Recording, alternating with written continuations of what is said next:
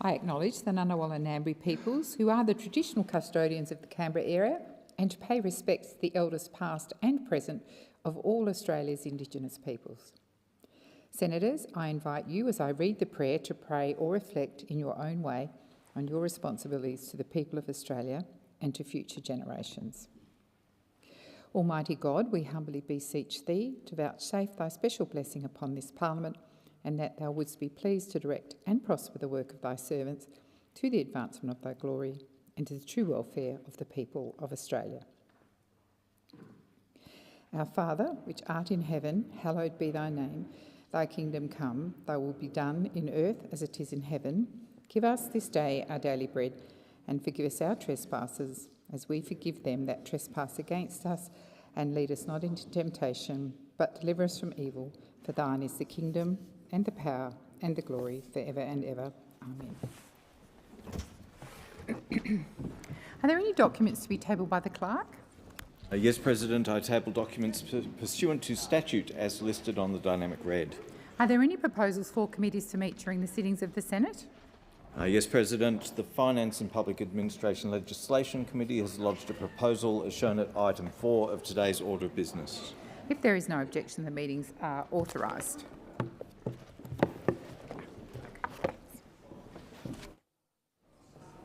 I call the clerk. Government Business Order of the Day number 1, Treasury Laws Amendment Payday Superannuation Bill 2025 and a related bill, further consideration in Committee of the Whole.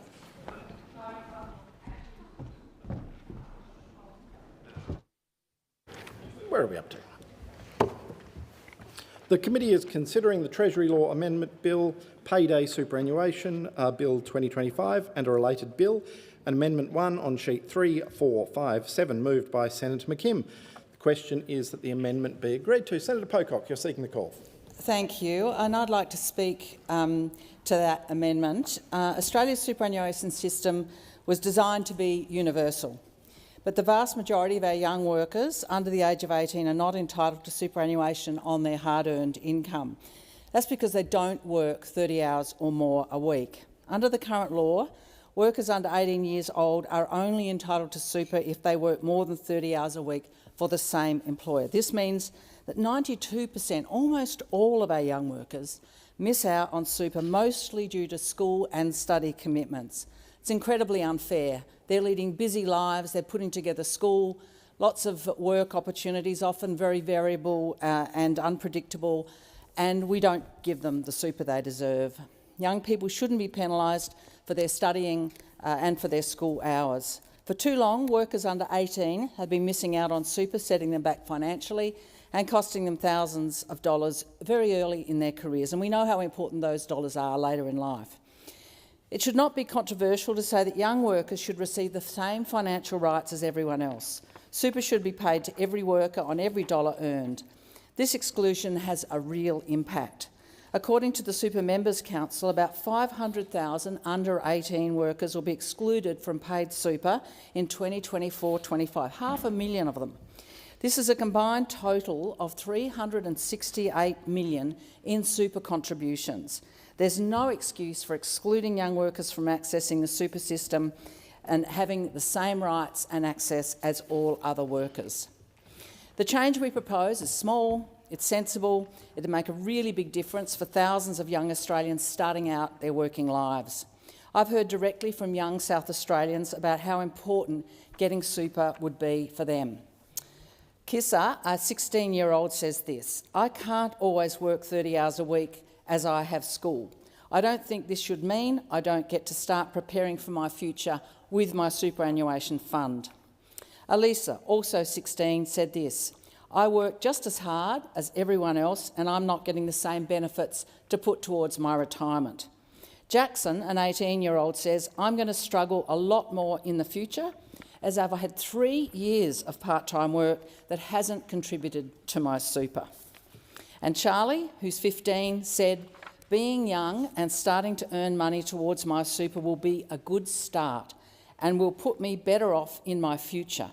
I also don't understand why it's different for kids under 18 as we are doing the same job." Thank you, Kissa, Elisa, Jackson and Charlie for your stories. You are spot on and you're young people with a lot of foresight. I certainly wasn't thinking about my retirement at 16, 17 and 18, but you're spot on, you're missing out on a lot and you're working in the same way alongside others and you deserve the same rights. These are real workers who are feeling the impacts of our current unfair super system. That's why we're moving this amendment to the Payday Superannuation Bill, to make sure that young part-time workers aren't left behind. Labor has a chance to back young workers so that all of them are paid super contributions from their employers regardless of their hours. This amendment ensures that any regulations made under this Act cannot exclude workers under 18 doing less than 30 hours from getting superannuation. So in conclusion, I call on Labor to support our amendment, to give those young people access to super while they're young and under 18. Labor, what would hold you back from doing such an obvious change that's so fair? You've got the numbers to do this, and this is a long-running campaign of the SDA and the Super Members Council, who are two strong stakeholders advocating for this change. Your own 2023 national platform supports this. Allow me to quote from it. Labor will support young people through the accumulation of superannuation on every dollar earned. Your own platform also says that Labor will examine gaps in the superannuation system and, where possible, close those gaps for young workers. Finally, your platform also says Labor will ensure that all workers, regardless of how they are engaged, can accumulate superannuation on every dollar earned. Well, here's your opportunity. Labor, it's time for you to walk the talk, and who in the Labor Party, as a party that speaks for the workers, it's time for you to take action for these young people who are waiting and watching and wondering what you're going to do. So, Minister, a few questions. So this bill, as I understand it, will repeal Section 28, the outdated and unfair law that prevents workers who are part-time and under 18 to not be paid their super. Is that the case?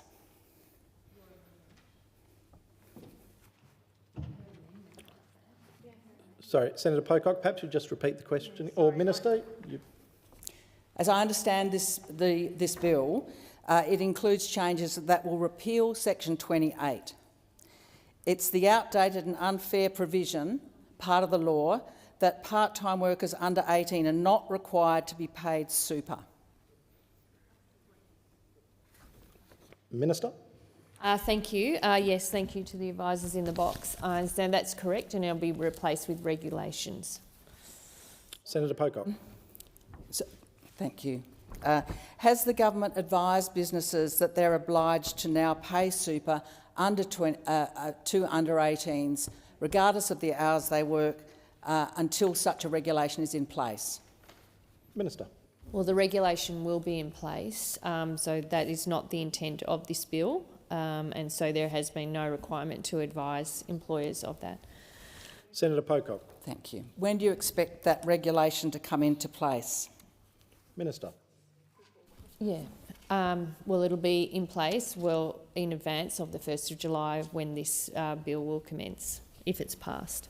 Senator Pocock. So if this bill is passed, Minister, will there not be a gap of at least 6 months until that regulation comes into operation?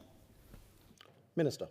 No, because if the bill is passed, the Act will commence on the 1st of July. Senator Pocock. So the Act will commence on the 1st of July. Thank you. So let me clarify. You intend to pass this bill which makes everyone eligible, regardless of their age, eligible for superannuation, regardless of their age and their hours of work, and then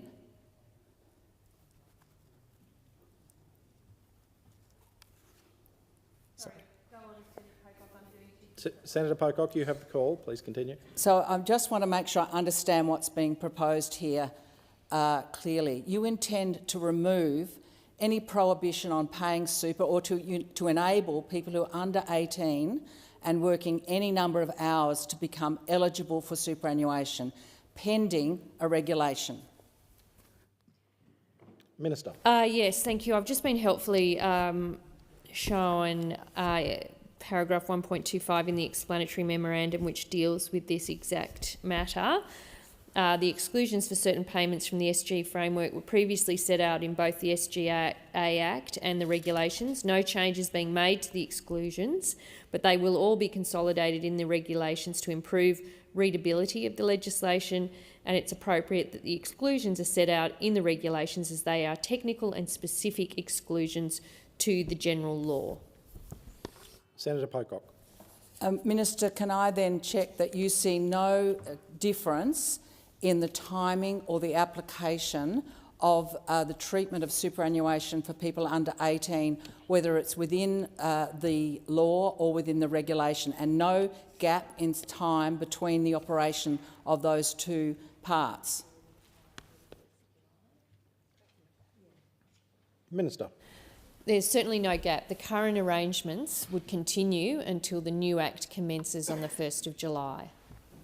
Senator Pocock. And Minister, what's your view about the fairness of excluding people who are less than 18 years old and working less than 30 hours a week from access to super on every dollar they earn, as is clear in your own policy platform? Yes, so this deals with the broader question of your amendment, which I'm happy to speak to now, and I was going to put these comments on the record. But we've been the party that established superannuation, and we're the party that continues to strengthen it. As you've seen, since we came to government, we have done a number of things, including paying super on PPL and making sure the SG, the superannuation guarantee, increases to 12%, as that makes a big difference to people's retirement earnings, including young people if they are able if they are paid superannuation. And indeed, in the last month or so, the announcement around our commitment to the low-income superannuation tax offset, also known as the LISTO. And we work through these things in a methodical way. That's the way we approach these arrangements. It wasn't part of our commitment to payday super, was to make a change of the one that your amendment seeks. But we continue to engage with the superannuation industry, with the Superannuation Council, as you've identified, and others, as we did on LISTO, to put in place appropriate strengthening of the superannuation system, and we'll continue to do that. We don't change the superannuation system based on an amendment from the Greens in the Senate. Senator Pocock. It is a fair question, though, is it not, Minister, for you to change the superannuation system in line with your own published policy platform? Minister. Well, I'm not responsible for the party platform, but decisions the government take about the timing of measures that strengthen superannuation are a matter for the government. And as I've said, since coming to government, we've done a number of things. The lifting the superannuation guarantee to 12% will be the biggest one that impacts on people's retirement earnings, as is supporting increases to the minimum wage, which cover a lot of young people, as is increases in the wage earnings for early educators, for people in the care economy, whether it be in disability or in the aged care sector. They are big commitments worth billions and billions of dollars that we have done to make sure that workers get a good, not only good wages now, but also accumulate superannuation earnings for a dignified retirement. So we have a very proud record of strengthening superannuation and improving it for all working people, including young people. Our commitment recently around LISTO will be reflected. I mean, that's in the order of hundreds of millions of dollars to make that change, and we're doing it because it's the right thing to do, so that people do retire with enough money in their superannuation, including women and young people who have the opportunity to earn or accumulate superannuation entitlements through their working career. So we will continue to do that. That's the approach the Treasurer has taken. It's the approach the Assistant Treasurer has taken. Paying super on PPL. A lot of people had talked about that for a long time. It took this government to actually come in here and get that change done. We've got a proud record of strengthening superannuation. We'll continue to work through commitments that have have formed part of Labor policy for a long time in a careful and methodical way, and we will bring the industry and all stakeholders, as there are many in this industry, together as we do that.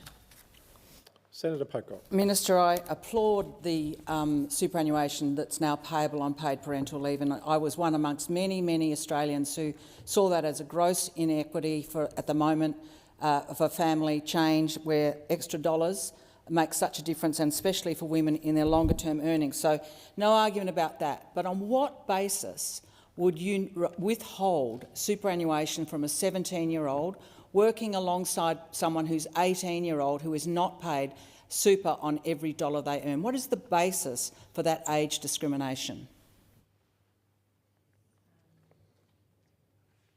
Minister. Thank you. Well, that has been that forms part of the superannuation system currently. The arrangements around people under the age of 18. Sorry, I'll just see if there's something more. Maybe I took it out. Hang on. I think. Sorry. Yeah, I think I've got that. I think the point I would like to make here, and the one which the advice to government is based on, is that before we, well, it's the one I've made earlier, which is that we don't make changes to the superannuation system based on an amendment from the Greens. The superannuation system is complicated. There are a lot of stakeholders involved, and the government, as we pursue changes that continue to strengthen super, we do it in a careful and thoughtful and methodical way. That is, we want to understand if a proposed change was made, how that might impact in a practical sense and in any responsibilities we have. It's been a feature of the system, I think, since the commencement of the superannuation system. This bill, this payday super bill, which I should have included in the list of things that we are doing to strengthen superannuation, is making sure that workers do get their entitlements as they are due and in a timely way, as is not the case right now. And we know a lot of workers miss out on super because it's not paid at the point of your pay cycle. So that is another practical strengthening of the superannuation system. If you add that to PPL, if you add that to the increase in the SG, if you add Listo to that, if you add the wage increases that we have funded and supported, I think that tells the story of a government that wants to make sure that working people in Australia get appropriate superannuation and are able to accumulate savings for a dignified retirement. This bill does not propose to change the current arrangements, and if there were any future changes, not necessarily of the point you raised, Senator Pocock, but indeed any other changes, we would do so in the way that we have approached all the other ones, which is to work over a period of time with the industry to understand the impact of changes before the government considers and agrees to any. Senator Pocock. Thank you. Your arguments essentially, though, Minister, go to the question of it's an existing arrangement, it's a convention, it's complicated, and because the Greens suggested it, I don't think the young people who I cited in my speech in South Australia, those 17, 16-year-olds, the 18-year-old who's missed out on 3 years super, really care whose idea this is. I don't think they care that you've already done things. I think they don't care about convention. If we cared about convention, we wouldn't even have a super system. We do things because they're the right thing to do. And clearly your party has considered this over years, that it's important to remove age discrimination in our super system. So I just want you to consider that these are not sound arguments, and they will not be convincing to the young people you are today refusing to give justice in their pay in order to have a decent retirement down the track. Minister. I disagree with that, Senator Pocock. So, you can make that argument, but I think young people today, when they are earning more through the minimum wage, and if they work in particular industries where we have advocated for higher wages, that is not their experience about what you know, I think young people, when I speak to them, and I'm not discounting this as an issue, and the government, as I said in my earlier comments, the government will consider this. But for example, and based on, some advice, we need to understand, and the point of paydays, this bill, is to deal with the issue about people getting their super paid on time in accordance with their wages, rather than missing out or having it paid down the track. That is the purpose of this bill, just as the one that we bring forward on the low-income super tax offset will be about Listo, just as the one we did on super on PPL was about super on PPL. So it's less about who's moving it. It's that we do not do superannuation policy based on an amendment in this place that hasn't gone through all of the consideration and policy development that all of our other changes have gone through. For example, young people might, because they move around, people at that entry level where they're starting between 15 and 18, often move around jobs. Does that mean multiple accounts? Does it mean multiple low balance accounts that have that have fees that eat up a lot of that super? These are the types of things that a proper policy process would work through and understand, and that is the point I make about we don't do policy on the fly on an amendment in the Senate. On this and on any other area, before a government takes a decision on it, we have to understand how it would be implemented, who has responsibility to implement, with all the employers that are currently making changes to accommodate payday super with their IT systems. I don't think any sane government would then just dump this on because amendment was moved in the Senate. Like, there are practical engagement and consultation that needs to happen. But I think in terms of what we have done for young people, I think supporting minimum wage increases, supporting better wages in a whole range of sectors, doing things like fee-free TAFE, HECS debt relief, looking at our housing policy. All of those policies have young people at the heart as we consider some of the challenges they are facing, and we will continue to take that approach, whether it be in super or any other area. Senator Pocock. Thank you. The pattern of employment for lots of young people who are 17, 16 is not significantly different from the patterns of employment that characterise so many Australian workers. A third of our workforce are now precarious. Many of them have multiple jobs. Their lives are complex, their employment arrangements are complex, their pay packets are complex, and yet we navigate superannuation for them. Why would we not do exactly the same for those young people? It is simply their age that holds them back from something that is no more complex for them than it is for millions of other workers.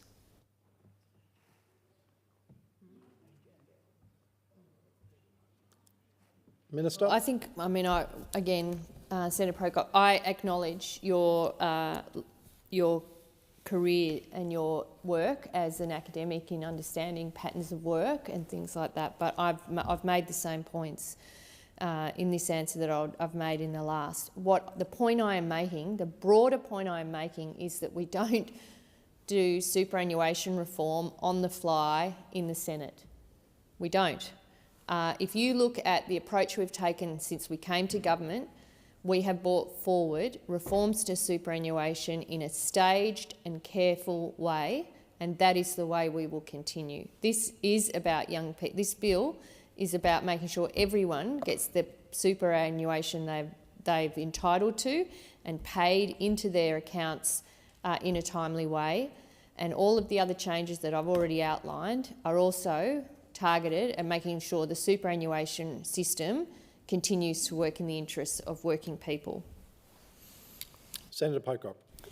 Thank you for that answer. As I understand what you propose to do, you are going to bring back in through regulation the exclusion of young people under 18 for receiving super on any income they earn if they work less than 30 hours a week. You intend to re-regulate, essentially, the prevention of those young people from having access to superannuation. Have I understood that correctly? Minister. Well, the explanatory memorandum makes this clear, and I've already answered 3 times now that the regulations will be brought to align with the commencement of this Act, and it will reflect current practice.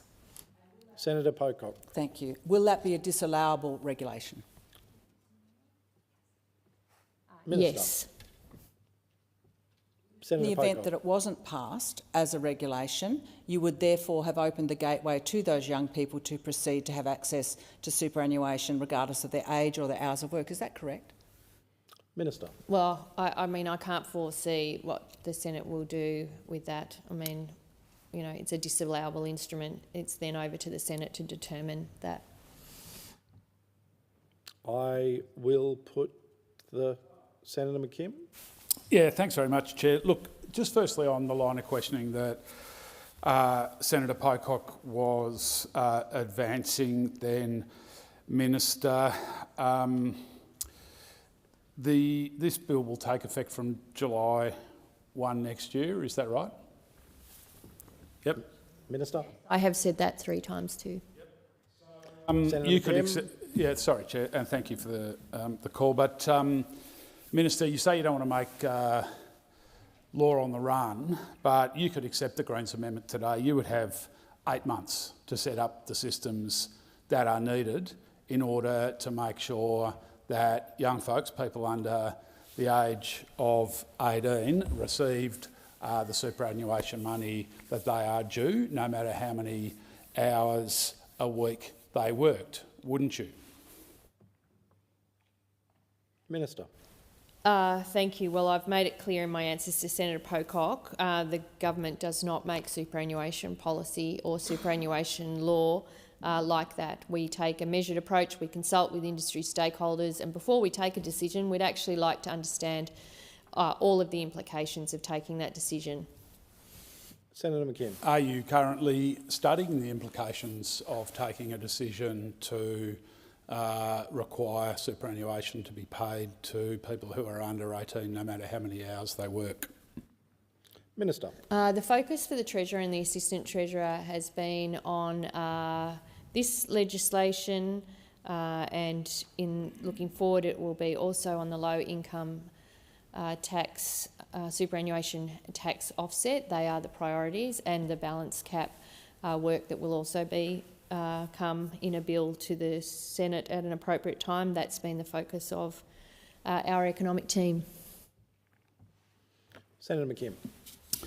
Thanks, Chair. Well, Minister, as you'd be aware, the SDA, the Shop Distributive and Allied Employers Association, is campaigning strongly for superannuation to be paid to people who are under 18, no matter how many hours they work in a week. I want to make some observations about that. Look, firstly, the Labor Party has, tragically for the country and tragically for many, many millions of Australians, listened very closely to the shoppies for many decades now.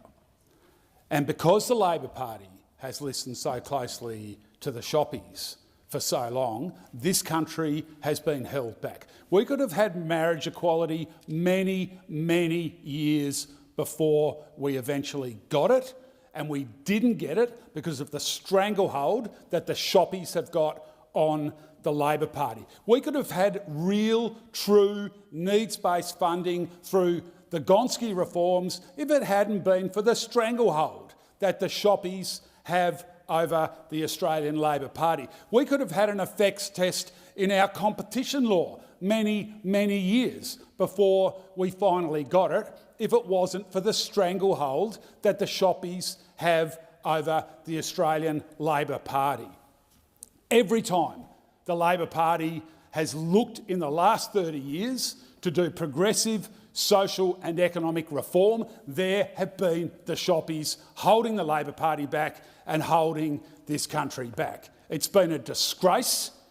It's led to this country being a less progressive, less fair place than it should have been. And my question to you, Minister, is, having been under a stranglehold from the shoppies for so long, to the detriment of this country and to the detriment of millions of Australians for so long, why aren't you listening to the shoppies now that they're actually advocating for something that is positive for this country?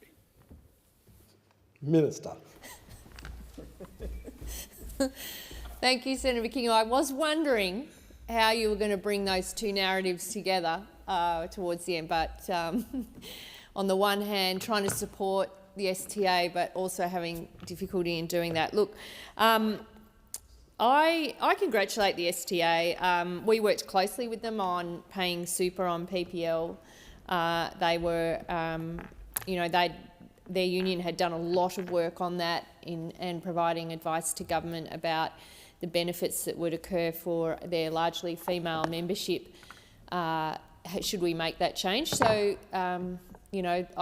I commend the SDA for the work that they've done in strengthening superannuation, and we continue to work with all stakeholders, including unions, who are actually, responsible for the formation of superannuation in the first place and have been active participants in all debates about it since. And we will continue to engage with the SDA. They have been very supportive, as have all unions, on the payday super. So I look forward to actually passing the legislation that this bill is actually about, which is making sure people get their super when it's due and benefit from that over the longer term. Senator Barbara Pocock. Minister, 92% of people under 18 are missing out on super here, $368 million a year. We heard their voices, 500,000 of them under 18 who are missing out. It's a straightforward discriminatory matter. It's a big loophole in our super system. In the interests of fairness, will you commit to fixing this discriminatory loophole in the super system? Minister. Well, the Labor Party is the party of superannuation, and we'll continue to work on with all stakeholders about ways to continue to strengthen it in the interests of working people. So the question is before the chair that the amendment be agreed to. The amendment on sheet 3457 be agreed to. Those that opinion say aye. Those against? No. The noes have it. The noes have it. Nobody even voted for it. You can't. You didn't say. Didn't hear any voices. No voices. Put the question again. Well, then vote for it. Right, I'll put the question again, senators, and the question is that the amendment moved on sheet 3457 be agreed to. Those that opinion say aye. Those against? No. The noes have it. Do you require a division?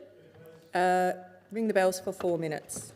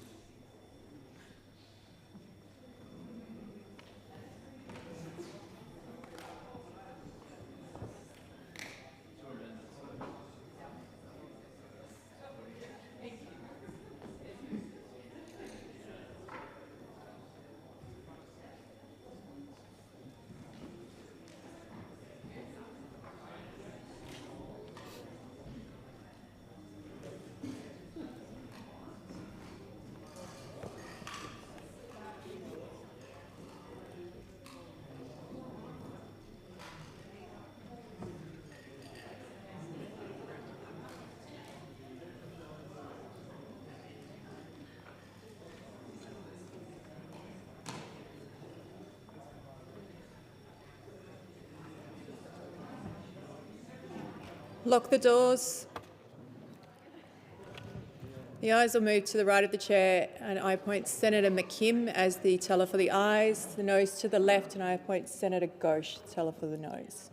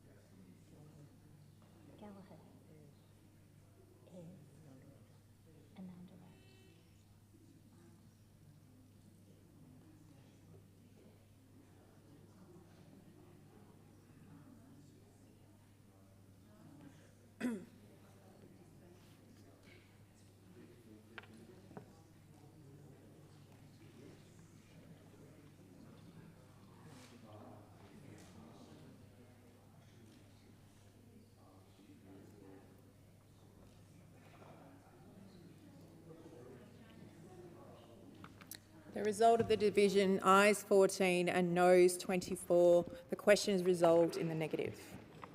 So the question before the chair is that the bills now be agreed to without amendment. Those in that opinion say aye. Those against? The ayes have it. And the question is now that the bills be reported. Those that opinion say aye. Those against? The ayes have it.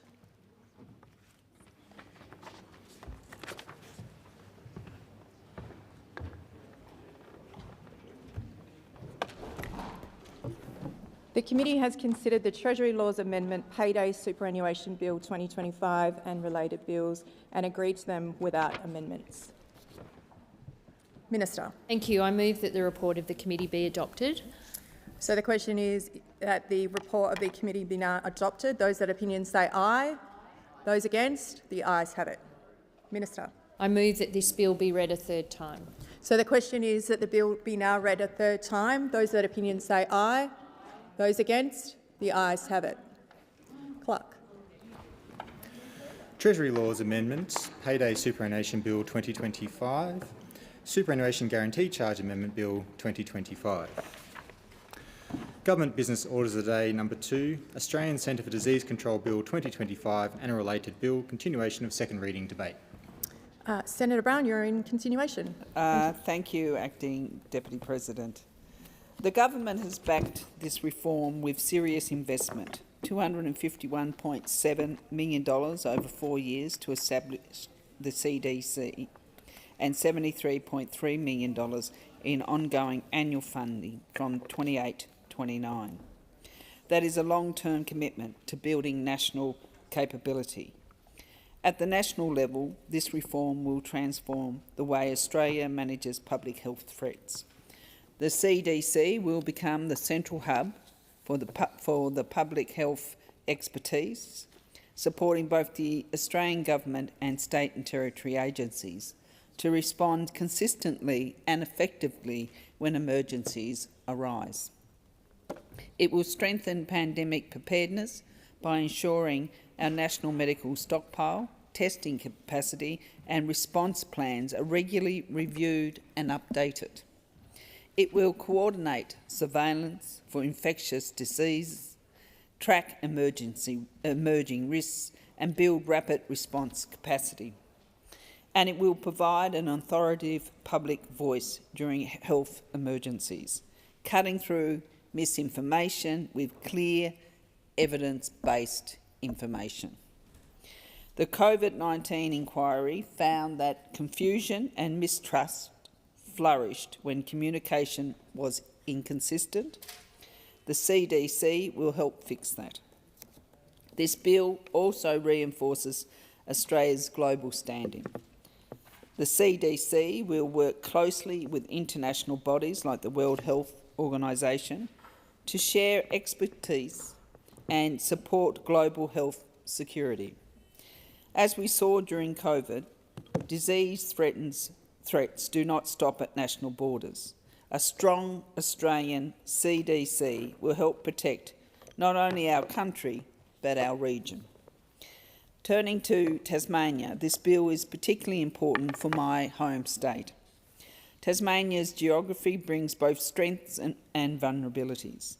Our isolation can help slow the spread of disease, but it also makes it harder to access supplies, staff and support when emergencies strike.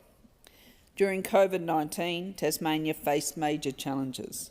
It took a toll on our health workforce and our communities. A national CDC will ensure that Tasmania is never left behind in national planning and response. It will give our public health experts direct access to national data, resources and expertise.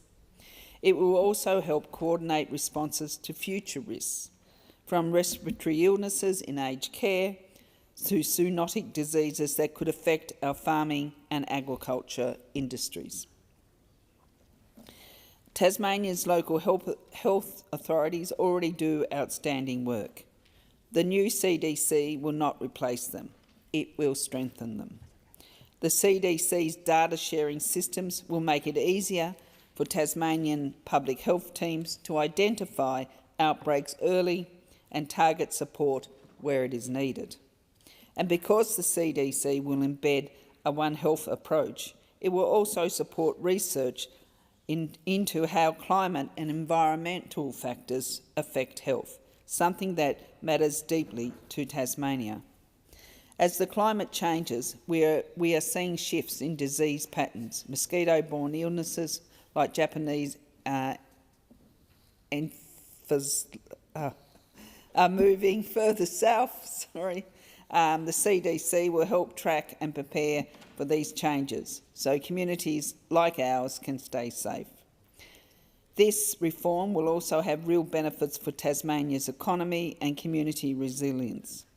Health emergencies are not just health issues. They affect business, schools, tourism and local government services. By improving national coordination, the CDC will help keep communities open and economies stable when future crises occur.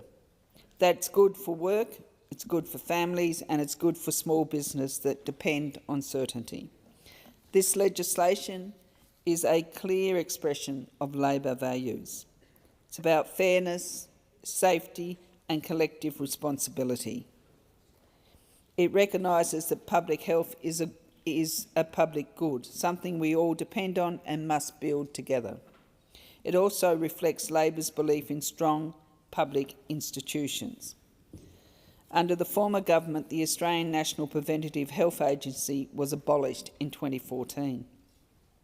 That decision weakened our national capacity to respond to public health challenges.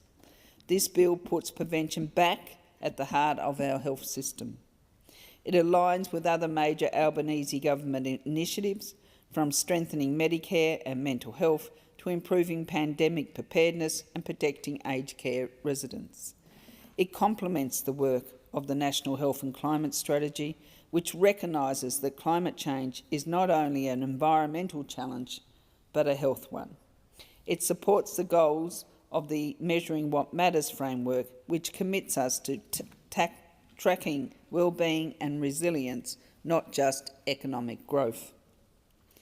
And it contributes to our broader national resilience agenda, ensuring Australia is better equipped to withstand shocks from natural disasters to biosecurity threats. Labor's approach to government is about learning from the past and building stronger systems for the future. The establishment of the CDC also has a positive gender and equity impacts. A gender impact assessment found that the CDC will help address the disproportionate health effects of communicable diseases on women, First Nations people, people with disability, culturally diverse communities and those facing economic disadvantage. This is not just about managing pandemics. It's about making sure that when health risks arise, our response protects everyone, especially those most at risk. Labor believes that every Australian deserves equal access to safety, information and care. The COVID-19 inquiry also highlighted the importance of trust. During a crisis, people need to know that the information they are receiving is accurate and transparent. This bill enshrines transparency as a guiding principle of the CDC's work. The Director-General must publish advice that includes recommendations and make that advice accessible to public. This is how we rebuild and maintain trust in public health, by letting the evidence speak for itself. It's also why the bill establishes strong oversight for an advisory council which must include at least one Aboriginal or Torres Strait Islander expert in health. The council will ensure that diverse voices, including community and cultural expertise, inform the CDC's priorities and actions. The Albanese government has carefully designed this reform to be both effective and sustainable. Funding of $251.7 million over 4 years has been allocated, and ongoing funding from 28-29 will ensure stability and capability into the future. The CDC will be governed under the Public Governance, Performance and Accountability Act, ensuring clear lines of accountability and prudent use of public resources. It will also be subject to regular reviews, the first after 2 years of operation and then every 5 years, to ensure it remains contemporary and effective. That means that this agency will evolve as our understanding of health threats evolves. The Australian Centre for Disease Control Bill 2025 is one of the most significant health reforms in a generation. It fulfils Labor's commitment to create an independent, transparent national body to protect the health of all Australians. I commend the bill to the Senate. Thank you. Senator Steele-John. Thank you, Acting President. I am so pleased to speak to the Australian Centre for Disease Control Bill of 2025. And at the outset, I would like to thank my incredible team for their support and guidance as we've considered this bill in detail. The Greens have long called on successive governments to establish a centre for disease control, one that is independent, well-funded and appropriately resourced to meet the needs of our Australian community. Like so many nations around the world, we have come to confront a moment in time where a structure such as this is deeply needed. In establishing a centre for disease control, we will join countries including the United States, Canada and the United Kingdom. The Australian public health community have been advocating for one here at home for many, many years. And many in that community will be proud and perhaps a little relieved that we are finally here today with a bill before the Senate to establish Australia's own centre for disease control from the 1st of January 2026. The Australian CDC, led by a Director-General and an Advisory Council, will fill a long-standing gap in our public health infrastructure. It will provide advice to government and to the public on a wide range of health matters and serve as a national coordinator for public health data, a critical role that has been missing for far too long. It is my hope that in the establishment of a CDC, we will see the delivery of greater visibility, understanding and research across key areas of public health. all better to support the health and well-being of our communities. Over the past 5 years, our health systems have been pushed to their limits. Reviews, reports and lived experience have all made it crystal clear. Australia must strengthen its public health infrastructure. That includes improving pandemic preparedness, enhancing data sharing between the Commonwealth and the states and the territories, and building a nationally coordinated response to growing health impacts, particularly those of climate change. Now let me touch on the completed Senate inquiry. I'm pleased that this bill passed through the investigation that it was subjected to at the inquiry. It allowed us to hear from a broader community and a road test with experts what they actually make of the legislation as it had been crafted. Reviewing these submissions, it became clear that many in the public health community are enthusiastic about the establishment of the CDC. The majority of submissions to the inquiry were supportive of the bill, and many offered constructive recommendations as to how it might be strengthened in terms of its design and its implementation. One of the key areas that many in the community have identified as missing from this legislation is the glaring absence of any focus on non-communicable and chronic disease. We know that chronic disease is one of the biggest public health challenges facing Australia today. Chronic disease contributes to 9 out of every 10 deaths which occur. Every single year, these conditions account for 6.4 million hospitalisations.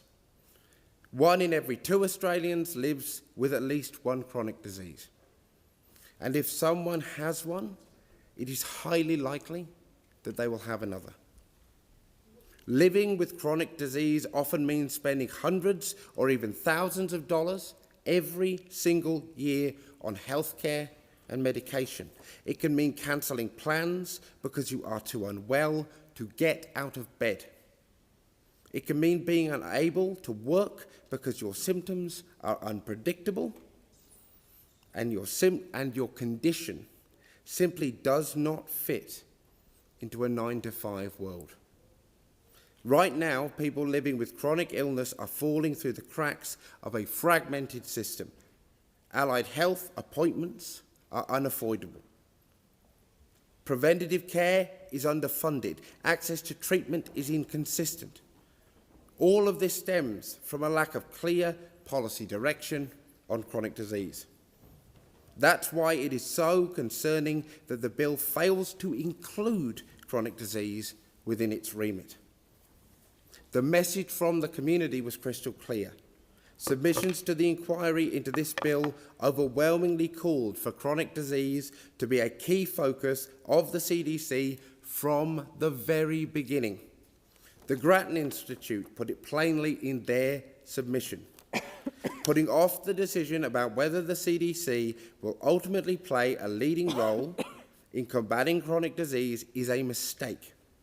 It contradicts evidence and international norms and will cause uncertainty and delay while the burden of chronic disease continues to rise. Now, the Australian Greens acknowledge that the Minister has indicated a future review could consider expanding the CDC's scope to include chronic disease. We welcome that intention, but people living with chronic disease and illness cannot afford to wait for another review, another report, another delay. We urge the government to listen to the evidence, to the experts, and most importantly, to the people living with chronic conditions every single day. Bring chronic disease into the CDC's mandate as soon as possible, not later, because people with chronic disease have waited long enough. I move the amendment in my name calling on the government to include non-communicable and chronic disease within the purview of the Australian Centre for Disease Control. The bill before us today, I am pleased to say, has a strong focus on First Nations health. It is encouraging to see the requirement that at least one member of the Advisory Council must be an Aboriginal or Torres Strait Islander person, ensuring that lived experience informs the advice provided to the Director-General. It is vital that the Centre for Disease Control and the advice it provides reflects the diversity and lived experience of the Australian community. However, upon reviewing this legislation, I was concerned to see that disability was not mentioned at all. The National Centre for Excellence in Intellectual Disability and Health highlighted this gap in their submission. They drew attention to the findings of the Commonwealth Government's COVID-19 response inquiry, which documented the experience of disabled people during the pandemic. The inquiry, quote, stressed the importance of mechanisms to ensure government health responses are informed by people with lived experience and expertise in disability. For many in our community, the last pandemic was, and in many ways still is, a time of great fear. We lost too many friends and loved ones. Many people continue to live with the consequences of COVID-19. Those with long COVID and those who still isolate in their homes for safety.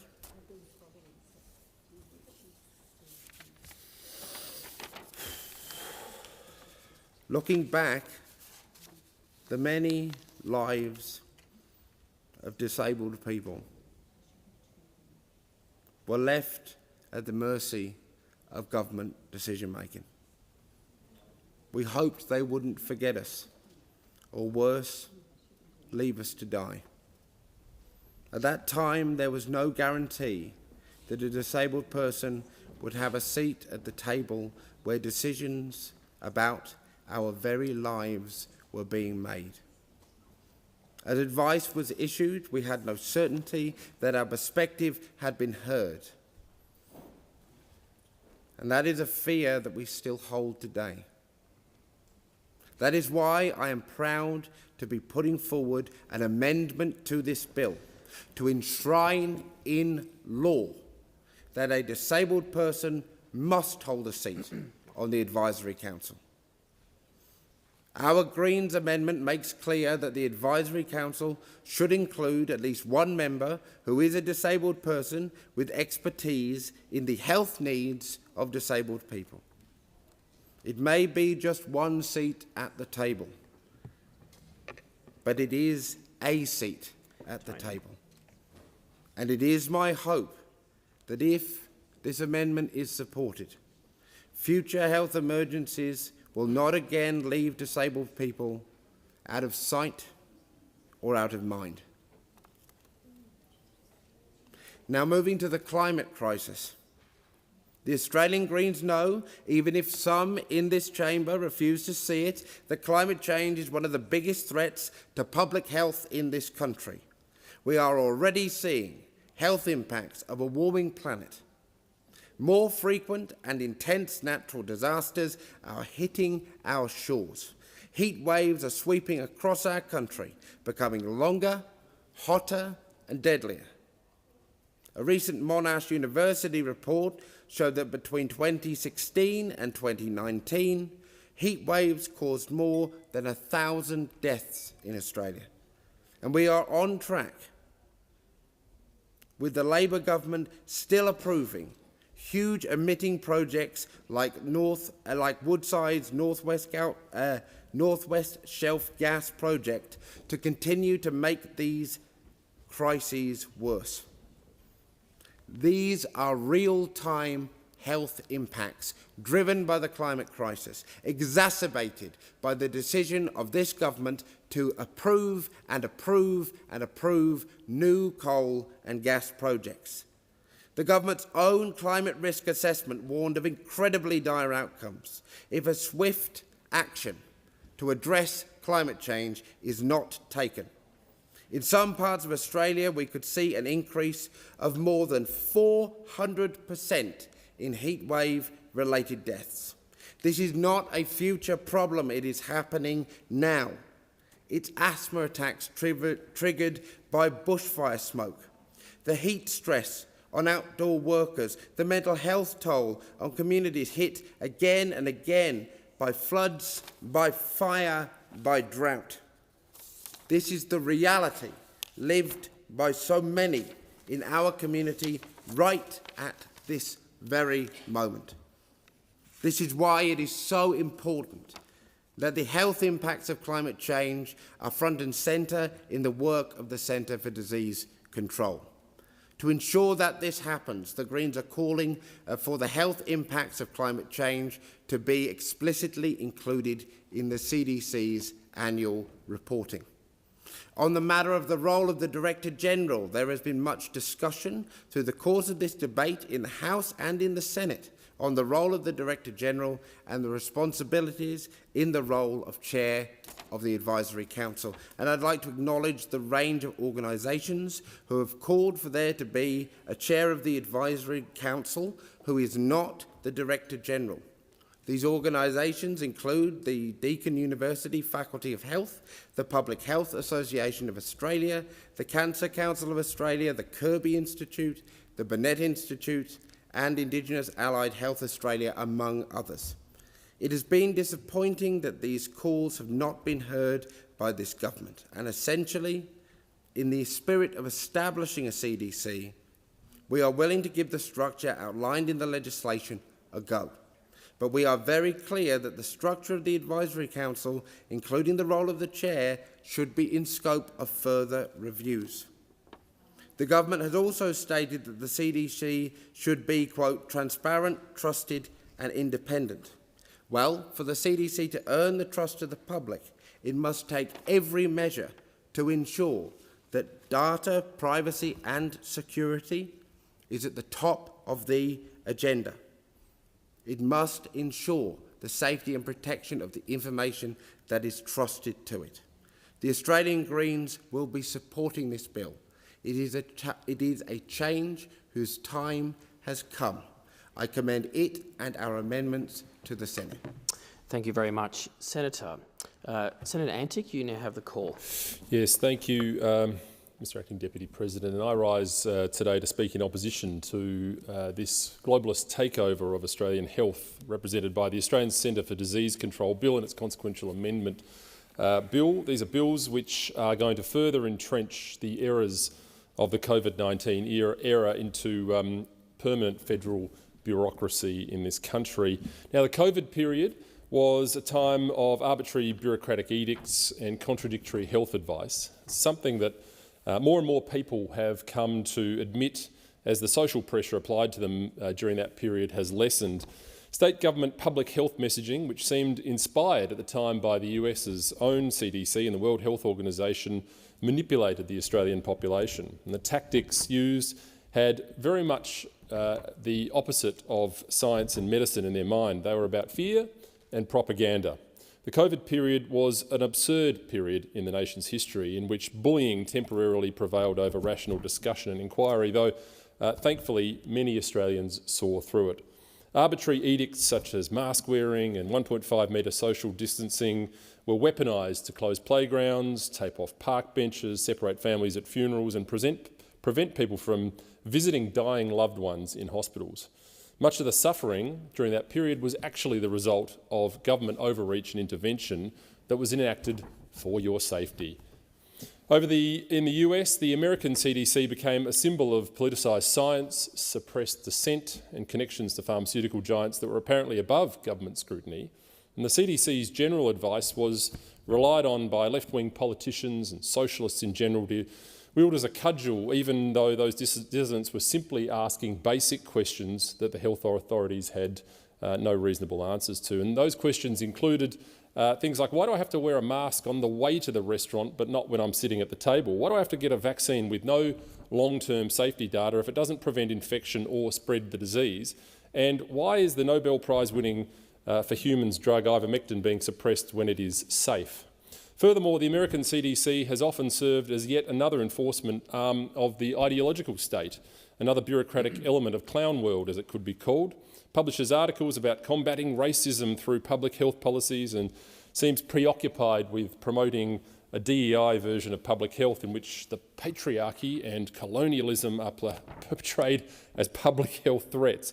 Now, one can only read articles published by the CDC to find this out. The impact of racist microaggressions and LGBTQ-related minority stressors, effects on psychological distress among young LGBTIQ+ people of colour, which of course is clearly designed to promote a cultural and political narrative nothing to do with health. This is not actual health research. During COVID, the US's CDC advice simply reiterated health slogans and mantras, which made it clear that to ask questions meant you should essentially be considered a threat to others. And we don't have to go over all the details there, we've lived them so often, but suffice to say that following the COVID period, I think it would be fair to say that we should be reconsidering our relationship with and our reliance on such institutions. The notion that the lessons we've learnt from the pandemic period is that we need greater centralised authority with regard to public health measures is just a laughable concept, yet that's apparently what we learned. And that notion here arrives in light of the COVID-19 Response Inquiry report, which was published late last year. That review was always going to present a one-sided perspective of the events, although it paid carefully crafted lip service to the criticism of state governments in that period, such as acknowledging the strict border closures and lockdowns that might have been a bit overdone, a touch overdone.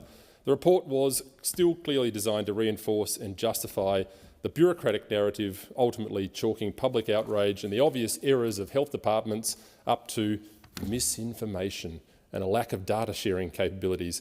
If only the federal government had greater control, they said, and hence its predictable recommendation was to create an Australian CDC. Now, the inquiry report ignored the excess deaths phenomenon that's undoubtedly connected to the COVID-19 vaccines.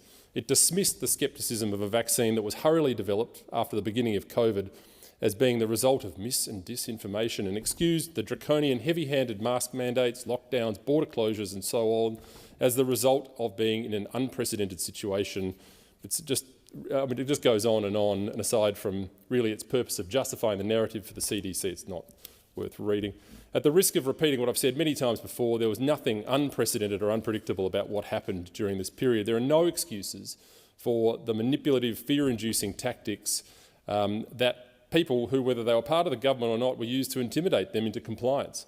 It was obvious from the outset that COVID was not what we were being led to believe it was, and those who were intelligent enough to perceive that and brave enough to call it out were, of course, vilified by all of those in power. And when the virus first arrived, there were people who knew that it actually wasn't very dangerous, and the case fatality rates were the same as the regular seasonal flu. If you weren't paying attention to the news, there really wasn't much reason to be concerned. It was only the media hysteria and stern attitudes of government officials that made everyone think differently. Few people under the age of 70 really had anything to worry about when it came to COVID, and as I've discussed elsewhere, those staggering statistics which make the hysteria look completely absurd in hindsight. And all of this is reason enough for opposing this bill, because the lesson of COVID is not that we need tighter government control and more opportunity to combat misinformation. The lesson is more like we need to understand that during the COVID period, health officials wielded too much power and were able to appeal to their own authority rather than real evidence. And a good example of this arose when I asked the SA Health Department via a Freedom of Information request to provide the actual research undertaken to justify their public health measures, and all I got back was a series of meeting notes about that big, essentially nothing to see. We've got to understand that practitioners like doctors and nurses who raised questions about the safety of vaccines during that period, or said anything which might be interpreted as undermining the government's official stance on the products, whether acting in their professional capacity or not, but even speaking privately, were told that they would be suspended from their work. Trust the science. And that, of course, amounted to nothing more than obey. And yet the academic class congratulated themselves for their perception of their own heroism.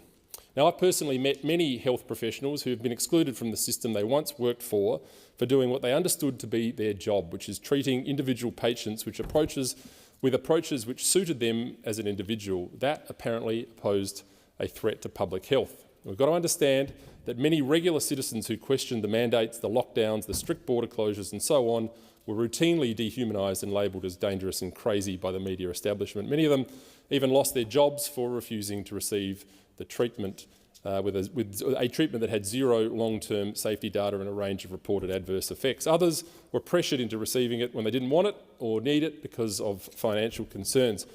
As long as there is any reason to think that the Australian CDC is going to promote or endorse such measures, I will not support this bill, and there's no reason to think that it won't. Simply put, the lesson of COVID is that because the government says something does not make it true.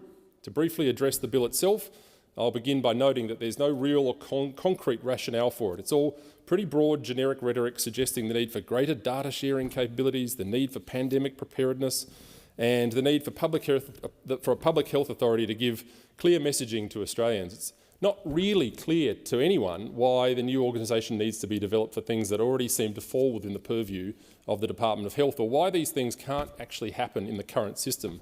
There's no real cost-benefit analysis provided. However, as usual, the creation of this new organisation is creating a new role. In this case, the CDC Director-General, which sounds very important, but this is another person who will be an unelected, anointed bureaucrat wielding a good deal of sweeping powers. The Director-General will hold powers to direct information to be provided to them, issue emergency data declarations and then plan with foreign governments and international organisations. And the Director-General may, and these are a few, request or direct individuals, companies or state entities to provide specific information with civil penalties for refusal, trigger broad information sharing across governments and private entities during a severe and immediate or unforeseen threat, form arrangements with foreign governments and international arrangements on health matters. And suffice to say, this is a fairly broad and somewhat ambiguous suite of powers for the new role at a time when the trust in this sector is at an all-time low. It's also worth noting that the new Australian CDC is somehow being connected to the health effects of climate change, which is predictably defined in the bill as a public health matter. Now, as a technical point, it's worth noting that environmental health is already separately accounted for in the bill, so it sort of seems reductive to talk separately about climate change. It sort of appears to be more of a political gesture than anything else. It signals that the ideological slant of the CDC will likely have, and in many eyes of Australians, already undermine its credibility. Very alarmingly, the CDC has embedded One Health as a core guiding principle. For anyone who's listening, have a look at it. That's right, One Health, promoting a practical collaboration between doctors, ecologists and wildlife biologists, to name but a few. And of course, it's supported by the World Health Organization, the UN and many other nations across the world. And don't take it from me, the new CDC's own website states as follows: an integrated, unifying approach to tackling health challenges that aims to sustainably balance and optimise the health of people, animals and ecosystems. Wow. One has to wonder whether the powers of the Director-General are going to be used in some politicised, nonsensical effort to control Australians through climate change measures. So even if one grants the necessity of creating this CDC, which seems dubious to begin with, one can't support the bill if it's concerned about the abuse of the climate change narrative. Will climate change be treated as a severe and immediate threat? Well, guess what? Prepare for your first climate lockdown. It's got to be most noted that consequential amendments in the Transitional Provisions Bill that's been co-introduced contains a schedule which reads as follows. Schedule 3 under the Freedom of Information Act will also be amended to ensure information protected by the secrecy provisions in the CDC Bill, personal and commercial and confidence information, would be exempt from the disclosure under Section 38(1) of the FOI Act. This would exempt protected information from publication under the Director-General's duty to publish public health advice. It also ensures protected information is exempt from release under the Freedom of Information requests under the FOI Act. Simply put, the bill's quietly amending the Freedom of Information Act to protect the CDC from scrutiny. Any information the Director-General deems protected, which might include commercial information, might relate to anything, could be legally exempt from FOI release, which removes the possibility of information disclosure that would hold the CDC to account in future events. Of course, they'll just be able to say trust the science and need not worry about any FOI inconveniences. So it's obvious that this would be inconvenient for the CDC and save them the effort of having to empirically justify their own decisions. In conclusion, the bill and the establishment of an Australian CDC represents the bricking in of all of the mistakes and methodology of the experts throughout, so-called experts, throughout the COVID period. the case for its necessity hasn't been adequately made, and the wrongs of the expertocracy during COVID haven't been adequately accounted for, haven't had a Royal Commission. We should be culling the bureaucracy in this point, not creating more in its way, and for that reason and many others, I will be opposing this bill. Okay, thank you very much, Senator Antic. Senator Anandaraja, you have the call. Thank you, Chair. Thank you, Chair. I rise in support of the establishment of an Australian CDC. I've got to say, Senator Antic, it was pretty hard for me to listen to what you just said. That tirade was next level, particularly for someone who was on the front line during that COVID-19 pandemic. I was the one with my colleagues as a healthcare professional on that front line, wrapped in PPE, and I put it to you that you get to stand here and I get to stand here thanks to the decisions that were made by healthcare professionals, public health specialists, as well as government. And I also say to all those Victorians, yes, it was really hard, and I completely agree it was hard. But the decisions that were made by the then Victorian government meant that our hospitals in Victoria did not collapse. We remained functional. We were able to still see patients, some of whom died. The fact that next week I will be celebrating my father's 85th birthday means that we did something right. We did something right as a country. So yes, there were a lot of things that went wrong and that we want to learn from, and this is why we are, as a Labor government, fulfilling a promise that we took to 2 elections to establish a national Centres for Disease Control. We will now be aligned with other OECD countries in the world to actually have a centre like this, so that we do not have to go through some of that confusing, contradictory advice that we had during the pandemic. But I won't stand here as a Victorian and watch people like Senator Antic and others, no doubt, during the course of today, tear down the decisions that were made. It was tough. It was really tough. I saw enough people die on the front line, and these were often people who did not get vaccinated. They did not get vaccinated. They either ended up gasping for air and we were unable to save them, or they ended up with chronic health conditions thereafter. So we are establishing this long-awaited CDC, which has been, it will be a capability that was born really in the aftermath of a 1-in-100 event, which was the COVID-19 pandemic. It will stand as an enduring legacy of this Labor government, up there with Medicare, up there with the National Reconstruction Fund, up there with the National Anti-Corruption Commission. And we're doing it because it was evident from those years that Australia was woefully underprepared for what came to our doorstep, woefully underprepared. Under the former government, there had not been a national pandemic drill for 12 years. 12 years. It's not as if there hadn't been pandemics. We have had pandemics. And in this century, it started off with Spanish flu. We've had SARS, 1. We've had swine flu. We've had MERS, Middle Eastern respiratory disease. And we've now, of course, had the COVID-19 pandemic. But for whatever reason, the previous government decided that we never needed to have a pandemic drill. We had no playbook, and I know for a fact that other countries, particularly those that were hit hard by the first wave of SARS, SARS-1, like Singapore, like China, like Hong Kong, they did have playbooks. And they were literally a book that was on a shelf that they pulled off the shelf and they opened to page 1. And that's how they responded when they were hit with COVID-19. And this is what our Commonwealth Centres for Disease Control will deliver for Australians, a playbook that we can literally take off the shelf and open to page 1 when we are hit inevitably with the next pandemic.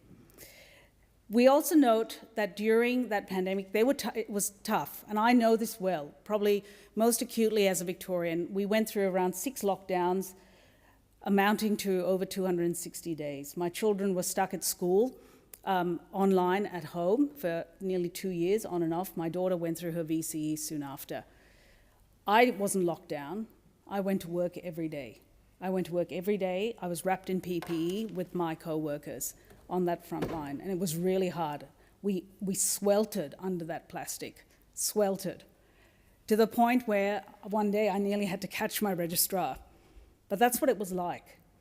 But I'm also aware that it was a real struggle for people in the community to go through that period. Confidence was shaken, no doubt. Trust was eroded. Businesses struggled. And this was no more evident than on the front line in aged care, when we actually had to send the army in to rescue aged care. Such was the state of the aged care system. It was utterly broken, utterly broken. So we do believe, given what we have gone through, that we need to establish an Australian Centres for Disease Control. And this CDC will have the capability to lead consistent advice, to be a source of authority, of ground truth, to be responsive, and to ensure that we are prepared, that we have resilience baked into our system. And it's essential that we do that. Its focus initially will be on communicable diseases, which are, of course, infectious diseases, my wheelhouse. And I can tell you all now, the bugs are smarter than us.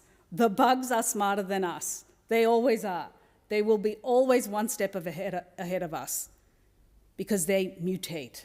They mutate fast. Every single one of those pandemics that I listed to you emerged from the animal kingdom. So when we talk about One Health being enshrined in an Australian CDC, we're referring to the fact that most of these pandemics that have affected humans have emerged from animals. So there's no point corralling human health from animal health. The two are intertwined. And that is what this legislation recognises.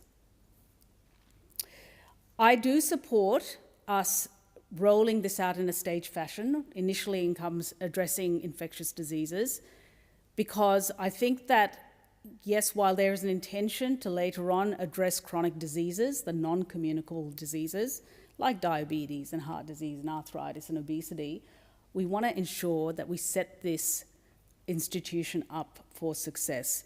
Trying to do too much too soon will only overload the system and undermine its confidence in the to actually carry out this kind of work. So we do want to set it up for success, and I think that a staged approach is important. I do thank the Greens political party and the contributions from Senator Steele-John in recognising that we do need to have a disability voice in the advisory committee. I think that is incredibly important because the disability community were hardest hit during the pandemic. Highly vulnerable group of people, highly vulnerable, and they died, or they suffered the most acute effects of lockdown, being completely segregated from the rest of the wider community. In terms of recognising the need for the CDC to look at the impacts of climate change, absolutely, I agree with you. It should do that. Climate change is the threat multiplier. It puts pressure on every single system and sector of society. It's not just about heat waves. It's not just about heat stress. There's so much more going on when it comes to climate change. And it will certainly dovetail and support the work that our government has done in creating a national health and climate strategy. So it will be complementary to that. I just want to, though, issue a note of caution here. During the pandemic, became an activist, and I was a science-based activist, and I spoke up for the health and welfare of healthcare workers because we were not being looked after during that pandemic. It was really difficult. It was existential for us. It was existential for patients, people in the community, but it was absolutely existential for the front line. And I would say that these are my learnings that I think the CDC needs to take into account. One, protect the workforce. The healthcare workforce is mission critical to the functioning of this nation. Protect the workforce, ring-fence the workforce. It is the asset.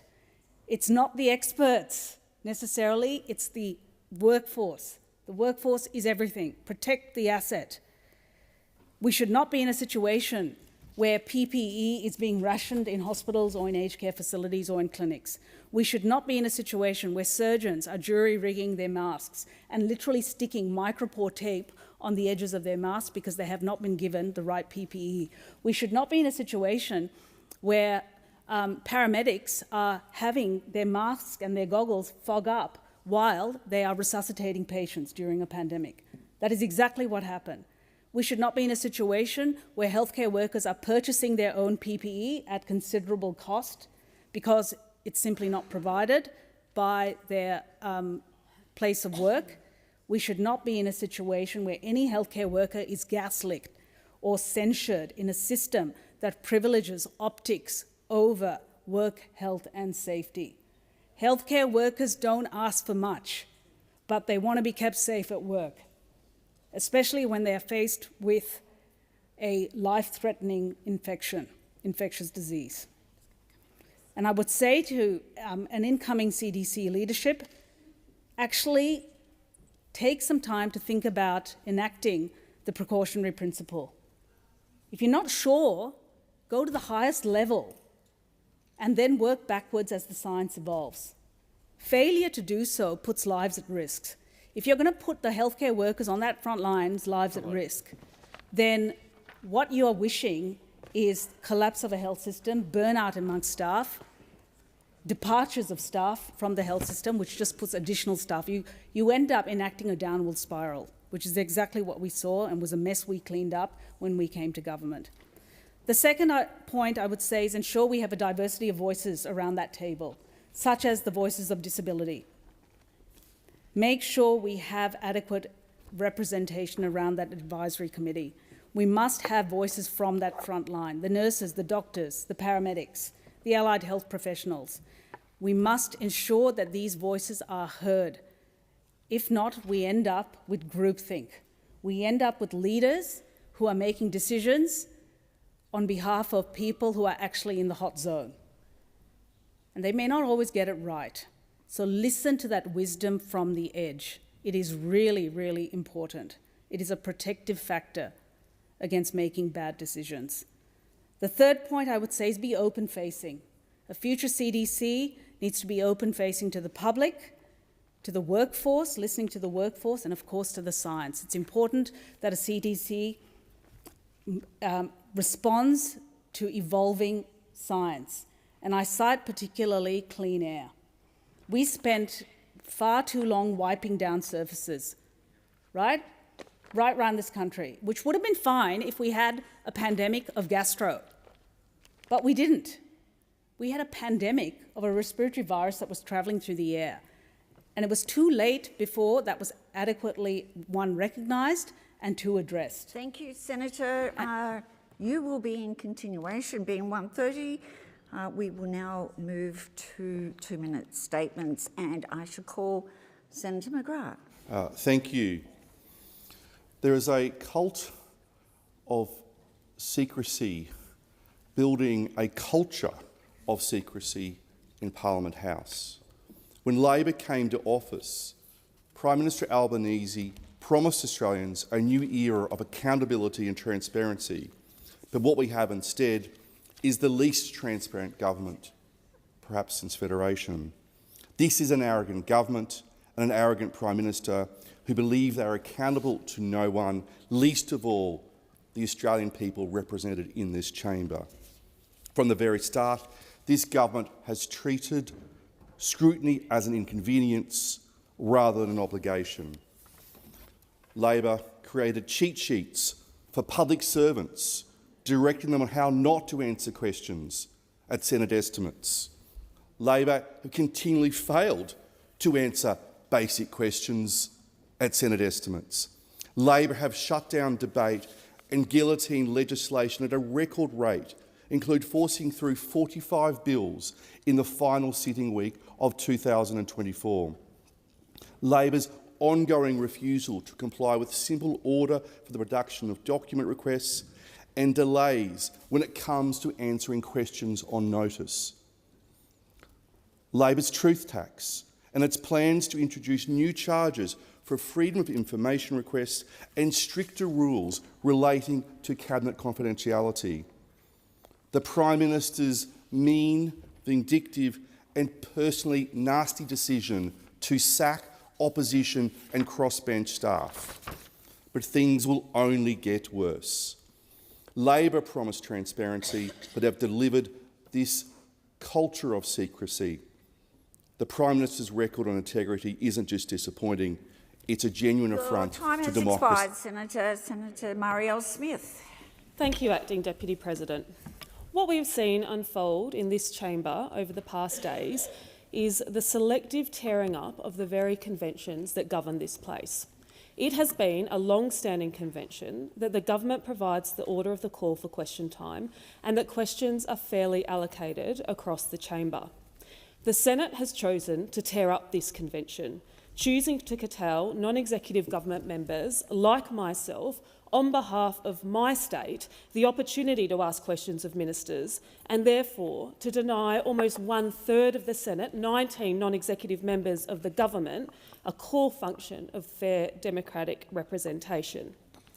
Senator Pocock has previously stated, and I quote, "The opportunity for all Australians to be heard and fairly represented is an issue which goes to the heart of our democracy." And I couldn't agree with you more, Senator Pocock. But surely this does not just apply to representation from crossbenchers, the Greens political party, the Liberal Party and the National Party. Non-government senators like these, government senators should be allowed the opportunity to serve their representative function in question time too. I have a motion on the notice paper for today which asks one very simple thing of senators, that if you wish to rewrite the conventions that surround question time, then you should at least show up for question time. Of course, this motion does not change any of our other agreed principles around absences for breastfeeding, caring, family reasons, illness or medical reasons. Acting Deputy President, Senate question time is a crucial way for senators to seek information and to hold the executive to account. It's an important part of our program, and I do not think it is unreasonable that senators prioritise it over other recreational activities, which has become practice for some in this place. So I look forward to the Senate's support for this motion. Thank you, Senator. Senator Faruqi. Thank you. This year marks the largest number of deaths recorded for horse racing. 174 horses killed on track or from injuries sustained on the track. It is disgusting that his cup of cruelty was being celebrated in the Speaker's courtyard today, while more and more horses suffer horrific deaths to feed the gambling industry's profit. We should all be saying "Nup" to the cup, not toasting an anachronistic tradition that only brings misery and suffering. The Melbourne Cup represents the perfect concoction of racing and gambling companies, sponsors, and major political parties to get drunk on gambling profits and dirty donations. Horse racing kills, no ifs, no buts, but the industry goes to great lengths to hide its revolting underbelly. When Anthony Van Dyke broke down during the race in 2020, his fetlock fractured and his life ended. But watch the replay and you'd be none the wiser. His life-ending injury was completely cut out of the frame. They simply edit out the footage and sweep it under the carpet, taking a page right out of the greyhound racing's playbook. This cruel and callous industry doesn't give a damn about the horses who are used, abused, and killed for profit. Taxpayer money is being used to prop up one of the worst days of the year for our nation's domestic violence, alcohol-related ambulance attendances, and gambling. Everyone loses. But if there was a cup for cruelty, greed, and cowardice, the gambling and racing industry would win it every year for sure. Horse racing is not a sport. It is legalized cruelty and killing for profit. This bloodbath must end. Senator Brockman. Well, Labor's hand-picked climate and energy czar has now floated getting rid of the diesel fuel rebate to provide even more subsidies to the intermittent energy sector. Now, this is a direct attack on Western Australia. It is a direct attack on the productive part of our economy. Because let me be clear, why? The diesel fuel rebate is not a subsidy. Excise taxes are meant to tax final consumption, not inputs to production. If you tax input to productions, you double tax. You tax things twice. And I will give a lesson to the Greens on this, because they've been banging this drum for many years, and now it seems that the Labor Party is following the banging of those drums. Diesel fuel rebates are not a subsidy. They are not a subsidy. Excise tax is also meant to fund road user charges, to fund the construction and upkeep of our road. The rebate is paid for diesel that is used on farm or on mine site. Notice to the Greens, notice to the Labor Party, those are not gazetted roads. This is an input to our productive sector of our economy. It is vital to keep prices down on key commodities and right across our economy, including our food sector, which surely everyone in this place is vitally important to keep the prices down. The diesel fuel rebate is a key part of the agricultural and mining economies and needs to stay. Thank you. Senator Ayres. Well, last night I was so delighted to attend my first Prime Minister's prizes as Minister for Science. The prizes promote some of our most brilliant scientists, but what they also do is they elevate science when science and scientists are under attack in some quarters. I want to congratulate distinguished Professor Lydia Moravska on her vital work mitigating risks of air pollution and the spread of COVID-19, and also Dr Vikram Sharma on his work to enhance the security of digital technologies across the world. It was a privilege to witness the awarding of the first Prime Minister's Prize for Aboriginal and Torres Strait Islander Knowledge Systems to Malgana man Professor Michael Weir for his extraordinary work on sea cucumber fishery and waterway restoration in Shark Bay in Western Australia. We also celebrated great teachers, Paula Taylor from the ACT and Matthew Dodds, two great science teachers who are improving science pedagogy here today and fostering the great scientists of the future. And I was so delighted that Matthew Dodds is inspiring girls and boys in the same chemistry and physics labs where I learnt high school science, perhaps not as well as I should have, in Glen Innes just a few years ago. Professor Yao Zhang's work on the extraction of hydrogen from seawater is the kind of science that can and should enhance Australia's natural advantages as we tackle these big industrial challenges. And I suspect that we will all have reason to be grateful for Dr David Curry's statistical modelling of infectious diseases and Dr Nicolesh Bapu's development of a stud finder for the human vein. We know in the Albanese government just how important science is, and last night's event was a precious opportunity to celebrate it. Senator David Pocock. Thank you, Acting Deputy President. Many Australians will today have a flutter on the Melbourne Cup, despite what critics like to claim. There's almost no one saying that they shouldn't. The Murphy Review doesn't call for an end to gambling. It calls for an end to gambling advertising. Why? Because the immense social harm it causes. We already know that Australians are the biggest losers in the world per capita. $31 billion odd every single year in losses. And new research released last week from Ray Morgan shows just how badly this Parliament has let people down with the government's failure to implement the 31 recommendations of the Murphy Review. There are now over 620,000 problem gamblers in Australia. 620,000. The majority, we learn, are aged under 35. And this is a 22% increase in just 1 year. In 12 months, the number of problem gamblers increased 22%.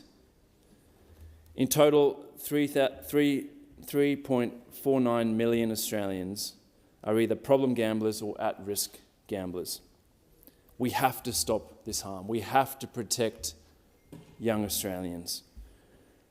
Young people are gambling. 5% of 16 to 17-year-olds report having placed a bet, and 75% of 8 to 16-year-olds think that sports betting is now just a normal part of watching sport.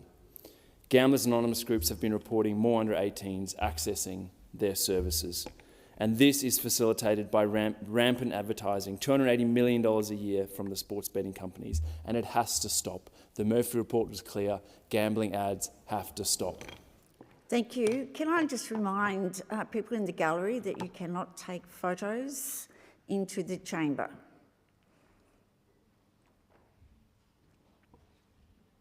Thank you. Senator Blythe. Thank you. Australians deserve honesty about energy policy. The reality is that Labor's net zero cannot be achieved without devastating consequences for Australian families, farmers, businesses, manufacturers and, of course, our natural environment. It drives up electricity prices, hollows out our industrial base and undermines our energy security. Yet the government continues to treat this fantasy as sacred doctrine. Under Minister Bowen, billions have been funnelled into renewables subsidies and carbon schemes that deliver more political theatre than power. The result is a fragile grid, soaring household bills and a generation of young Australians told their country's future depends on shutting down the industries that sustain it. Coal, gas and uranium, the resources that built modern Australia, are demonised while we import solar panels, wind turbines and batteries from nations like China with poor labour conditions and far weaker environmental standards. This is not environmental stewardship. It's economic self-harm disguised as virtue. Our responsibility is to the national interest, to provide affordable, reliable energy that sustains jobs, strengthens sovereignty and underwrites prosperity. Targets set to appease international forums do not heat homes, power factories or defend our nation. Energy policy must serve Australian families, not the applause of global elites. It's time to remove subsidies paid by hard-working Australian families to green energy grifters and wealthy international investors. We need an unapologetic return to energy realism, investment in dependable power, including next-generation nuclear, maintenance of our coal and gas capacity, and policies that reward Australian production rather than penalise it. A strong domestic energy sector is essential to reindustrialising our regions, to rebuilding manufacturing, and to making Australia once again a country that makes things, grows things, and exports strength to the world. Thank you. Senator Mulholland. There has been a lot of talk in recent days about transparency and accountability in this chamber. But when it comes to transparency and accountability, that standard must apply to all of us, not just some of us. And it must apply on every sitting day, not just some days.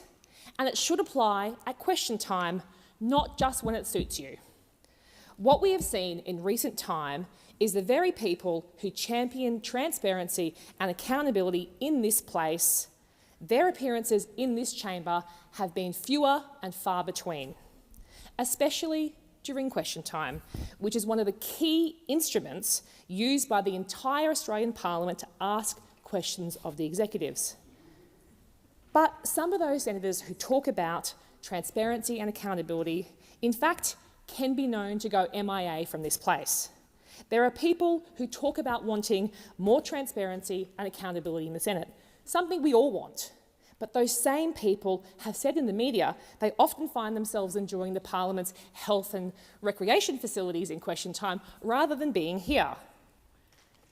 Others, this week it's been reported, have been at a swanky Halloween party instead of being present in this chamber, which I must admit I actually thought was a fake Batuta Advocate article, but no, it was a real headline.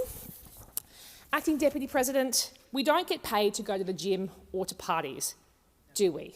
No. We get paid to show up in this chamber, to listen, to contribute, to vote. Even if senators don't have a question in question time, even if your question is not allowed, our job is to serve our communities in this place, not just when it suits us. While senators in the chamber voted for longer questions in question time, it seems they didn't vote for accountability that went with it, which is disappointing. Thank you, Senator. I'm sorry, I was just seeking clarification in relation to the person taking the phone, and it appears it's a new person from DPS, so they're entitled to be there. Senator McKim, you have the call. Israeli weapons companies like Elbit Systems and Rafael are in Sydney right now showing off their instruments of death at the Indo-Pacific Defence Expo, maximising their profits which are funded by enabling a genocide. Outside that expo, hundreds of people have gathered to protest. They marched from Tumbalong Park to Town Hall, calling for an end to the genocide in Gaza, and good on them for doing it. And when they got to the expo, they were met with pepper spray. They were met with arrests. They were met with police lines defending the weapons dealers. That's what happens when the state and federal Labor governments throw their lot in with the arms industry. The New South Wales Labor government is literally a sponsor of that expo, and federally Labor continues to approve weapons sales to Israel. And now they're unleashing police violence against people standing for peace. Well, that's the modern Labor Party for you. Protesting genocide is not a crime. Demanding justice for Palestinians is not a crime. But under Labor, dissent is being criminalised to protect the profits of war. Every shove, every spray of capsicum, every arrest are all in defence of those who profit from death and genocide. That's not keeping the peace, that's protecting the war. Well, we will not be quiet and we will not be intimidated. Silence in the face of genocide is complicity. Exporting weapons to Israel to be used in a genocide is complicity in that genocide. Thank you, Senator. Senator Payman. Thank you. In August, it was reported that despite $3 billion set aside for Western Australia under Rewiring the Nation, a program designed to upgrade, expand and modernise Australia's electricity grid to support the transition into renewable energy, not a single dollar has been directed to a project in WA. At the same time, $3.54 billion, more than WA's entire allocation, had already been allocated to projects across Victoria and New South Wales. That figure has since doubled to $7.34 billion. Guess how much of that went to WA? It's a number between 1 and -1.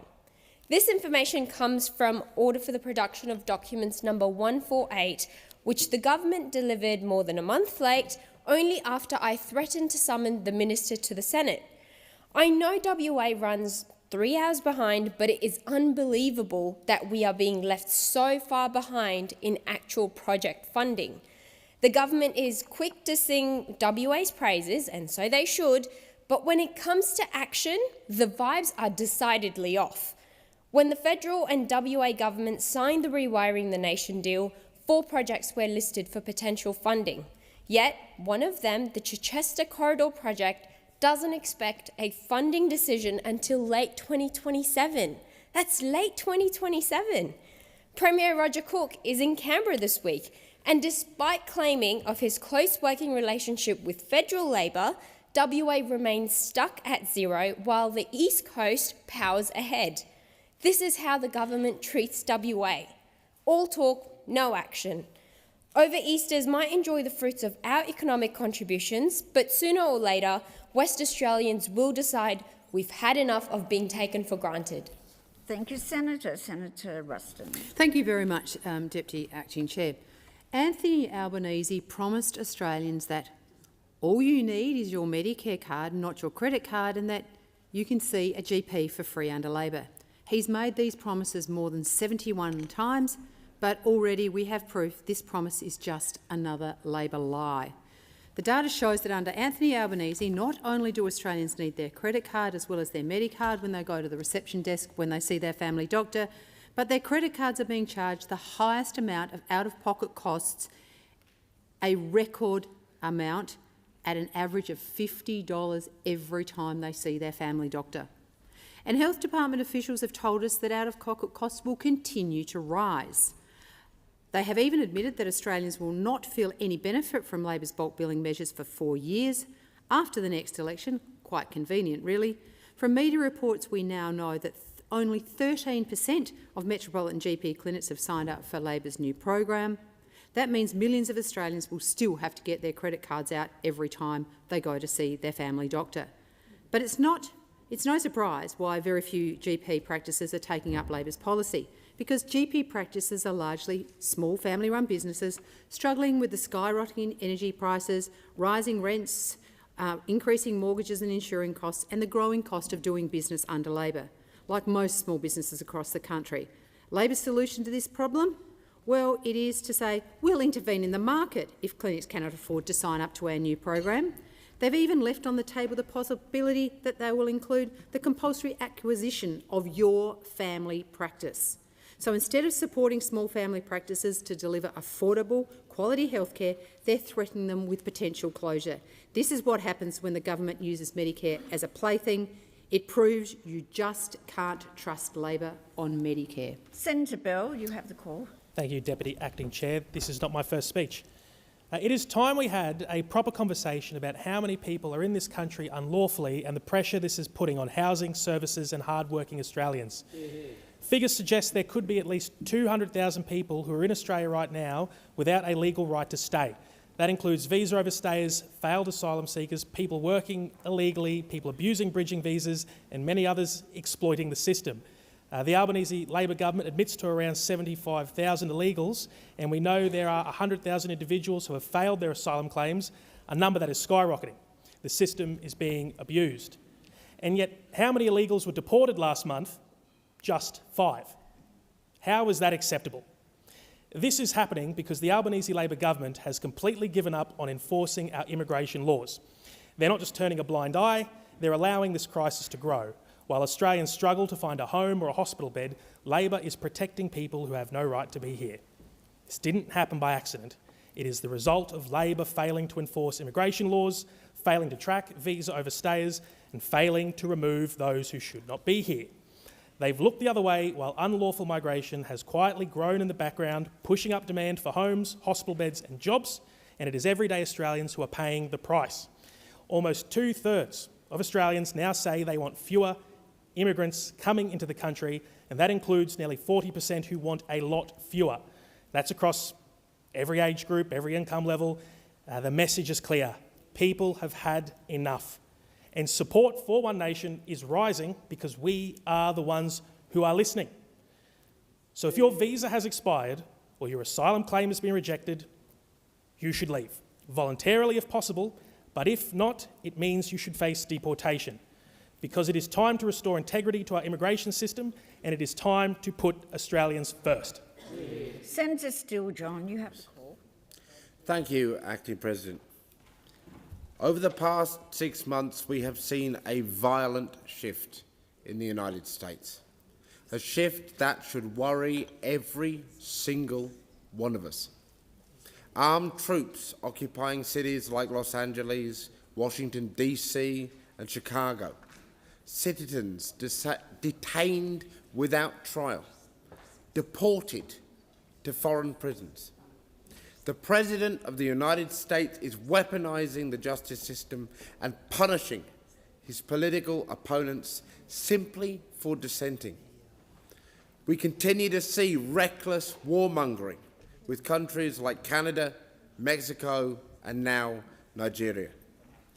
President Trump has even called for the US to start immediately testing nuclear weapons delivery systems. If any other country did this, there would be outrage from this place. These are clear violations of human rights and of international law, but because it is the US, our government stays silent. They are more interested in protecting a political pact to send billions, hundreds of billions of Australian funds to the United States through AUKUS, rather than investing in our hospitals, our schools, literally anything else. Our government clings to the hope that billions of our dollars will get us a handful of nuclear submarines. President Trump is not known for keeping his promises. Just ask the investors in his failed businesses or the workers he has underpaid. It is time for this government to wake up. Stop pretending this is normal. cancel AUKUS while we still can. Your time's and close. expired. Senator Tyrrell, you have the call. Presidente, right now in Tasmania, our hospitals are filled with workers who show up every day for their communities. But they alone can't keep the system running when the funding simply doesn't add up. The federal government is offering an extra $20 billion in funding over 5 years.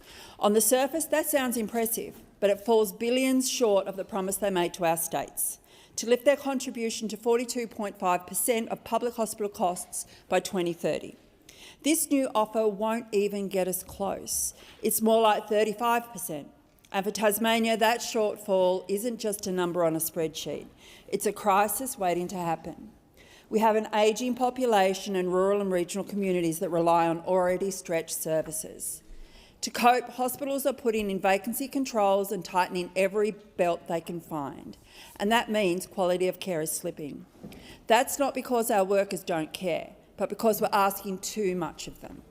Let's be clear, the point of federal funding should be to make sure money was never pitted against health. Yet here we are again, promises made, promises broken. And it's not just Tassie, every state is feeling the strain.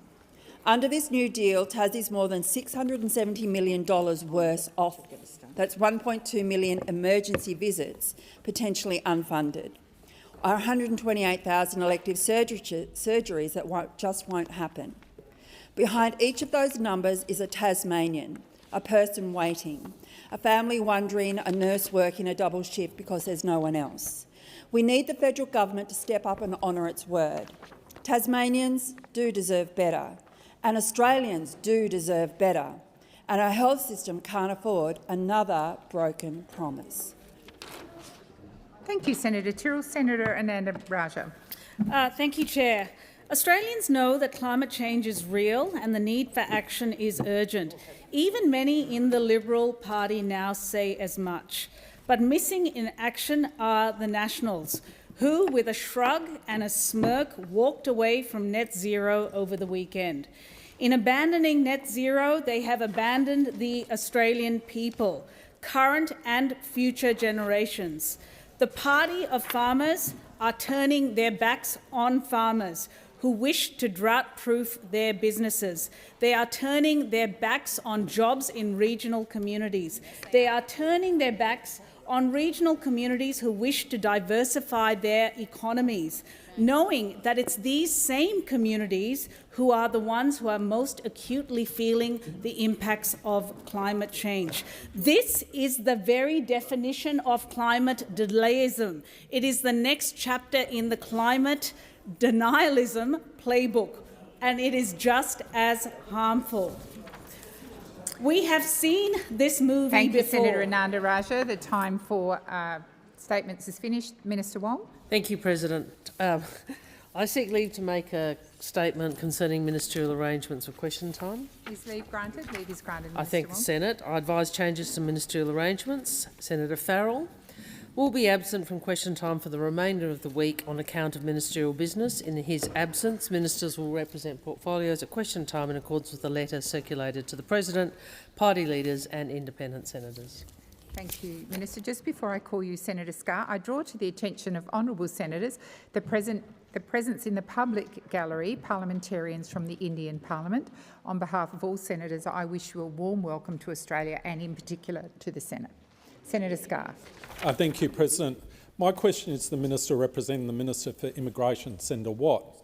Net overseas migration for the year up to 31 March 2025 was 315,900. That is 46% higher than the 10-year average before the COVID-19 pandemic. That is 34% higher than the long-term assumption used by the Centre for Population within the Treasury Department. In an interview on ABC Insiders program on 19 October 2025, the Minister was asked whether the current level of immigration was too high. The Minister was also asked what was an appropriate level of immigration.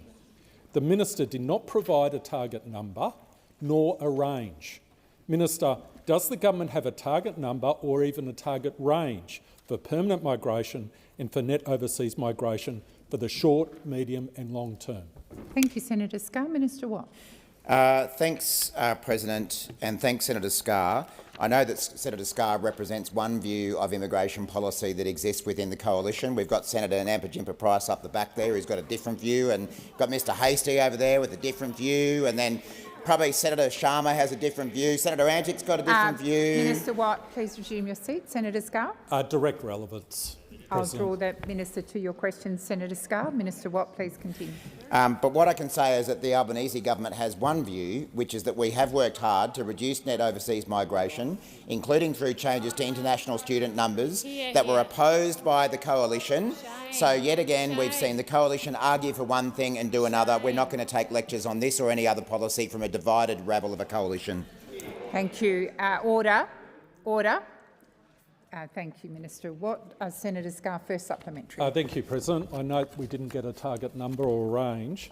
In its own migration strategy, the government committed to developing a principles-based multi-year planning model for permanent migration to improve collaboration with states and territories. In the same interview on ABC Insiders, the minister advised that he had abandoned the multi-year planning approach. Minister, how can all three levels of government undertake appropriate planning for housing supply, services, infrastructure without direction from the federal government on target immigration levels? Thank you, Senator Scarr. Minister Watt.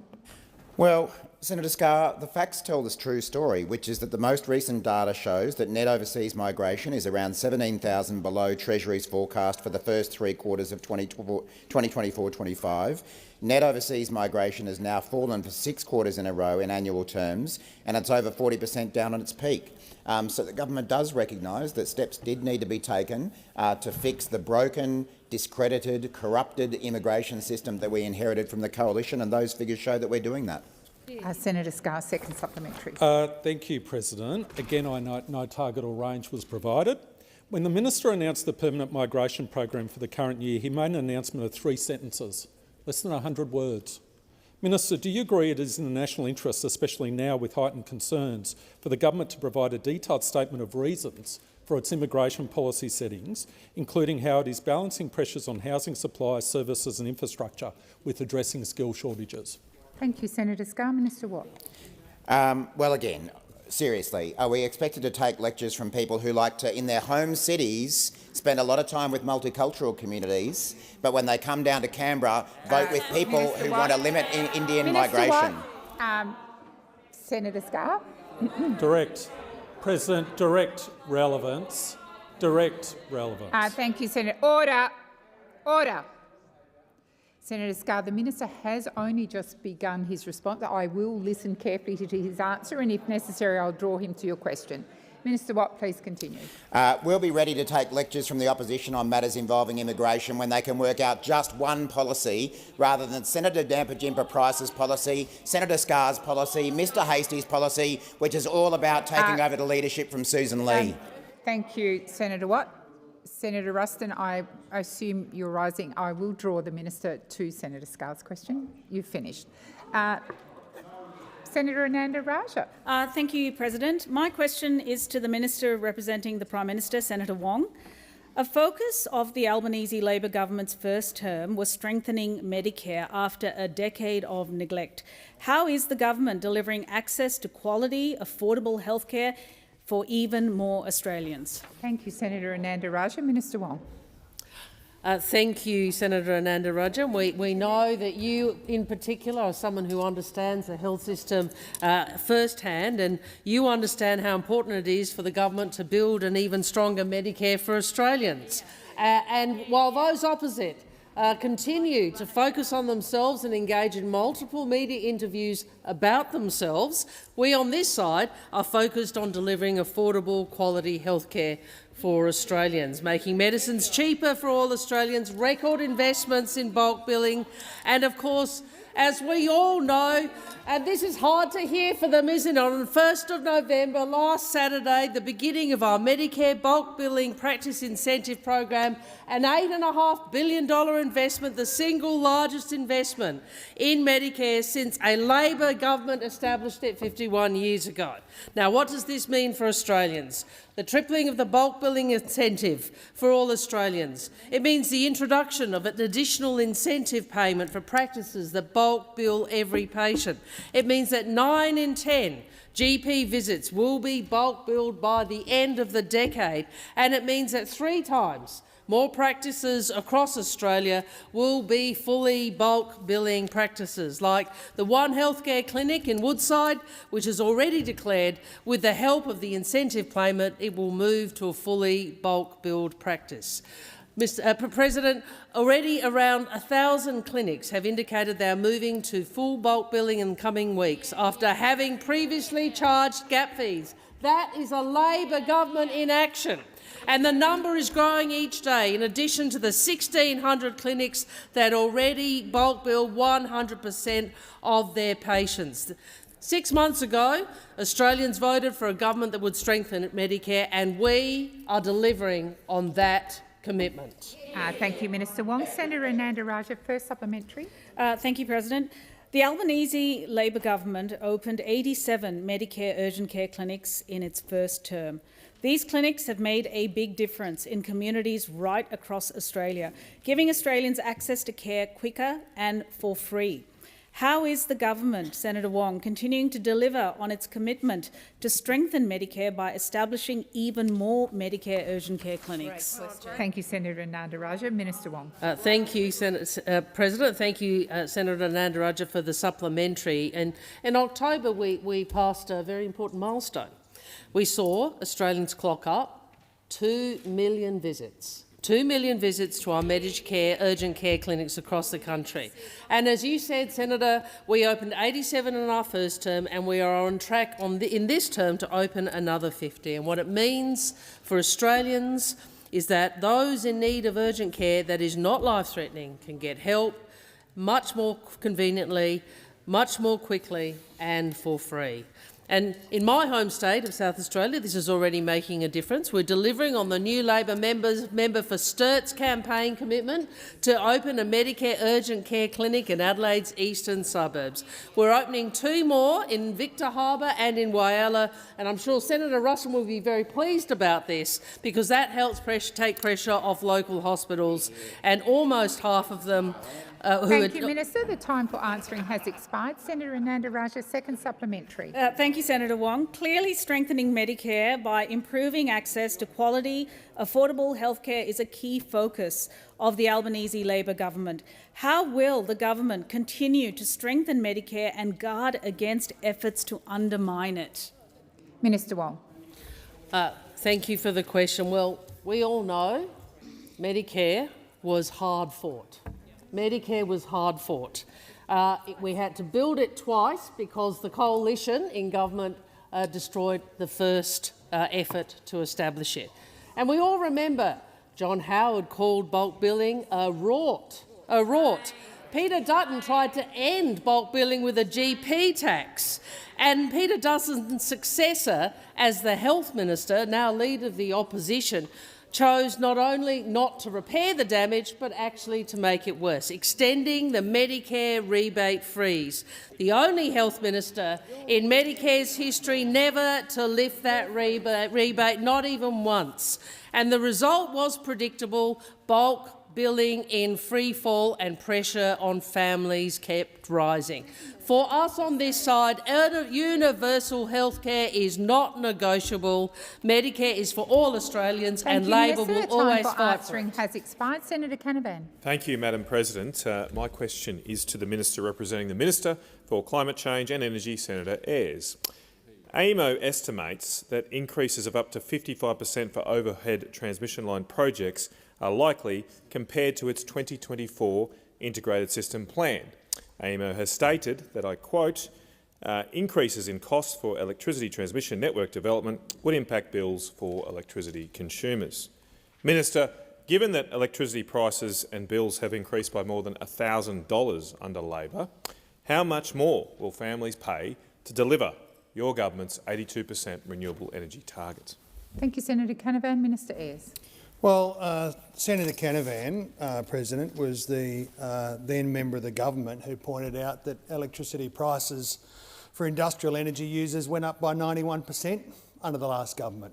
We certainly won't be taking lectures on energy policy from the supporters of the former government who had a decade of dysfunction and disinvestment, which has had profound impacts for Australian industry.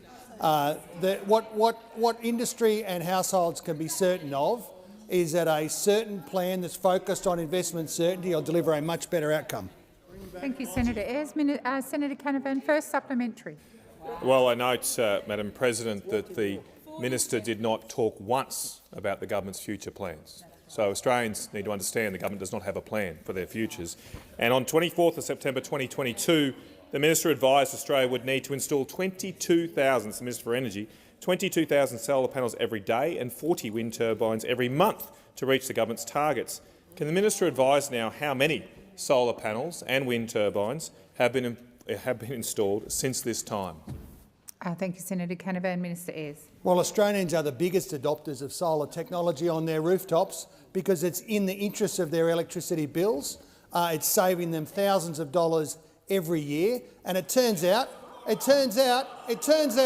that, you know, the other thing we're big adopters of? Batteries. Tens of thousands of batteries being installed every month. Senator Canavan, second supplementary. Well, they can't even last more than 20 seconds to talk about their energy policies. They have absolutely nothing here. Madam President, I ask the minister again, has the minister undertaken modelling of how many hectares of agricultural land will be taken up and impacted by the 95 renewable energy projects so far approved by this government? Thank you, Senator Canavan. Minister Ayres. The modelling I was most interested in was the one that you did last term when you covered your face in coal dust pretending to be a coal miner. Order. Senator Faruqi. Order. I have Senator Faruqi. Senator McKenzie, you are being disrespectful. I have called Senator Faruqi. She's to be heard in silence. Senator Faruqi. Thank you, President. My question is to Minister Ayres, representing the Climate Change Minister.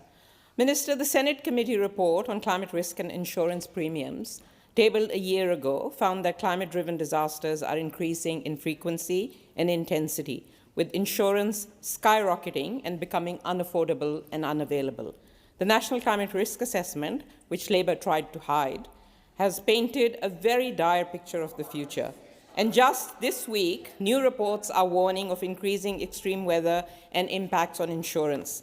Communities are bearing the brunt of the cascading and compounding effects of cost of living, insurance, and the climate crisis. Minister, when will your government respond to the recommendations in this report and actually do something for communities on the front lines of the climate crisis? Thank you, Senator Faruqi. Minister Ayres. Well, Senator Faruqi, we hid the National Climate Risk Assessment report by releasing it. by releasing it, and we released it on the timetable determined by us, because it was at the heart of this government determining a credible, deliverable, achievable target for 2035. Senator Faruqi, first supplementary. Minister, the polluter pays principle demands that the cost of the climate crisis be shifted to those responsible for it. Fossil fuel corporations make a mozza as they wreck the climate while the community pays. When will your government force coal and gas companies to pick up the tab for the climate damage that they are causing and contribute to disaster mitigation, resilience, and the cost of rising insurance? Thank you, Senator Faruqi. Minister Ayres. Well, there was a model that incorporated this principle that firms that had a responsibility for pollution would make a contribution. It was there for this Senate to vote on in 2009, and I remember the Greens political party and this rabble over here voting it down and delaying energy action and investment for another 2 decades. Thank you, Minister. Senator Faruqi, second supplementary. Minister, you can try and evade these questions, but you know full well that coal and gas are killing the planet. Why are you fast-tracking coal and gas with your so-called environment reforms? Thank you, Senator Faruqi. Minister Ayres. Well, as I say, if you've got a politics that's focused on bumper stickers and slogans, it has consequences. Senator De Leger. Thanks very much, President. My question is to the Minister for the Environment and Water, Senator Watt. Figures released over the weekend show that the renewable energy in Australia edged right up to 50% of the national energy market for the month of October. This follows the September figures, which was the first month in which renewables provided more electricity than coal. The Albanese Labor government's policies are obviously encouraging uptake in the cheapest and cleanest form of power generation. How many renewable projects have been approved since the government was elected in May 2022? Thank you, Senator De Leger. Minister Watt. Thank you very much, Senator De Leger, who I know is a rational voice in this debate, which is fast becoming more irrational by the day. What we've seen is the facts show that the government's policies are encouraging a greater uptake in the cheapest and cleanest form of energy generation, being renewables. In fact, for 2 months in a row, I hope you're sitting down now, 2 months in a row, renewable power has provided more electricity in Australia than coal. Are you okay? Are you okay? A few facts. We're doing this through policies like the Capacity Investment Scheme, supporting the take-up of home batteries and community batteries at a massive scale, with the rebat program for home batteries experiencing incredible popularity. All of this means more clean and cheap energy generation across the country. The Australian Energy Market Operator quarterly figures showed a 27% reduction in wholesale prices because of this record renewable penetration. So that's right, power prices would be higher under the Nationals' policy of extending coal, let alone nuclear power. Obviously, we've got more work to do to ensure that those reductions are flowing through to consumers, but it's good to see the impact that renewables are having on that wholesale price. And despite the best efforts of the Coalition and, somewhat surprisingly, the Greens Party, who also want to block renewables, our government is also supporting the rollout of renewables by ensuring they are approved in a timely fashion. Since coming to office in May 2022, our government has approved 111 renewable energy projects across the country, and that's enough to power every home in Australia and more. Now, what a contrast to the energy policy train wreck we see unfolding endlessly in the Coalition. Having produced, I think it was 23 energy policies in government, they're now approaching 30 in opposition. And now they're so divided that they had to agree to not even talk about net zero in their party room today. Answering has expired. Senator De Leger, first supplementary. Thanks, President, and thanks, Minister. Whether it's the Capacity Investment Scheme, environmental law reform and more than the 110 renewable projects that have been approved since we come to government, it's certainly obvious to my community that the Albanese Labor government is committed to cheaper and cleaner energy. How is the government's consistent position on building more renewables and reducing emissions ensuring certainty in our energy market? Thank you, Senator De Leger. Minister Watt. Thanks again, Senator De Leger. Well, as they say, consistency is key. It's the key to providing the investment certainty needed to deliver cheaper and cleaner power, which is why the Albanese government has been consistent in supporting the net zero emissions by 2050 target, because we want Australians to seize the economic opportunities from the renewable energy transition. And importantly, we want Australians to grab the jobs that this transition provides. Now, there are some opposite who get it, like Senator Bragg, who said today virtually every country has committed to net zero emissions. We would be a pariah state if we moved away from it. Senator Bragg noted the countries opposed to net zero: Iran, Libya, and to this list we can now add the National Party. Senator Hume gets it from up there on the backbench for the moment, and she had some sharp words directed at the person who dumped her from shadow cabinet. She said the most important thing now, though, is that the leader takes a position on energy policy and does so with a matter of urgency. A few more wise words from Senator Hume up the back. The time for answering has expired. Senator De Leger, second supplementary. Thanks again, Minister. How are businesses in rural and regional Australia being supported from the approval of more clean and reliable energy generation? And what are the threats to this massive investment opportunity for rural and regional Australia? Thank you, Senator De Leger. Minister Watt. Thanks, Senator De Leger. I'm happy to mention Tomago, because why Why did the owners of Tomago say that they were now consulting about potentially shutting down? Because they couldn't get enough renewable power. Because they couldn't get enough renewable power. Because coal-fired power was too expensive. You people have your heads so far under the ground that you can't hear anything. You can't even hear it when the owners of these companies say that it's your policies that are endangering the jobs in heavy industry right across the country. Now, if you only opened your eyes, you would know that renewables are not only keeping the lights on as coal plants reach the end of their technical lives, but they're also creating jobs and alternative income streams and benefits right across Australian communities. If you actually spoke to farmers rather than organising protests amongst them, you would know that farmers are earning a significant income stream from hosting renewable energy projects alongside their existing farming activities. There are sheep farmers right now who are building solar farms alongside their sheep farms, Thank you, and you should start listening to them. The time for answering has expired. Order. Order. Order. Senator McKenzie, come to order. Senator Thorpe. Thank you. My question is for the Minister for Indigenous Australians. Recently, your Labor colleagues in the NT Parliament, all whom are Aboriginal people, voted in favour of a motion for an independent body at the Commonwealth level with powers to investigate and enforce change in relation to all First Peoples deaths in custody. The motion was defeated by the racist CLP government. Do you agree with your Aboriginal NT Labor colleagues that this body is needed? Minister Wong. With respect, I'd ask you to request that the senator rephrase the question. That is very clearly both a request about an opinion, but also about an opinion in relation to the state, the territory legislature, both of which are not within the bounds of the standing orders. No, Senator, I'm actually trying to be helpful. There are ways you can ask a similar question without crossing both of those boundaries in the standing orders.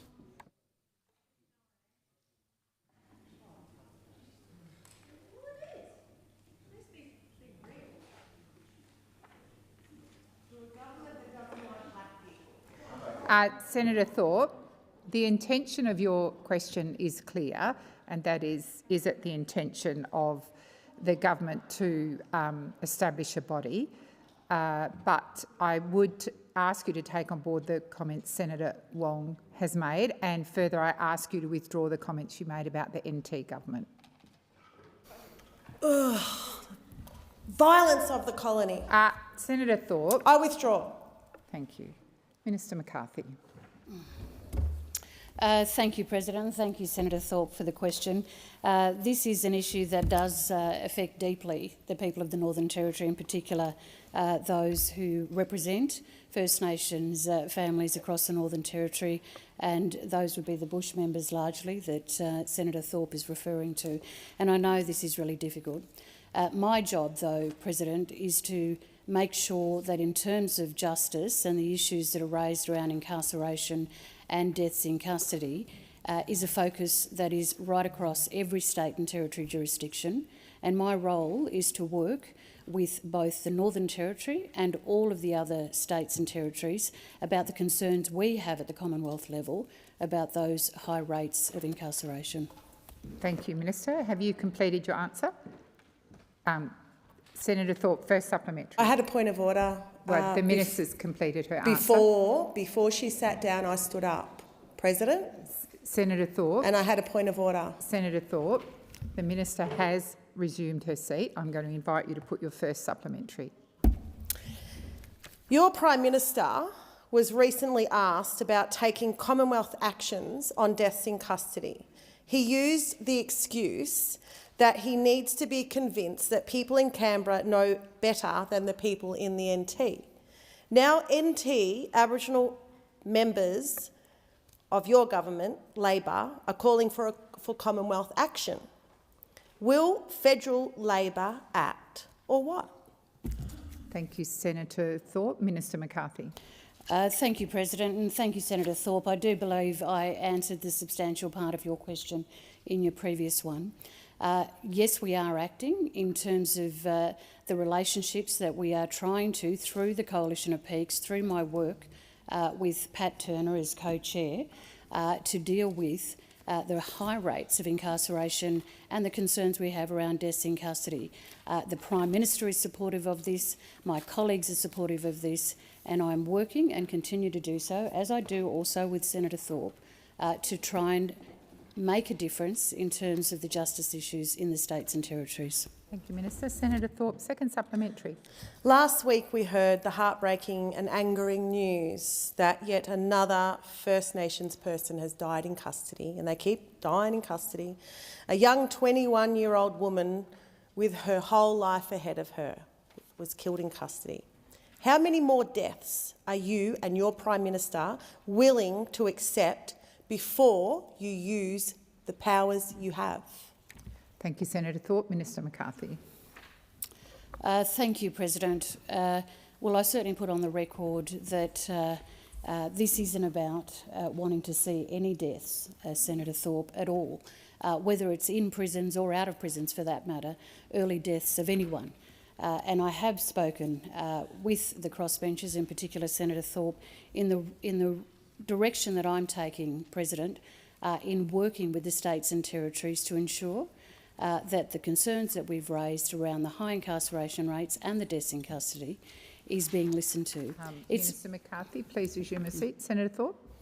Just want to know when you're going to use the powers. Senator Thorpe, why are you on your feet? Yes, President, obviously I'm on my feet. No, but what are you on a point of order for relevance. The question is whether the Minister is going to use her federal powers to stop the deaths that continue to rise of Aboriginal people in custody. Thank you, Senator Thorpe. The Minister is being directly relevant to your question. Minister McCarthy. Thank you, President.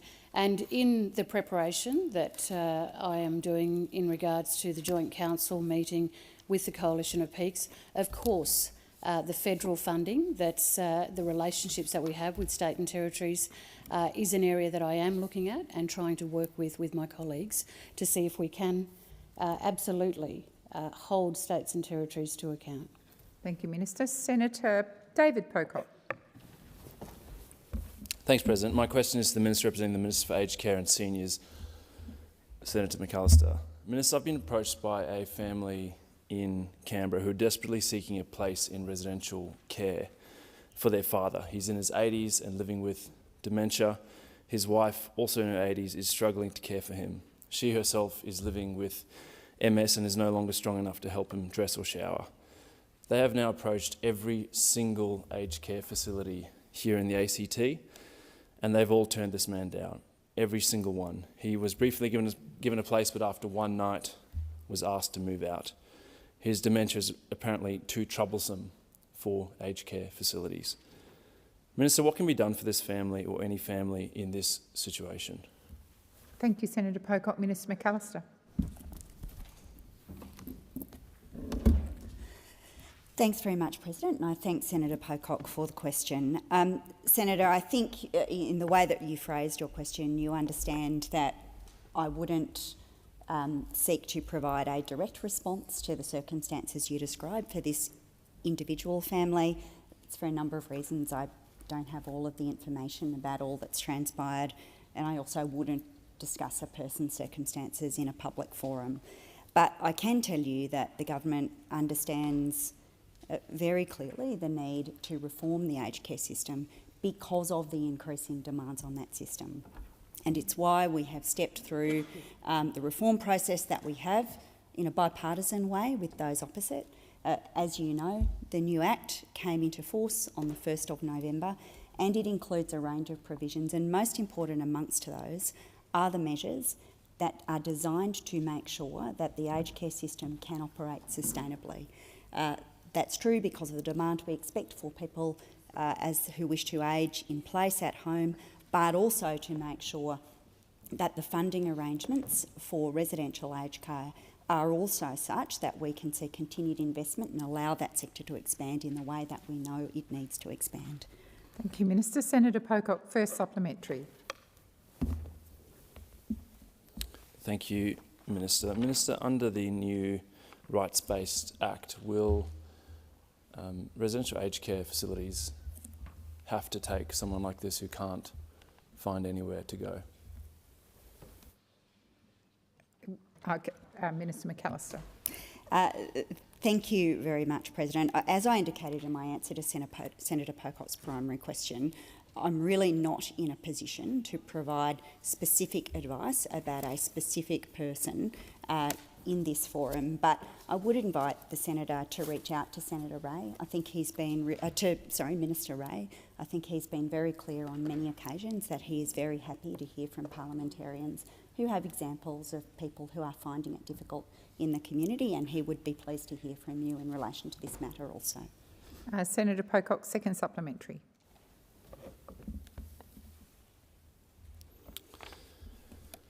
Thank you, Minister. I think there's many like that gentleman in the community, and was asking more broadly. I understand you won't comment on a specific case, but it was meant to be a bit more general. It's also been reported today that the Inspector General believes more First Nations people will be pushed into residential homes because they can't afford services like a shower through the supported home system. Minister, does the government share the concerns that including compensation for stolen generations in means testing will make it more difficult for First Nations people to remain at home and age with dignity? Thank you, Senator Pocock. Minister McAllister. Thank you very much, President. And I thank Senator Pocock for that question.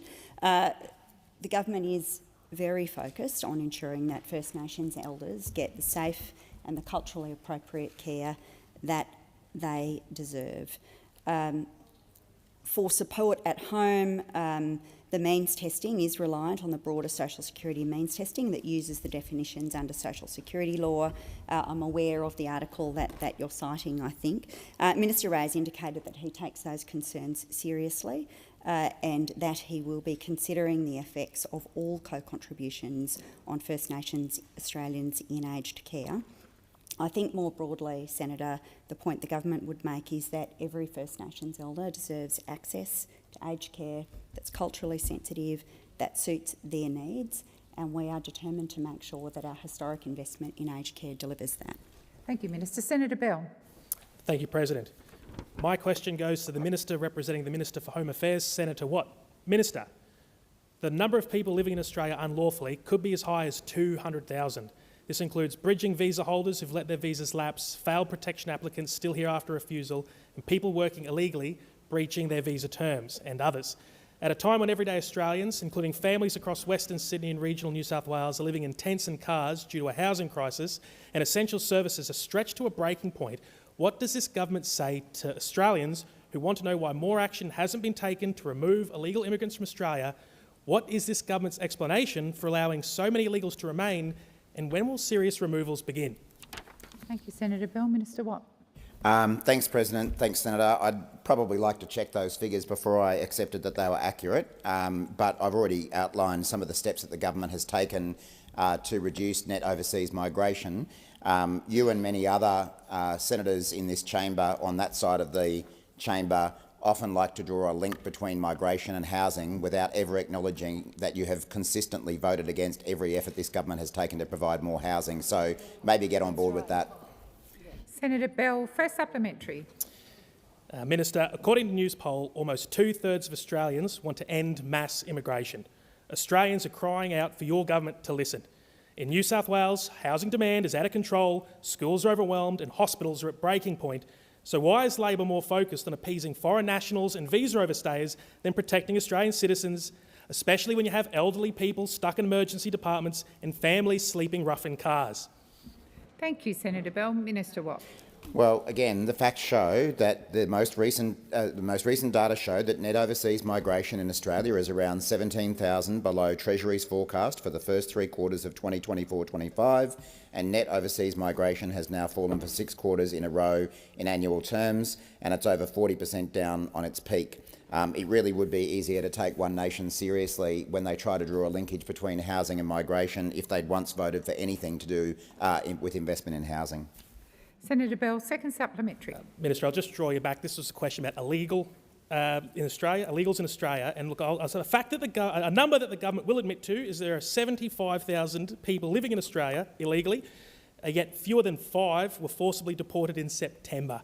Again, how can Labor justify this soft approach with everyday Australians struggling with soaring house prices, rising rents and hospitals under pressure? Is this a government working for Australians or for migration agents and university lobbyists? Thank you, Senator Bell. Minister Watt. Well, Senator Bell, I've twice now pointed out that your party has consistently voted against everything we've ever done to invest in housing, and yet you continue to draw a link between a lack of housing and migration. We do need more homes in this country. We need them for people who've lived in Australia all their lives, and we need them for new migrants to Australia. And you'd have a lot more credibility on this issue if your party hadn't opposed everything we'd ever done to invest in housing. Senator O'Neill. Thank you very much, President. My question is to the Minister representing the Treasurer, Senator Gallagher. After a decade of inaction by the Coalition, the Albanese Labor government's delivered the most ambitious housing reform in generations.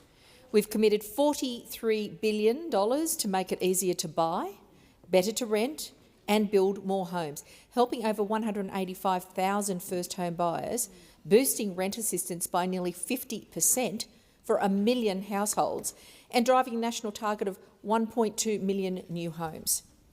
How is this plan assisting Australians to get into home ownership? Minister Gallagher. Thank you, President. I thank Senator O'Neill for the question on the important area of the Commonwealth's investment in housing and for all the advocacy that goes into our policy development from my colleagues that sit here today in the chamber. We know that the pressures in the housing sector have been growing for some time. They preceded the Albanese government being elected in 2022, and we acknowledged in that campaign that home ownership felt too far away, and being a renter felt too insecure, which is why Labor has put together a $43 billion plan to build more homes, back first home buyers into home ownership and support renters. Key initiatives include, for first home buyers, the $10 billion to build 100,000 homes for first home buyers, $6.3 billion under the Help to Buy and $5.4 million for the 5% deposit scheme expansion. To boost supply, we've also provided billions of dollars to states and territories to address infrastructure backlogs and deliver new housing. To increase productivity, we have invested to accelerate the uptake of modern methods of construction and, again, invested in our commitment to incentivise states and territories to remove red tape, preventing the uptake of modern methods of construction. In social and affordable housing, we've invested to make sure that the Housing Australia Future Fund and the Social Housing Accelerator Payment is working to deliver more social housing. I hear Senator Bragg, it's taken a while to get him going, but he's there, like a horse at the Melbourne Cup, ready to go. Well, I'll be very pleased to go into the difference between the social houses that were constructed under your government when you were last in power and what we are delivering right now. Thank you, Minister. Senator O'Neill, first supplementary. Thank you so much for that answer, Minister. Under the Albanese Labor government, over 500,000 new homes have been built, including more than 5,000 social and affordable homes. And we're training more tradies, cutting red tape to make building easier. It's clear that the solution is boosting supply. How's the government's policies responding to the supply challenge? Thank you, Senator O'Neill. Order. Senator Bragg, which part of order did you not understand? Minister Gallagher.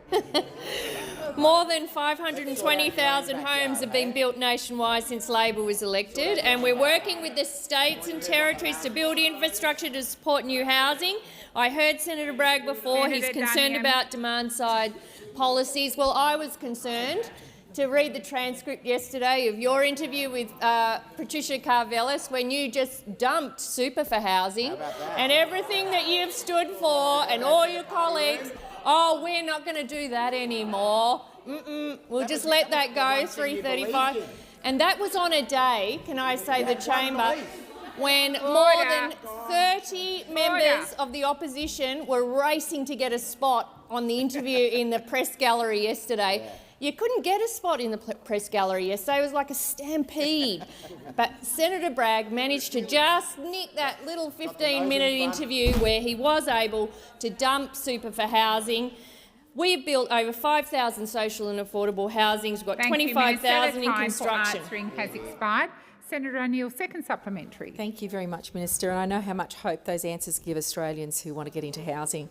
How does the Albanese Labor government approach help Australians get into housing now, whilst also ensuring Australians have adequate retirement savings? Thank you, Senator O'Neill. Minister Gallagher. Oh, thank you, Senator O'Neill, for that question. So when we look at social and affordable housing, over 5,000 already completed since the Albanese government was elected. Compare that to 373 in the entire time that those opposite were in government. 300, that they worked very hard to deliver that 373, very hard. They were exhausted. Order. 373. 5,000 since we've come to government, 25,000 under construction, well on the way to 55,000 social and affordable rental properties. And in terms of the question Senator O'Neill asked about retirement savings, on my right. Well, yesterday we saw the big crab walk away from Super for Housing. For every criticism that we have had about that program, Senator Bragg supported our position. Finally, yesterday, we won't have that policy again, Patricia. There it went, on the floor, on the scrap heap. The time for answering has expired. Senator O'Sullivan. Thank you very much, President. My question is to the Minister representing the Minister for Health and Ageing, Senator McAllister. The Prime Minister promised on more than 71 occasions that Australians only need their Medicare card and it would be free to see a GP under Labor. But Australians have been telling us their real experience on the ground. Beck from Kojonup in my state, home state of Western Australia, has told us that it costs me over $100 per visit to see the doctor, and I only get back $43 from Medicare, certainly not free. She said it costs me more than I get back. Minister, when is Beck's out-of-pocket costs going to come down to $0? Thank you, Senator O'Sullivan. Minister McAllister.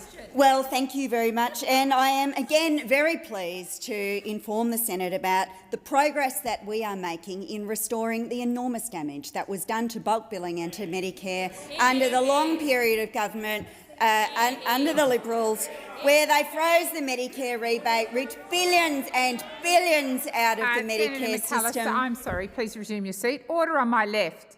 I can't hear the answer. Minister McAllister. Thank you very much, President.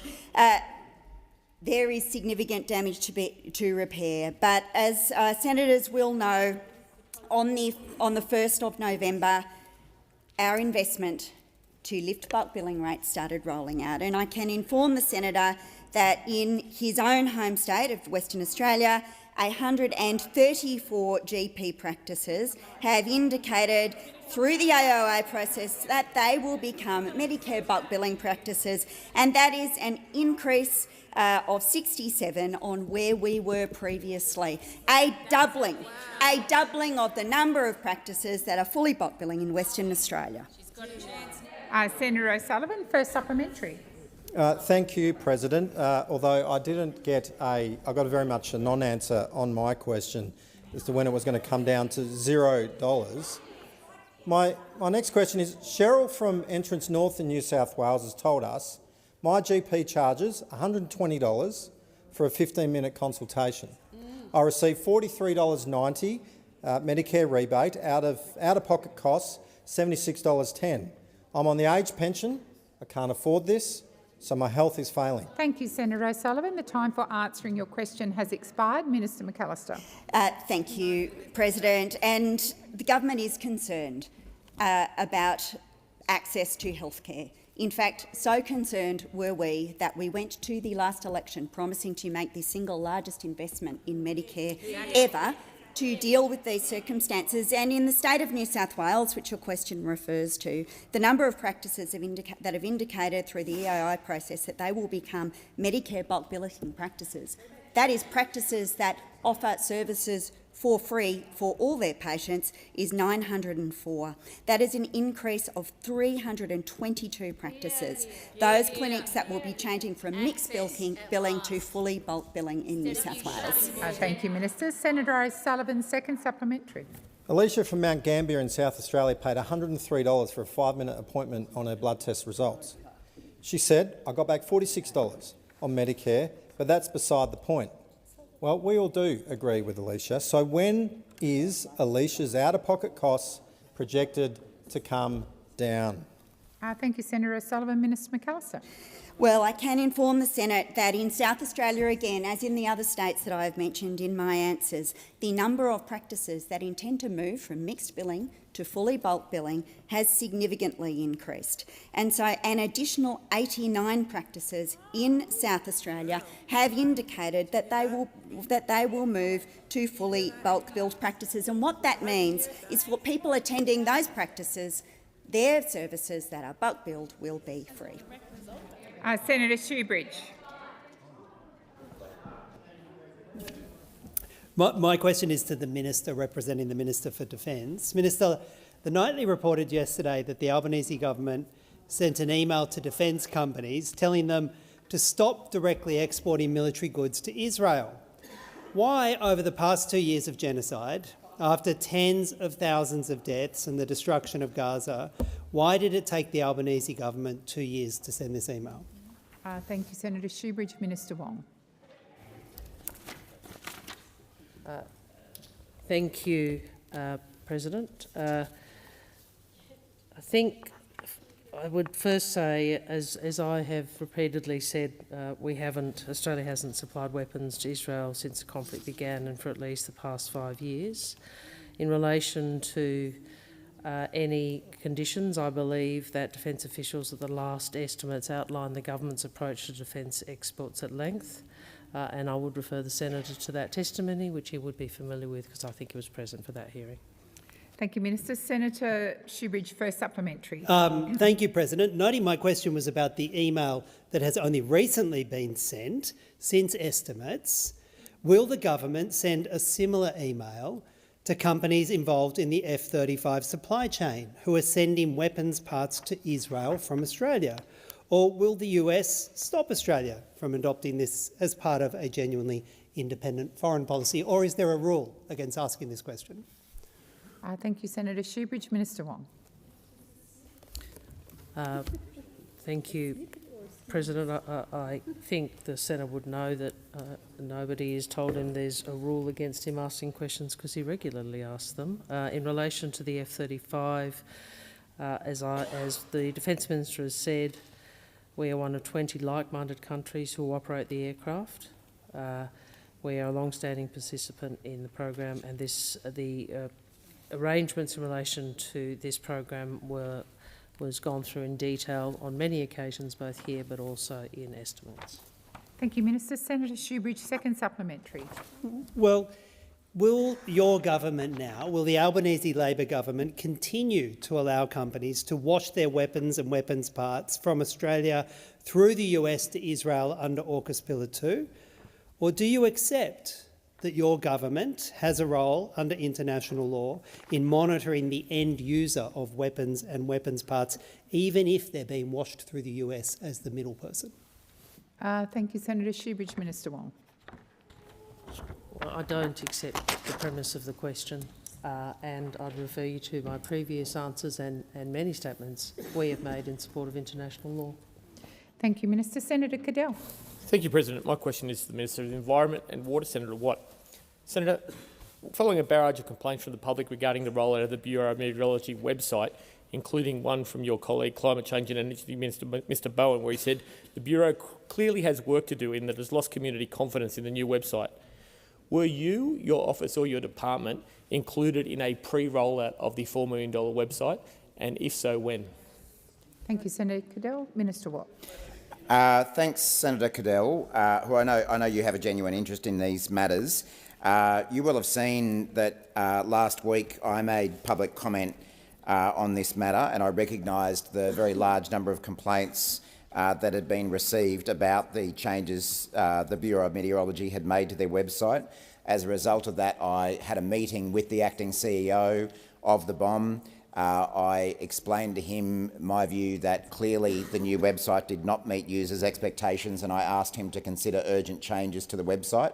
I'm pleased that they took that feedback on board and have begun making changes. I was not personally briefed or involved about the new website, certainly not verbally. I don't recall ever seeing a written brief about that as well. I'm not aware of my office having been involved. I'm not sure what my department's involvement was, but I'm happy to come back with any further information I may have, but I was not personally involved. Thank you, Minister. Senator Cadell, first supplementary. Similar to that, were you aware of any external contacts or any external testing from outside the Bureau of the website, including the department, anywhere before it went live in the Australian public? Thank you, Senator Cadell. Minister Watt. Well, I'm certainly aware that the BOM undertook testing of its website, new website, prior to it going live. They've put that on the public record themselves, that there was, I'm not the most technologically advanced person here, but I think what's known as a beta website, effectively a draft website enabling people to provide feedback on that. There's probably many people here who know these things better than me. So I am aware that the BOM did undertake that kind of testing, but beyond that, I'm not aware of any other testing that occurred. If there's anything I can add to my answer, I will. Senator Cadell, second supplementary. You mentioned that you called the BOM for answers about what had gone on and reviewing that policy. Why did it take a public outcry and the failures around the Brisbane storms before you did that? Thank you, Senator Cadell. Minister Watt. Well, the BOM itself has said that in the testing of its website that it undertook prior to it going live, that the feedback they had received had been extremely positive. Clearly, that was not the experience of Australians, including in South East Queensland when some very severe storms came through. That feedback was heard loud and clear by the BOM, and it certainly was heard loud and clear by me. I'm pleased that, as I say, that they've made changes to that website and they intend to make more. Thank you. Senator Barbara Pocock. Thank you, President. My question is to the Minister representing the Minister for Housing. House prices across the country are out of control. Prices are rising at their fastest pace in more than 2 years. It's scary out there. National home values rose by 1% in single month of October and 6.1% over the year. More renters and first home buyers are being pushed into housing stress and into overcrowded share houses and longer commutes. The government's own policies are turbocharging the housing crisis. Labor's failure to reform the $181 billion tax breaks going to wealthy property investors and your 5% deposit scheme are pitching first home buyers against a rising tide of speculative investors at auctions. First home buyers don't stand a chance. Minister, why are you choosing to back wealthy property investors and banks' profits over first home buyers? Thank you, Senator Pocock. Minister Ayres. Thanks very much. Well, this government is backing Australians who don't have a home being able to buy a home with a 5% first home buyers deposit, with a massive, unprecedented program of Commonwealth engagement in supporting the states and private sector to build homes. Now, this lot over here would have more credibility if they didn't want prices to go up and down all at the same time, and you lot would have more credibility if you weren't protesting every housing development that ever happens. Senator Pocock, first supplementary. Minister, we are facing a speculative housing price bubble that is accelerating at an alarming rate. The RBA's data show that investor borrowing is outpacing owner-occupier borrowing. It's worrying regulators. First home buyers are being outbid at auctions by wealthy property investors. Minister, the obvious solution to this housing crisis is to wind back the enormous tax advantage for wealthy property investors. So why won't you? Minister Ayres. Because we're focused on supply, and we're focused on making sure that young people, who the Greens political party used to care about, have an opportunity to get a 5% housing deposit for their very first home. Senator Pocock, second supplementary. Minister, Labor's 5% deposit scheme is driving up house prices, especially for entry-level, lower and medium-priced houses. They are on steroids. They're going through the roof, making the dream of owning a home a fantasy for many. While the banks and wealthy property investors are cashing in, banks are on track to rake in more than $30 billion profits in this current financial year. Minister, can you see why so many Australians think Labor is failing us? Thank you, Senator Pocock. Minister Ayres. Well, you know what young people tell me? What young people tell me is that the 5% deposit for first home buyers is the first time in decades that they have seen a chance for them and their families to buy a home. That's what they say. That's what happens in the real world. That's what happens for people in the housing market who want to get their foot on the ladder, that they are paying off their own mortgage, not somebody else's. Senator Patterson. I beg your pardon, Senator Roberts. Sorry, Senator Patterson. Thank you, President. My question is to the Minister for Foreign Affairs, Senator Wong. Last week, Minister, the Prime Minister Albanese called Communist China a friend. A recent study shows that in every 12 days, China produces Australia's yearly carbon dioxide output. Each year, China increases its carbon dioxide output. China has 66 coal-fired power stations to every one of Australia's and is building more. Australians have been asked to sacrifice our living standards, power bills and manufacturing jobs on the altar of net zero. Minister, what have you threatened to levy on China if they don't do the same thing your government is asking Australians to do and stop using our coal? Or are the climate dictates turning your government into hypocrites on the world stage? Thank you, Senator Roberts. Minister Wong. Thank you, Senator. Well, I would make a few points. The first point I'd make about our commitments to reduce emissions is that we are making commitments as a country because we recognise the economic imperative of transforming our economy in the context where so much of the global economy is doing the same thing. And I appreciate, Senator, you and I just simply will not agree on this because what we see is the imperative to transform our economy, to take advantage of the opportunity renewable energy brings. We see what is happening across the world and we want to ensure that Australia has the opportunity to continue to be a prosperous and strong nation in that context. So we simply have a different view on why it is as a country we should not turn our back on climate change and we should not turn our back on renewable energy and frankly we should not turn our back on facts. And the facts are that the world is moving. The facts are that coal-fired power is declining in this country. Was it 24 out of 28? 24 out of 28 announced they were closing under the coalition, coal-fired power stations. So, I mean, that gives us a very clear view about what the transition is. Senator Roberts, first supplementary. Thank you, President. If the Prime Minister's friends in Communist China can use Australia's coal and you won't tell them off, why can't Australia use our coal here? Are you too scared of Communist China to hold them accountable? Thank you, Senator Roberts. Minister Wong.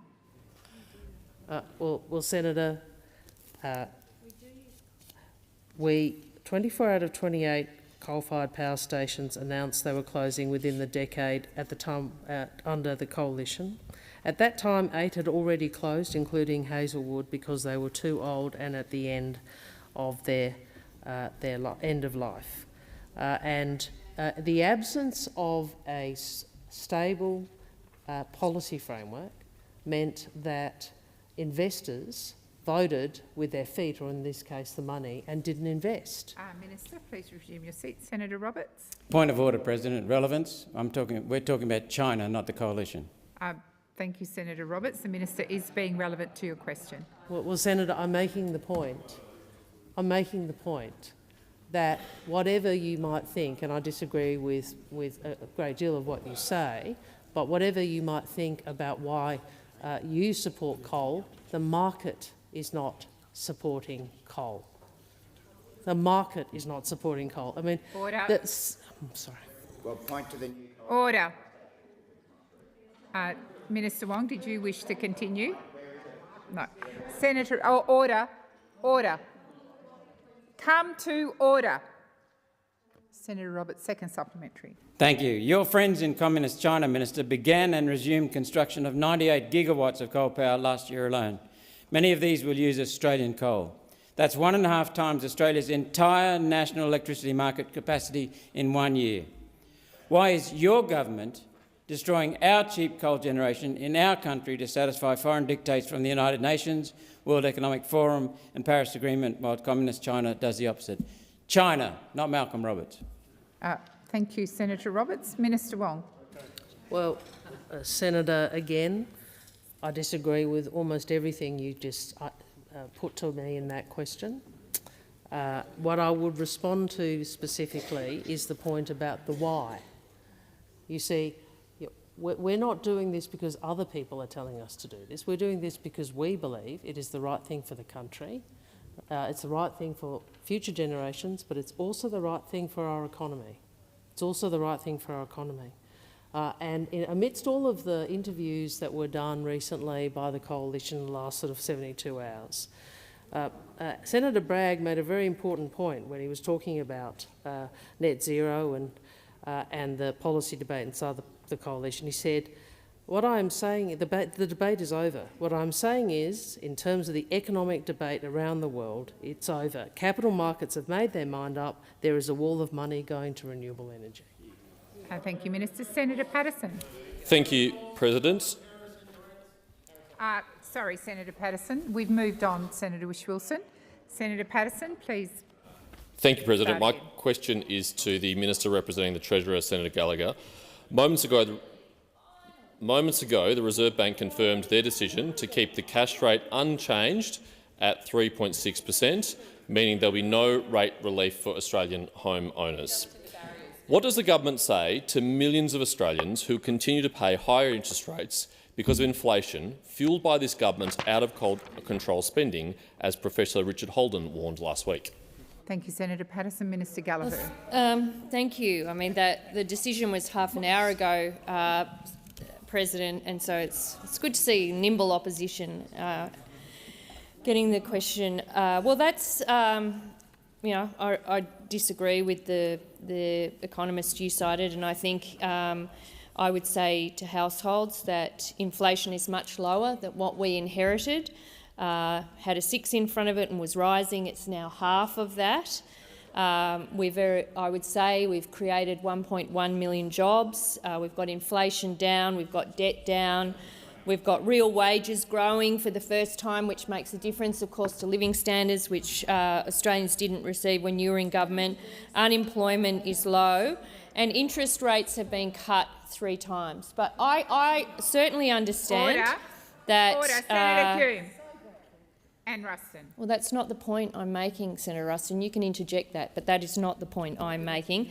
I would also suggest that it might benefit those opposite to read the statement by the Monetary Policy Board of the Monetary Policy Decision, which has been released alongside that decision today. And I think in that statement, it goes to a number of different pressures, including uncertainty around international developments and that the bank is taking a cautious approach. That's my reading of their statement. We will continue to work to get inflation down. We'll make sure that we keep unemployment low, that the economy continues to grow and that we're seeing good growth across the private sector, having resumed its rightful place as a key driver of growth across the economy. Senator Patterson, first supplementary. Thank you, President. In the accompanying monetary policy statement, the RBA board noted, and I quote, "Underlying inflation is expected to be higher over the forecast period relative to the August statement. Year-end trimmed mean inflation is expected to be above the top of the 2 to 3% range until mid-2026, and headline inflation is forecast to rise to 3.7% year-ending 2026.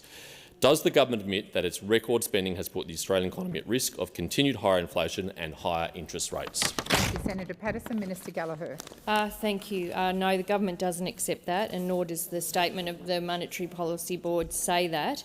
And I would say again that this is the opposition putting down a marker because they want to cut pensions, they want to cut energy bill relief, they want to cut cheaper childcare. They want to cut cheaper medicines, all the work we've done to repair aged care, to repair Medicare bulk billing. Well, that's what they call wasteful spending, President. That's what they are saying is wasteful spending. We think that supporting aged pensions and making sure energy bill relief is provided and other cost of living measures are funded properly has been an important part of supporting households when inflation has been higher than we would like. Senator Patterson, second supplementary. Thank you, President. The government has already achieved the trifecta of higher spending, higher inflation and higher unemployment, putting Australia at risk of stagflation if these trends continue. Should Australians now be worried, the government will soon be adding higher interest rates to this list of economic failures. Thank you, Senator Patterson. Minister Gallagher. The opposition have never not liked an approach to talk down our economy. At any opportunity they get, then nothing gives them greater pleasure than to stand up and try to start a scare campaign. That's what they love. That's what they live for. When they're not killing themselves and running to give an interview up in the press gallery to do over the person that sits next to them in question time, when they're not doing that, they're starting a scare campaign. What I would say to Senator Patterson is inflation is down, debt is down, wages are growing, unemployment is low, and interest rates have been cut 3 times. There is more work to do, and this government is doing it. Minister Wong. Thank you, President. I ask that further questions be placed on notice. Minister Watt. Thanks, President. You might recall I took some questions from Senator Roberts on notice yesterday. I have written to him today responding and providing some detail on those questions, and I table a copy of my reply. Is that okay? In addition, Deputy President, Senator Cadell, I've obtained some further information from my office regarding Senator Cadell's questions regarding the BOM website. I'm informed that my office was briefed about the new website coming online prior to it coming online, but I was not personally briefed on that. Thanks. We'll now move to motions to take note. Are there any motions? Remember those OPDs? We have an attendance every day. Senator Gallagher. Thank you. Today the Minister for Housing, Homelessness and Cities has provided the Senate documents in scope of order of production number 27. And I'm not sure why, but I've been asked to table those as well because I think they have been provided, but I'm happy to table them. I would note for the Senate's awareness that these documents were received by the Minister only a few days ago following a careful review by the Treasury of its systems for documents that may be in scope. Thank you. A number of documents identified as being in the scope of the order with respect to both programs were developed as part of the deliberative processes and considerations of Cabinet. The Minister has made a public interest immunity claim over the release of these additional documents as they would have had the effect of publicly disclosing the deliberations of Cabinet. These documents are informing the work of the government, and until certain decisions are taken, the documents must remain confidential. Additionally, the nature of the 100,000 home programs in particular and the work required with states and territories mean that releasing other documents captured in the order would have the potential to cause prejudice for future consultation and harm relationships with states and territories.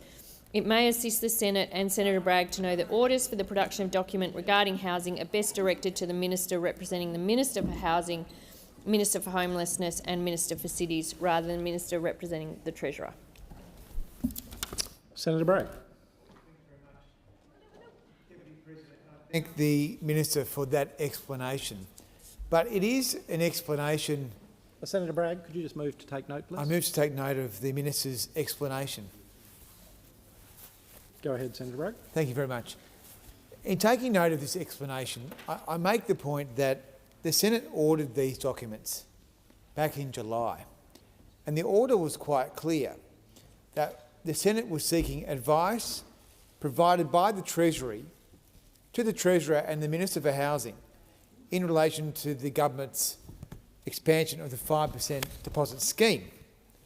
Now, subsequent to that, we've seen the Prime Minister canvass publicly the fact that there is Treasury advice, which did anticipate that there would be an increase in house prices as a result of the government's 5% deposit scheme expansion.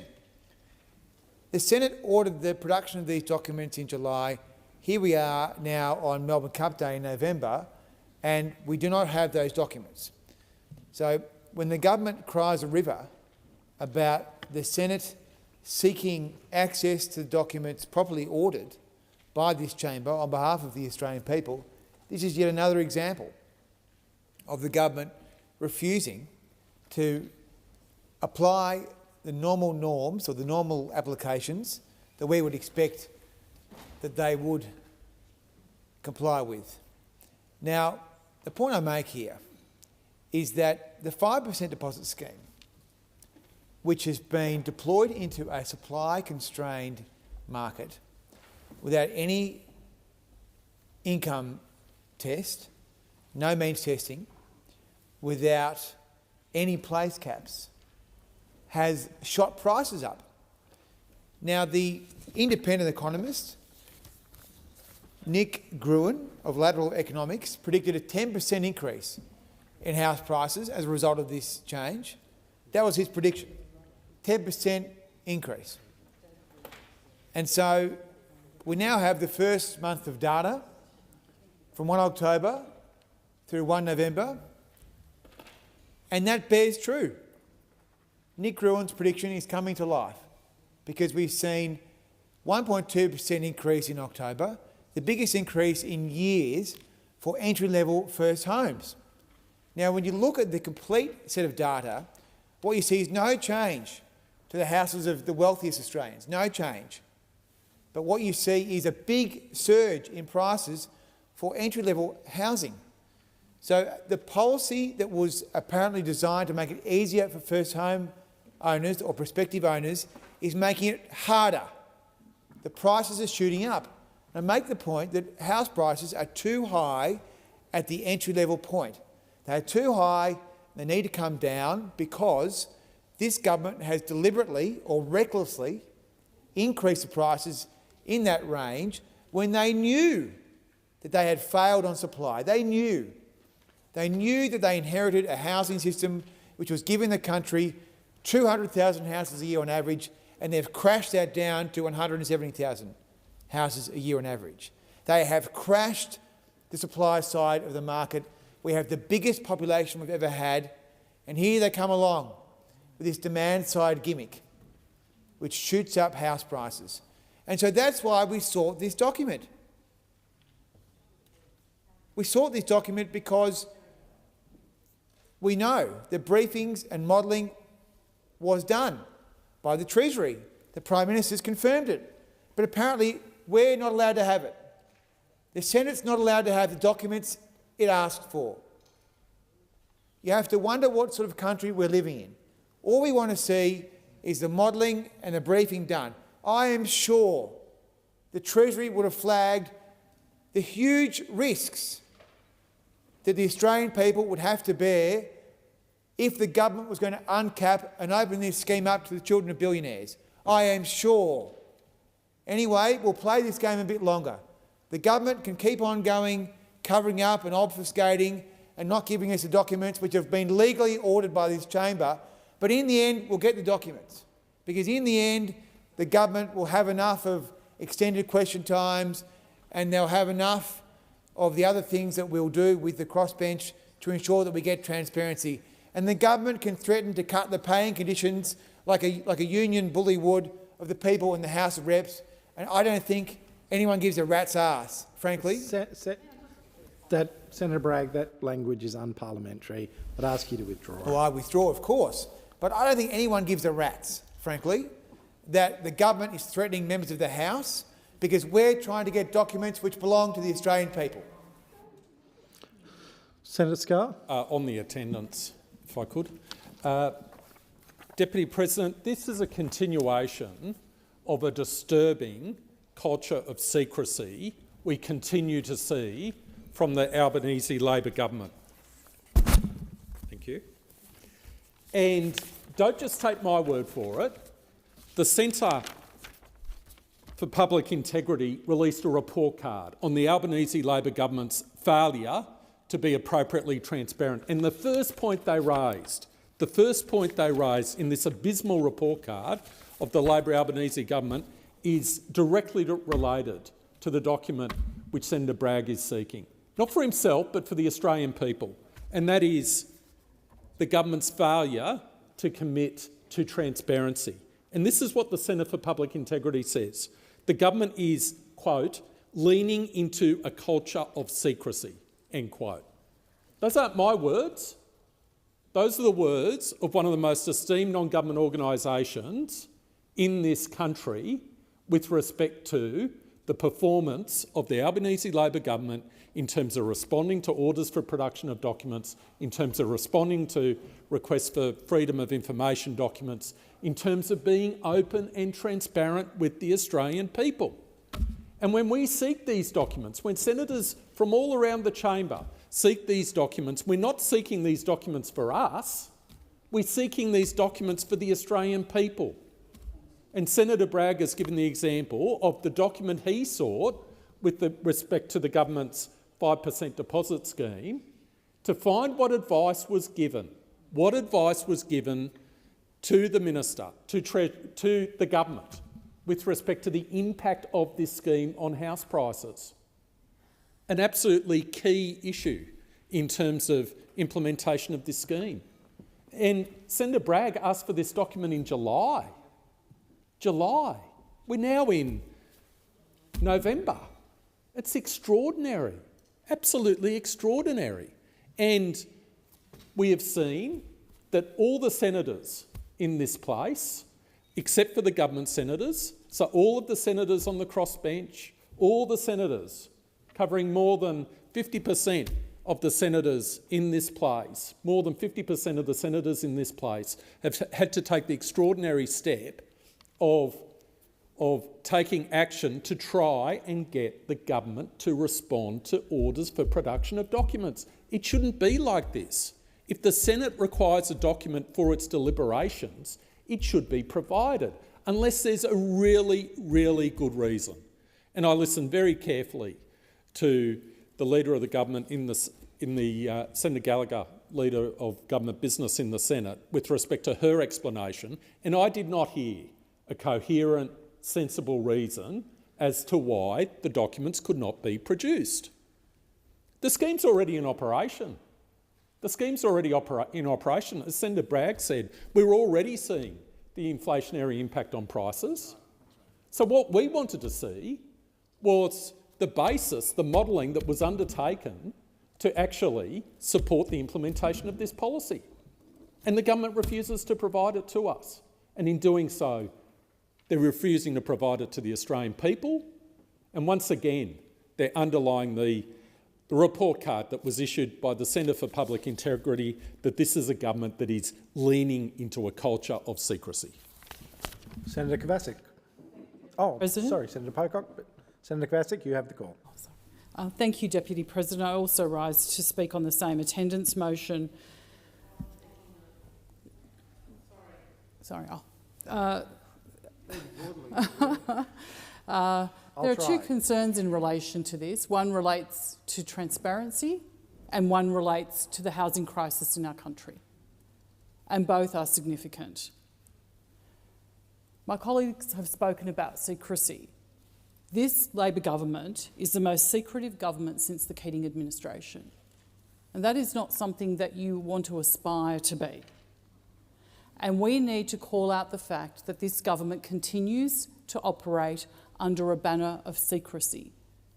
This would not be necessary if this government provided the information requested. My colleagues, Senator Bragg and Senator Scarr, both referenced 25th of July as the date when Senator Bragg requested this document. That was 103 days ago. This government has had 103 days to provide the document that Senator Bragg has sought. And instead of handing that document over to the Senate on behalf of the Australian people, as Senator Scarr eloquently stated, this government has decided to hang on to this document and not provide it. they've decided not to provide this information. And we have to ask why. Is it because the modelling they've received in relation to their 5% deposit scheme will confirm what we all already know, that it would drive up house prices, but they don't want us to know that they knew it would drive up house prices, but they did it anyway? Is that why? Because it doesn't take an economist and it doesn't take somebody from Treasury to tell you that if you put more buyers into the market and you don't increase supply-side measures, you're going to get increased demand, and increased demand increases prices. It's as simple as that. Or is it because the modelling revealed that their housing policies would do nothing to fix the very housing crisis that they created? Is that why they don't want to provide the document that was rightfully requested by this Senate? The Senate has the right to request documents, and when it does, the government should hand them over. We have to ask why this veil of secrecy continues, and it is not just limited to OPDs, it is broader than that. I have tried a number of times in this chamber to seek a Senate inquiry into the administration of the CFMEU. This government refuses to allow it. They have blocked that. Why? If it is operating as it should, what is the problem with scrutinising that? Because then there will be nothing to see. But clearly there is. No one really knows the reasons. We can only assume the reasons because this government won't tell us. But a failure to release documents for 103 days, over 3 months, after the Senate agreed to its release. So let me be clear about that. The senators in this chamber agreed to that document being released, yet the government refuses to hand it over. That isn't democracy. That's not how things are meant to work. If the senators in this place have collectively agreed by a majority that the government should hand documents over to another senator, then that is exactly what should happen. And in my view, that is a contempt of this Senate and a complete disregard for the people that we represent, because each senator in this place represents people in a state or territory of this country. The other day we had some theatrics around senators on the government side not being able to ask questions for people in their state. Well, these are very serious questions that not just the people of New South Wales want answers to, but people in every single state of our country. And the Albanese Labor government continues to refuse to hand those over. They should be ashamed. Senator Barbara Pocock. Thank you, Deputy President.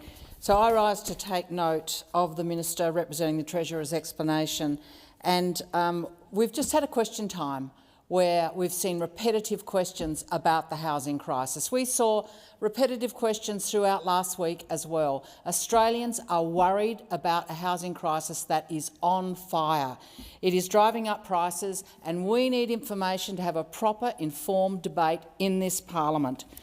Senator Bragg requested these documents be produced on the 28th of July 2025.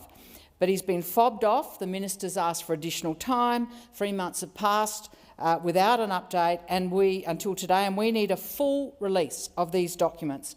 We are in a housing crisis where demand is out of control, and we need the analysis so that we can look at what Treasury is saying about the impact of the government's policies on prices. We are denied that, and we need that information to have a sensible debate and to really understand what's going on to drive a crisis out there affecting so many Australians. Why is the government taking so long to release this information? This is a government obsessed with ducking accountability and transparency, and particularly in relation to housing.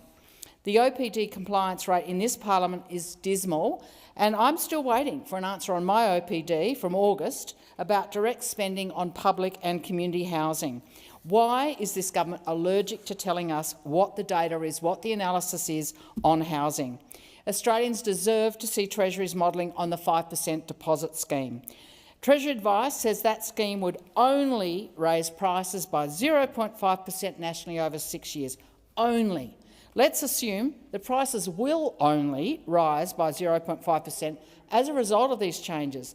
The ABS data out of the Parliamentary Library tells us that this will add $55 billion to property prices over the next six years. Tell a first home buyer that that's what's happening as a consequence of these policies at the most optimistic analysis. This amounts to an average of $9 billion a year. This scheme is turbocharging housing prices. It is causing despair and a really deep concern out there in the community, locking out first home buyers, plunging them deeper into debt. And we need to see a change in policy and analysis that underpins what we are facing in policy from this government. Many experts and stakeholders warn that Treasury's 0.5% is actually incredibly conservative. Lateral Economics' Nick Gruen found that the expanded scheme could potentially drive I'm quoting him, national property prices up by 3.5 to 6.6% in 2026, and for several years afterwards. A home value today at $800,000 would cost a first-home buyer an additional $28,000 to $52,000. Lots of first-home buyers find this incredibly hard to hear. They hate opening the paper every day because the bad news is bad news day after day. The Reserve Bank has also said that the 5% deposit changes may mean, quote, a little more upward pressure on house prices in the short term. In the midst of a national housing crisis, this scheme will add billions to property prices. Taking out a 95% mortgage when property prices are 8 times the average household income doesn't create stability.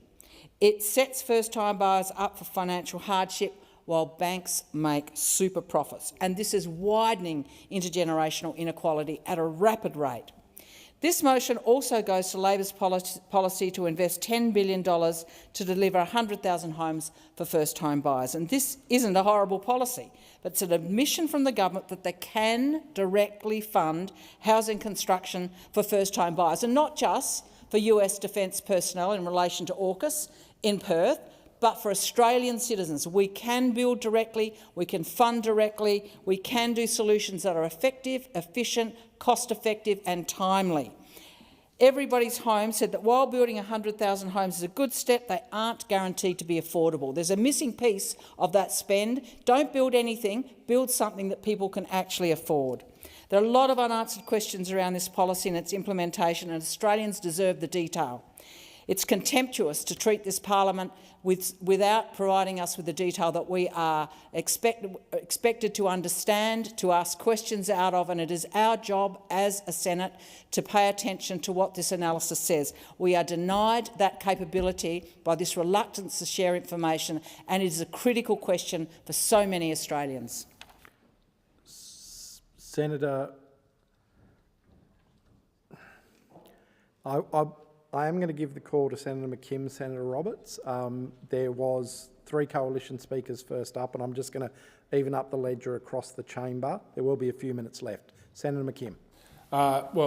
Thanks very much, Deputy President. Well, there used to be a social contract in this country, and that social contract is that if you worked hard and you contributed, you could get ahead. And getting ahead included owning your home. Well, that social contract has been obliterated by a housing system that is designed now to serve the interests of the already very wealthy people in this country. And Labor came to office 3.5 years ago promising change, and they've spent that time deliberately, knowingly, making the housing crisis worse. The housing market has become a machine for transferring wealth upwards. And Labor keeps that machine running because in Labor's view, the line must go up. House prices must continue to rise, according to the Labor Party. Rents must continue to rise, according to the Labor Party. Profits must continue to rise for property speculators, according to the Labor Party. That is Labor's economic plan.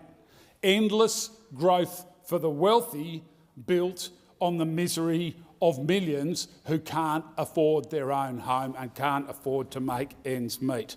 Labor defends the obscene tax breaks given to property speculators, negative gearing and the capital gains tax discount that funnel public money into private fortunes. They pour billions into these subsidies. They pour billions more into schemes that inflate demand instead of building homes. They refuse to freeze rents and they refuse to build enough public housing because they don't want to upset the property class and property investors. Every policy Labor touches is designed to benefit the property class.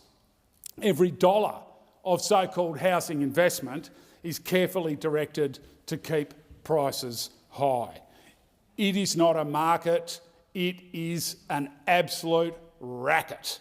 It is a racket of the highest order, and ordinary Australians, everyday Australians, are paying the price. The great class divide in this country today is now between those who are wealthy enough to own real estate and those who are too poor to own real estate. That is the great class divide in this country, where the path to security is owning property, and if you can't afford to buy, you're trapped paying off someone else's mortgage forever. The social contract is falling apart. And the truth is that Labor needs the housing crisis. They need house prices to keep climbing so they can keep claiming the economy is strong. And one of the great triumphs of neoliberalism has been to convince people that a better life is not possible. Well, a better life is possible because it is all about political choices. And I say to young people who believe, because the forces of neoliberalism want them to believe, that poverty and insecurity are somehow their fault, that poverty and that insecurity that young people are feeling, that is not their fault. It is the result of political choices made by the political duopoly in this place, the Labor Party and the LNP. The housing crisis was created by governments. It is built on greed, and it will only end when we stop treating people's homes as an investment class or an asset class and start treating them as a human right. Senator Roberts. Thank you. The Minister representing the Minister for Housing has been asked to attend the Senate to explain why the government is hiding from scrutiny of its housing policy. The answer is simple. The Albanese government's housing policy is a shambles of ill-considered measures written for social media moments. When implemented together, the measures have driven up housing prices, rents, and ensured young Australians will never afford their own home unless they come from a wealthy family. Over and over and over, this government pursues policies that assist the rich and assist foreign multinational merchant banks and superannuation companies. Not Australian superannuation companies, though. The government has just decided to send $2.13 trillion of Australian money to the United States to make America great again. The mask is off. The Albanese-Chalmers Labor government is not a government of the Australian working class. Instead, they're beholden to multinational, mostly American-controlled crony corporations. Imagine what could have been built with that money here in Australia. Imagine the breadwinner jobs $2.13 trillion could have created. Imagine the opportunities for traineeships, apprenticeships, and entry-level jobs for young Australians starting out in life. Imagine the employment for tradies and small businesses with that level of investment. Imagine the life being given back to struggling rural and regional communities. What a betrayal of young Australians from the Albanese Labor government. Yet another betrayal. President Trump must be laughing at us right now. Senator Bragg has rightly pursued the government over their disastrous housing policy. The Australian National Audit Office, ANAO, has joined in announcing an audit of the $10 billion Housing Australia Future Fund. The fund was supposed to deliver 40,000 homes for new buyers and for the disadvantaged. One Nation pointed out at the time that this wasn't enough and there aren't the materials to build those houses. We were right, as usual. The average cost of the government's social and affordable homes was more than $750,000, with some reaching more than $1 million, 3 to 4 times their budget. Auditor General Carolee McLeish recently revealed the Housing Australia Future Fund dispersed, wait for it, just $13.6 million in 2024-25 out of the $10 billion fund. That's 0.136%, barely 1/10 of 1%. The Housing Australia Future Fund is now exactly 2 years old. Minister, where are the houses? Where are the construction contracts, earthworks, materials purchases, anything at all? The Housing Australia Future Fund was only ever a social media program, an election illusion. So I look forward to the Australian National Auditing Office finding out where taxpayers' money has gone. I understand it's to union superannuation funds to fund net zero. Let's see. I understand part of the government's problem. Australia is already building new homes at the fastest per capita rate of any country in the world, and have been for years. Not the government, private enterprise, tradies. Construction is down from 219,000 new homes in 2015-16 to just 179,000 in 2024-25, because the things that are needed to build houses are in short supply. Materials, land availability and qualified construction workers. With closures in aluminium and steel smelting, these shortages and the reliance on China will get worse. Do I hear net zero? Employment for everyday Australians will get worse. Thanks to net zero, One Nation's housing policy will make a major difference to the lives of young Australians. We'll turn the useless Housing Australia Future Fund into a low-deposit mortgage fund for young Australians, offering low-interest, fixed-rate mortgages for up to 30 years. We'll allow HEX holders to roll their HEX loan into their home loan, reducing their combined payments and increasing their borrowing ability and getting in early.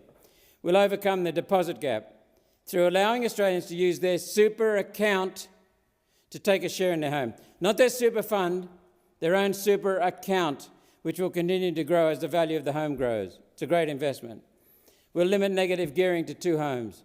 As a result of the Albanese government's low deposit scheme, home prices have gone up 6% because it made the housing shortage worse. A stupid mistake. Offering incentives to help young people own their own home increases demand, forces up prices and leaves younger people worse off than before the government helped. We will deport 200,000 people who deliberately broke their visa conditions, completed their study and simply stayed here, or who lodged spurious asylum claims. Send them home, deport, remigrate, reduce demand. Senator Roberts, your time has expired and the time for the debate has expired. The question is that the Senate take note. Those that are opinion say aye, against say no. The ayes have it. Are there any motions to take note of answers? Senator Scarr. Thank you, Deputy President. I rise to take note of government answers to questions asked by myself and also by Senator Patterson. Deputy President, I asked a number of very, very simple questions which we should reasonably expect that the government has an answer to. I asked the government, what is its short, medium and long-term target for permanent migration and net overseas migration? And I asked these questions in the context of great concern in the Australian community around levels of migration.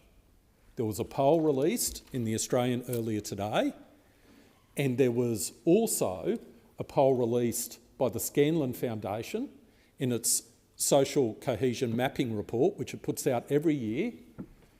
In that report, the Scanlon Foundation found that 51% of Australians believe that the current immigration rates are too high.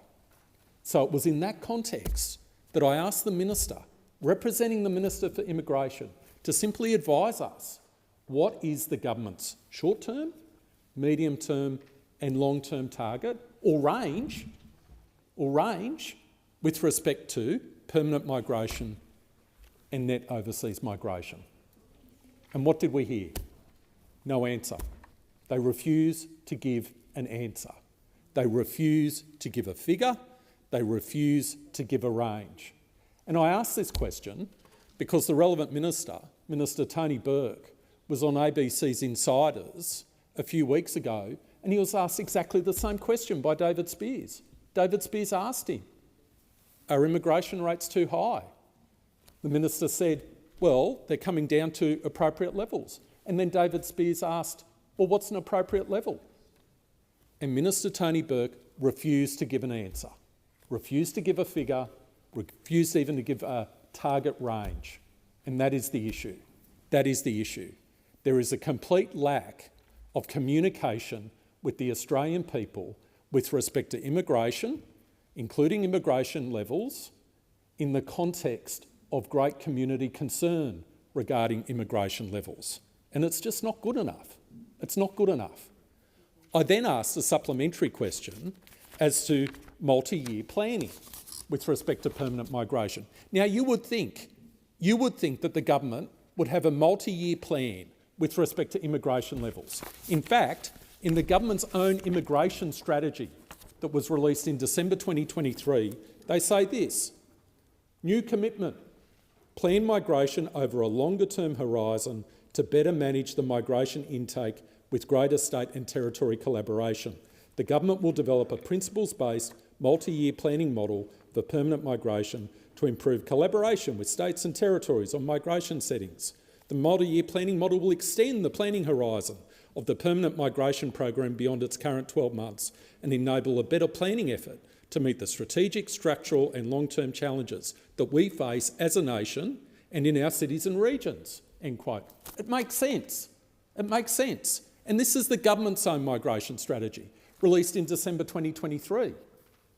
And what we've found is that the government has abandoned that multi-year planning approach, where it actually provides figures going out not just for the current year, but in the years 2, 3 and 4. It abandoned that approach. It didn't communicate that to anyone. It just abandoned it. And it was only after the opposition raised it in estimates that the minister on the same ABC Insiders program was forced to explain. And what was his answer to abandoning a multi-year planning approach? Flexibility. He wants flexibility. I ask everyone listening to this debate, with respect to something as important as immigration in terms of all three levels of government having to plan and coordinate with respect to housing supply, infrastructure, service delivery. You've got to have a plan. You've got to have a medium-term plan and a long-term plan. But the government doesn't have any. It's abandoned any attempt to have a medium or long-term plan. And then lastly, transparency. Now more than ever, Australians need their government to be transparent with respect to immigration policy. Now more than ever. And you know, when Tony Burke, the minister, released the permanent migration program for the current year, he put out a media release that had 3 sentences. 3 sentences, less than 100 words. That was the explanation he gave to the Australian people. No explanation with respect to how housing supply, infrastructure or service delivery was being considered. It is not good enough. Senator Liga. Thanks very much, Deputy President, and I rise to take note of questions asked by Coalition Senators Scarr and Patterson as well. On this side of the chamber, we actually value migrants and we value migration, and we welcome the contribution that they make to our society. And I strongly believe that we're better off as a country because of the contribution that migrants bring to everyday to our society. Unfortunately, there are some on the opposite side, and I won't make a general comment because I do genuinely believe that not all those on the other side of politics try to use migration and immigration as a way to divide us and to pin people against each other. It's really disappointing to see people celebrating in the name of being patriots or whatever dog whistling that they're up, they drape an Australian flag around each other and talk about migration, and they try to say that we shouldn't be letting people come into the country. Well, I seriously challenge that, and I seriously take issue with using our national flag in a way that is to divide rather than to celebrate each other and to welcome people to our community. Migrants, when they come to this country, they often come to regional areas like Tasmania and to Hobart, where I had the great pleasure of living for several years. And you see people and you talk to people and you think they only want to come here and they want to make they want to make a contribution to our way of life and to make our country better. When it comes to the migration numbers are actually, they peaked in the 2022-2023 year at around 538,000 after the peak of COVID. Once the borders reopened, and as you imagine, people started to come back, people wanted to come back and study, people wanted to come back to this great place. I mean, why wouldn't you want to come here? It's the best place in the world. And so ever since then, since the steps that this government has been taking, is to actually, has seen the migration numbers start to decline. And in the 12 months to March 2025 was down to 315,000, which is 40% less compared to that peak. When it comes to people that have been bringing, to people that come here and to migrants, they do a lot of important roles and they come here and do a lot of important work. These are some of the most cherished people in our country. These are doctors, they are nurses, they're some tradies. They bring valuable skills to our country, and we're in the middle of a skills shortage. We're in the middle of a housing supply crisis, and that didn't happen by accident. It happened by, well, let's just say neglect from those opposite. They didn't have a housing minister for a lot of their decade in office. We've since taken steps to create paths for people to get skills in this country, such as our fee-free TAFE, to allow people to get the skills. But migrants are complementing these policies. Migrants come in and they're bringing specialised skills to be able to assist with some of these shortages. And I know we need to build more houses. The Housing Australia Future Fund is designed to that. It's just a shame that those opposite and the Greens again teamed up together, like they have in the Tasmania, and they blocked housing.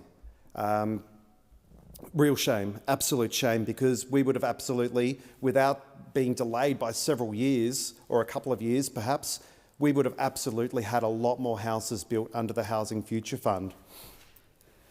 I might just touch on the questions from Senator Patterson in relation to to interest rates. When we come to government, inflation was over 6%, and that again was after a decade of neglect and a decade of Angus Taylor being Treasurer. A decade of coalition policy, and Oh, sorry, your time has expired. Sorry, Senator Henderson. Thank you very much, Deputy President. Well, I want to start by saying I really regret the contribution made by Senator Delegar and the offensive imputations that were made in relation to coalition senators and members. It now seems, according to Labor, that it is an offence to drape the Australian flag and be proud of our flag. And that is exactly, I'll take that interjection, Senator Delegar, that is exactly what you said. You criticised some of us on this side of politics for having the temerity to drape the Australian flag around us, to be proud of our country. And how dare you suggest that is Senator dog whistling? Henderson, direct your remarks through the chair. Through you, Chair. Order. How dare Senator De Liga suggest that is dog whistling? To be proud of our country, to be proud of our flag.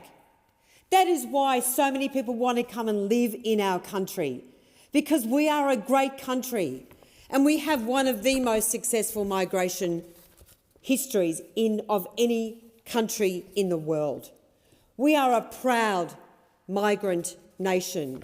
We are a proud multicultural country for those who've been here for thousands of years, for Aboriginal and Torres Strait Islanders, for those who came to our country decades ago, and for recent arrivals.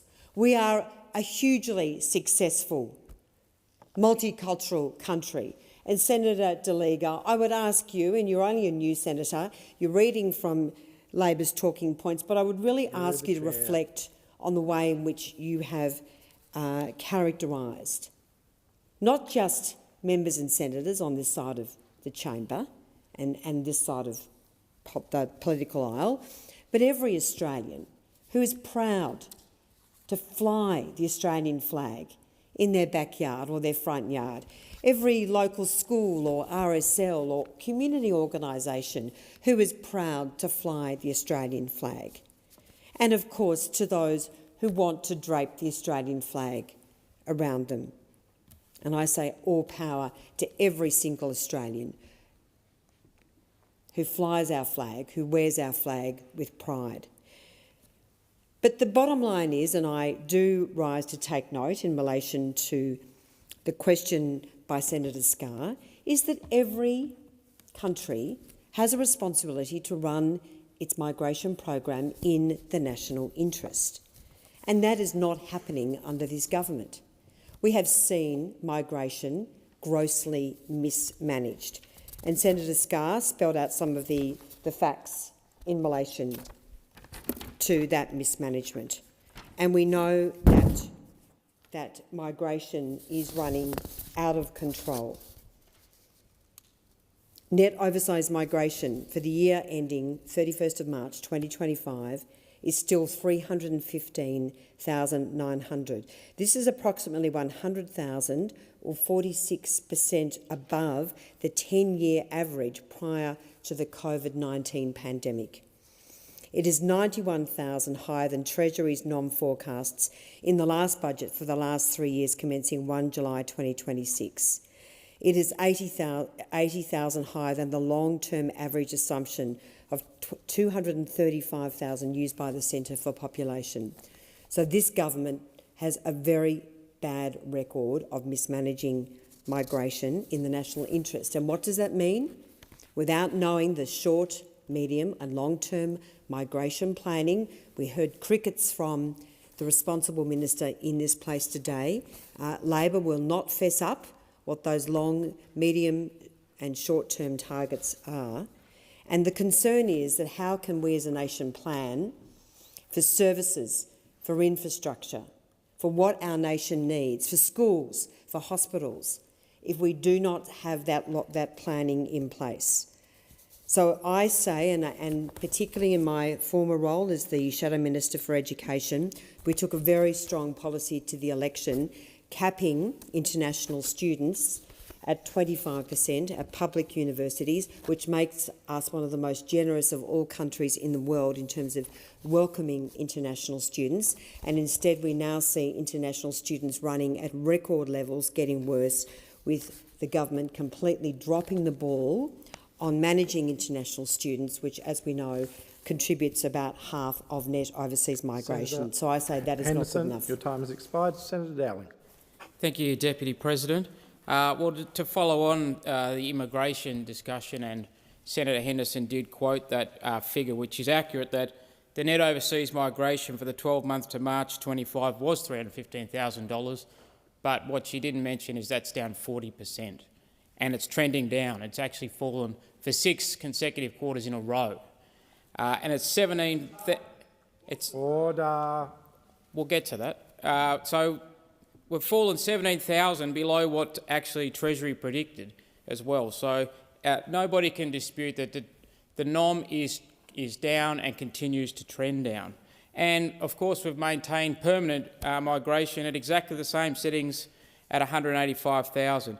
Now, I know Senator Scarr focused a lot on Tony Burke's Insiders interview and what was and wasn't answered, but I thought just let's see what he actually said in response to what's the appropriate level of migration. So I went back to look at the transcript, and he said it's tailored to the needs of the nation is what that's about. And it's retaining reflexibility in the system is really important. And that's why we have, for example, he said, now I never want a situation where we have a demand for more healthcare workers and we say, oh no, we're not going to do them, we're just going to close shifts in our hospital.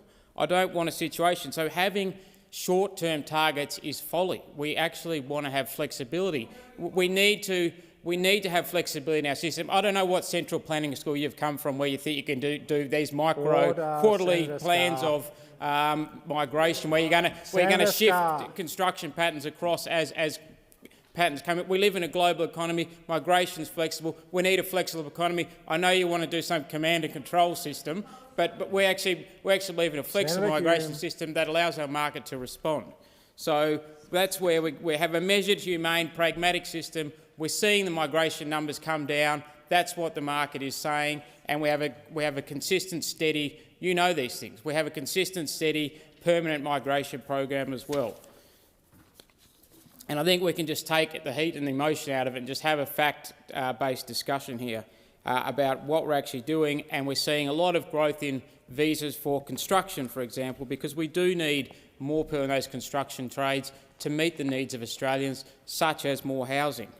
And, you know, the Coalition comes to this debate as though there's no history to it and we're just starting today. But, you know, we've heard the multiple policies, a multitude of unlimited student visas was one of the wasn't a policy, they actually voted for it. Pledged to bring back a visa class that Labor had stopped accepting, so-called cash for visas. So they don't come to this with a clean record. But I'll also just move on and reflect on the Reserve Bank's decision today to hold rates at 3.6%. Of course, people would have liked to see a rate cut, Melbourne and Cup Day rate cut, but that wasn't expected, so the decision was pretty much anticipated. But that comes on the back of 3 rate cuts. So we are seeing rates, which is one of the most important factors in the housing debate, is actually obviously the cost of debt. The cost of debt is significantly cheaper than it has been for a very long time. And we've seen headline inflation continue to trend down. Yes, the most recent quarterly figures did show an increase, but it still remains in the target, and you don't want to read too much into a single quarterly set of data. But we've seen it was 6.1% and rising, and now it's around half of that. So significant progress. Trimmed mean remains within the target band for 3 consecutive quarters. Now, of course, the Coalition claims to be worried about inflation and government spending, but we know at the last election their own costing showed that they were going to be spending more and delivering bigger deficits than the Labor proposal. Similarly, they even opposed tax cuts. So, again, we have these lack of historical context to coming in and criticising things today as though they made a clean contribution to this debate. What we want to see is continuing to bring down inflation, see real wages grow, maintain unemployment at record low levels where it is now, in the face of global uncertainty. And that's why you've seen so much focus also from the Prime Minister about shoring Australia's spot internationally. That will help give security with our trading partners, and we can also deliver cost of living security at home. Senator Dowling, your time has expired. Senator Hume. Thank you, Deputy President. I rise also to take note of answers to questions from my colleagues Senator Scarr and Senator Patterson. And I shouldn't say answers, although there does seem to be a pattern for them. Perhaps it's a lack of answers. There seems to be a recurring theme here of the lack of scrutiny, the avoidance of scrutiny by this Labor government, because prior to the election, Labor committed to bringing down migration numbers, and they committed to and I'm quoting here, a principles-based multi-year planning model for permanent migration and to collaborate with states and territories. This was an election promise. However, just last weekend on the ABC, that commitment, that promise to you was abandoned. It was abandoned by the minister, who is now refusing to provide a target number. He's even refusing to provide a range on permanent migration, even on net overseas migration. In fact, all the minister has provided is 3 sentences, less than 100 words, a description of the program for the current year. Well, how on earth is a country supposed to plan its growth, its infrastructure, its housing, its healthcare, with nothing but a 100-word statement from a government that is shifty, from a government that is avoiding scrutiny at every single term? Now, let me be very clear here. Australia is a highly successful, peaceful, multicultural, proud migrant nation.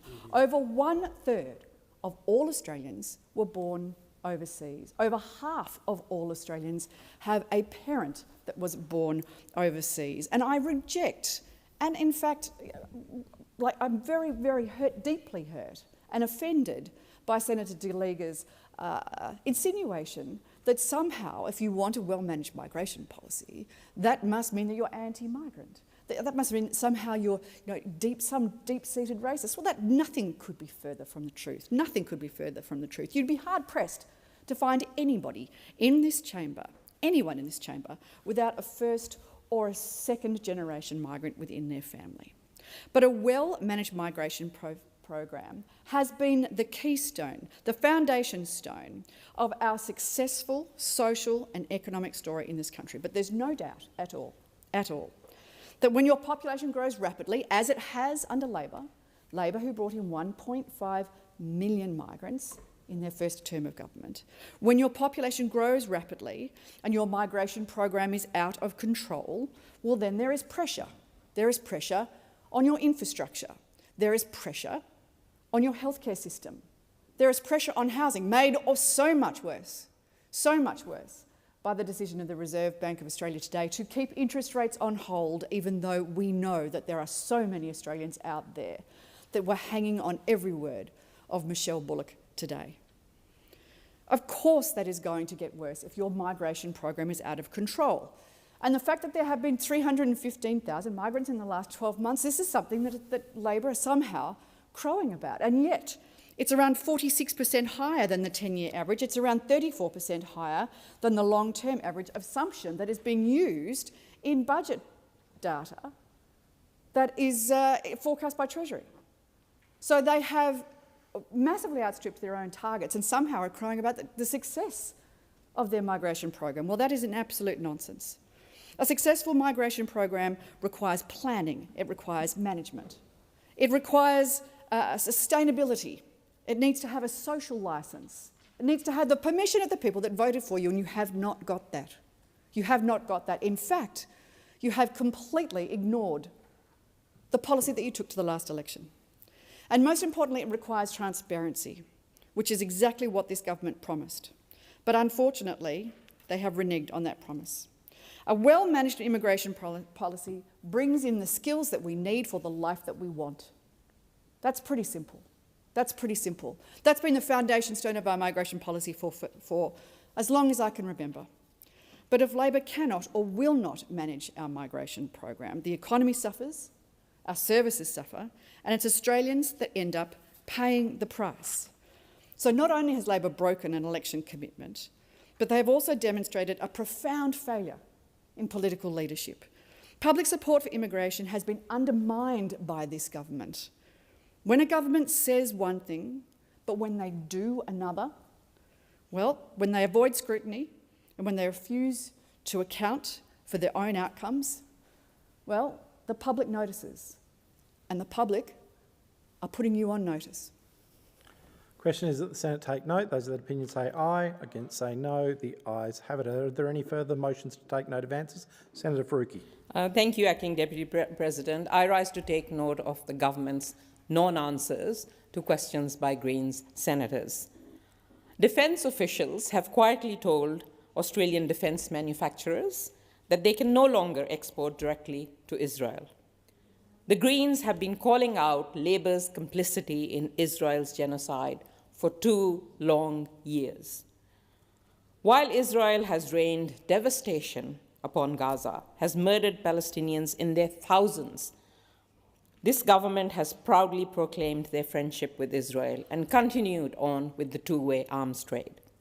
This directive to the defense industry is one step forward, but this shows the power of the people, the power of the people's movement. The pressure of hundreds of thousands of people taking to the streets has finally propelled this government into some small action. We know that this is the action of a government desperate to escape accountability before an inevitable finding of genocide from the world's top court. We also know that this is not enough. This will not affect the flow of the F-35 jets, whose supply chain Australia remains happily embedded in. It will not hold Israel to account for the ongoing genocide against Palestinians. It will not open up the aid channels that remain blocked. It will not secure any genuine peace, self-determination, or justice. It will not do any of those things because it leaves the real mechanisms of violence and oppression untouched. On the one hand, the Labour government quietly directs defence companies to stop their direct exports to Israel, while at the same time, they intimidate people who are calling out the war machine and the corporations profiting from death and destruction. In Sydney this morning, the voices of conscience in this nation turned up to stand against a state government-sponsored arms expo, which hosted Israel's largest weapons companies. Right on cue, though, protesters were pepper-sprayed, arrested, and intimidated. And what was their crime? Standing up for peace, standing against war, standing for the Palestinian people. Targeting peaceful protesters while rolling out the red carpet for war profiteers is an inversion of justice. What message does this government send to the world, to Palestinians and to Australians, with its meaningless words, toothless actions, and endless demonization of pro-Palestine protesters? It says that you can tinker around the edges of the arms trade, but you must leave the real pathways of death and destruction and their profits untouched. It says you protect the weapons conference, but abandon the Palestinians targeted by the war machine. It says you talk about justice while deep in contracts with weapon companies who profit off death. Today's violence against protesters at the Arms Expo in Sydney is not incidental. It is emblematic. It is a warning that the state will protect the weapons corporations, not the oppressed. It will silence the protesters, not the perpetrators. It is not too late for action. Sanction Israel now. Send the war criminals to The Hague and free Palestine. Question is that the Senate takes note. Those of that opinion say aye. Against say no. The ayes have it.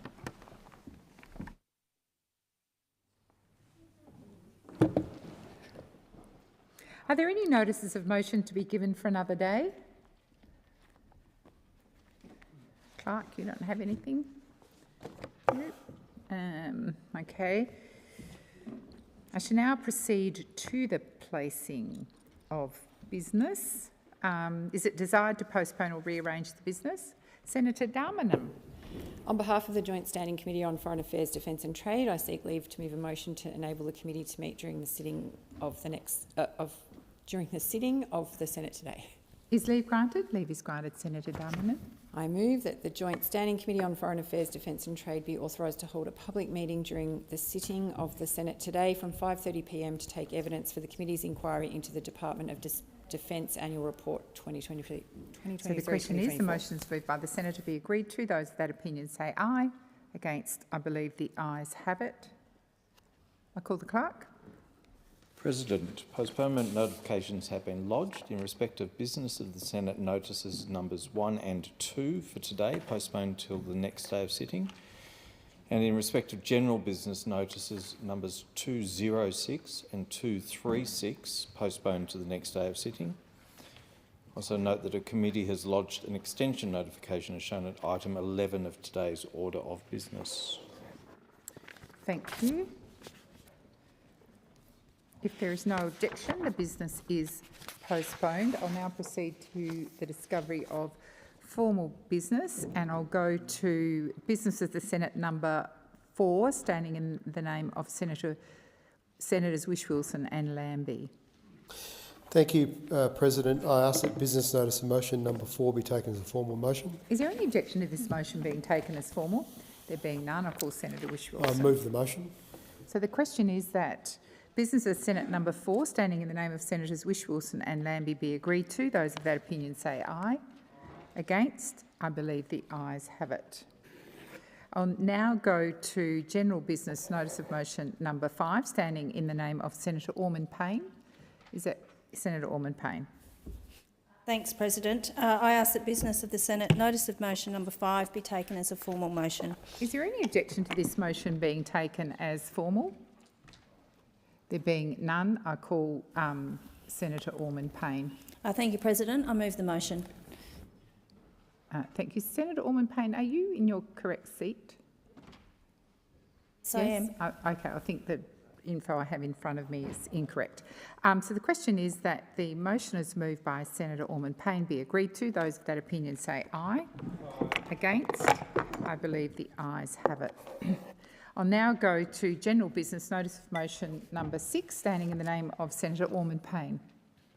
Thanks, President. I ask that business of the Senate notice of motion number 6 be taken as a formal motion. Is there any objection to this motion being taken as formal?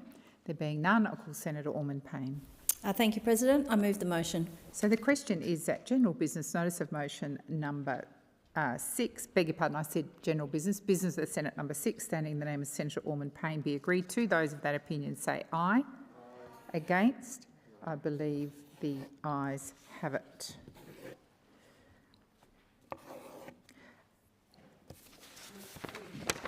I'll now go to general business notice of motion number 207, standing in the name of Senator Bragg. Is that you, Senator Askew? It is. On behalf of Senator Bragg, I ask that general business notice of motion number 207 be taken as a formal motion. Is there any objection to this motion being taken as formal? There being none, I call Senator Askew. I move the motion. So the question is that general business notice of motion number 207, standing in the name of Senator Bragg, be agreed to. Those of that opinion say aye. Aye. Against?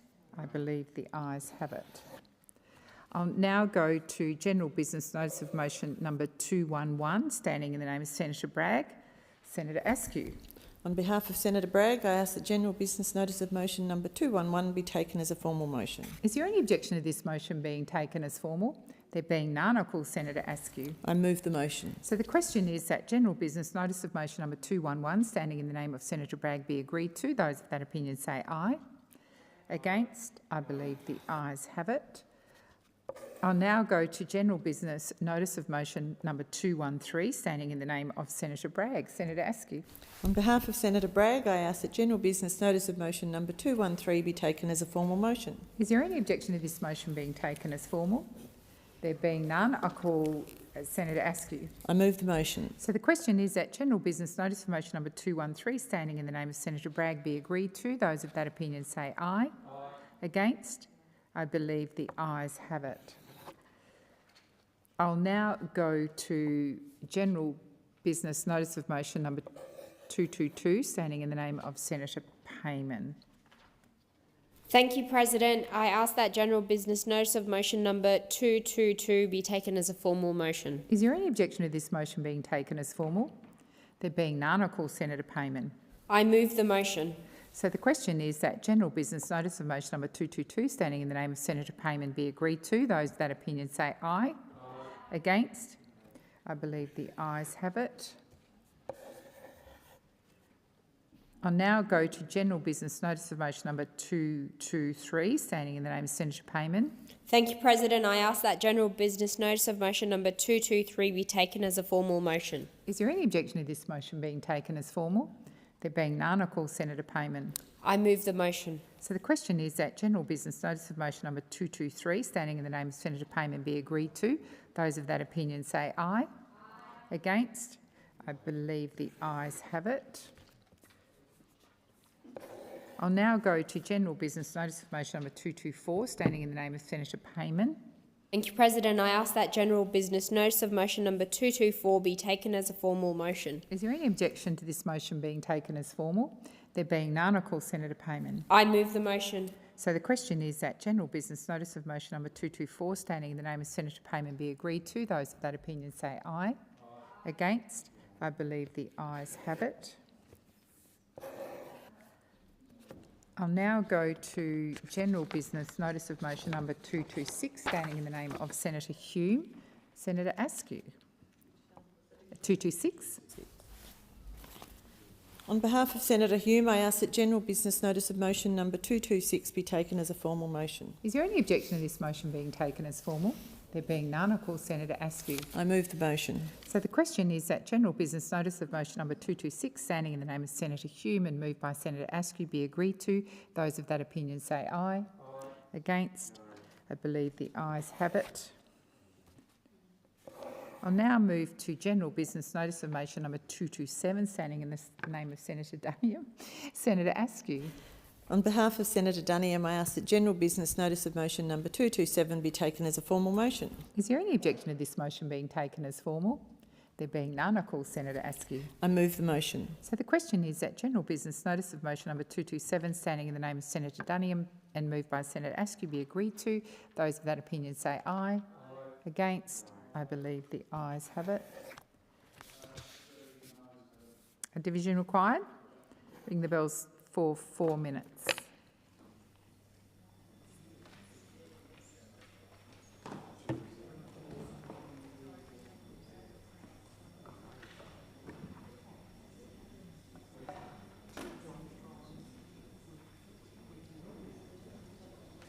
Withdraw 221.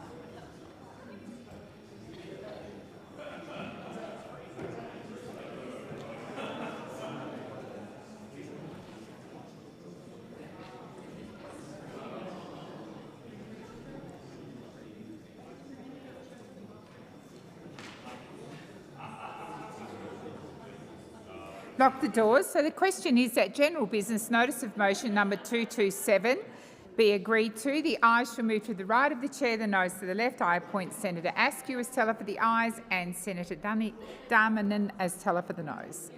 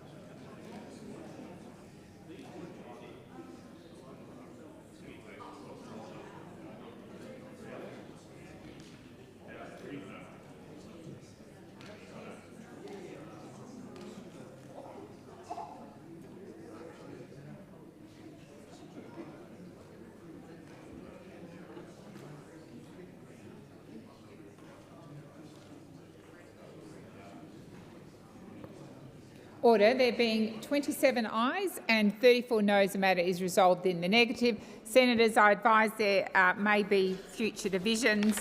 There will be 1-minute bells where possible. I'll now go to business of the Senate. Senator Chisholm.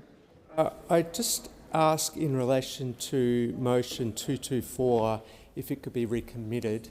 I was slightly not paying attention and didn't call a division on that, and I believe it was called for the ayes when I don't think that actually reflects the will of the chamber.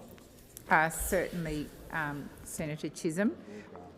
Is leave granted? Leave is not granted, Senator Chisholm.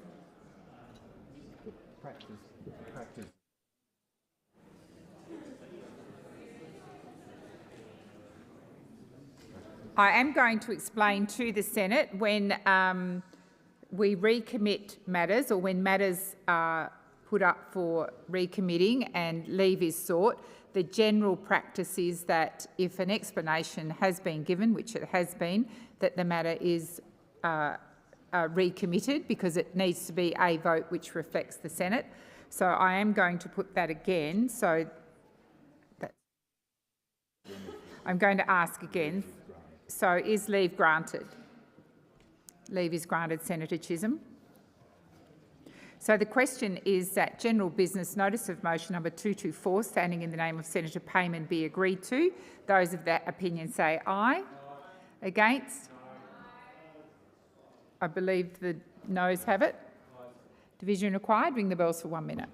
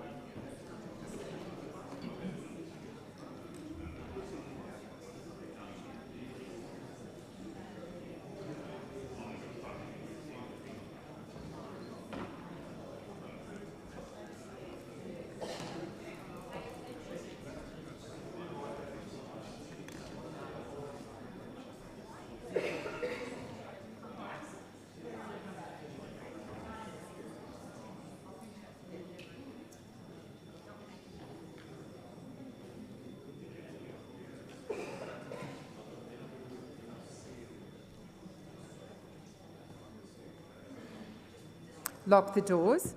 So the question is that general business notice of motion number 224 standing in the name of Senator Payman be agreed to.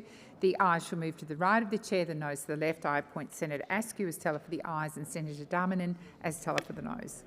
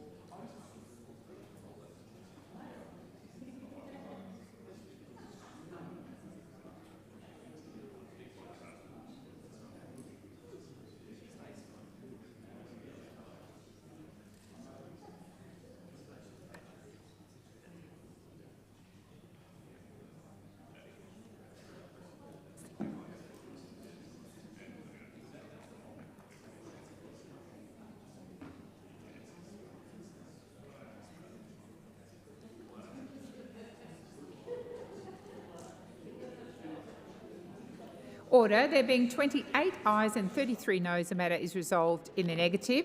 We're now going to go to business of the Senate number 3, standing in the name of Senator Shoebridge. Oh, I understand that's to be debated. Thank you very much. I'll now go to business of the Senate number 34, which again is in the name of Senator Shoebridge. Senator Shoebridge. It's general business, sorry. General business 34. Thank you, President. I ask that general business notice of motion number 34 be taken as formal. Is there any objection to this motion being taken as formal? There being none, I'll call Senator Shoebridge. I move the motion. So the question is that general business notice of motion number 34, standing in the name of Senator Shoebridge, be agreed to. Those of that opinion say aye. Against? I believe the noes have it. Division required. Ring the bells for 1 minute.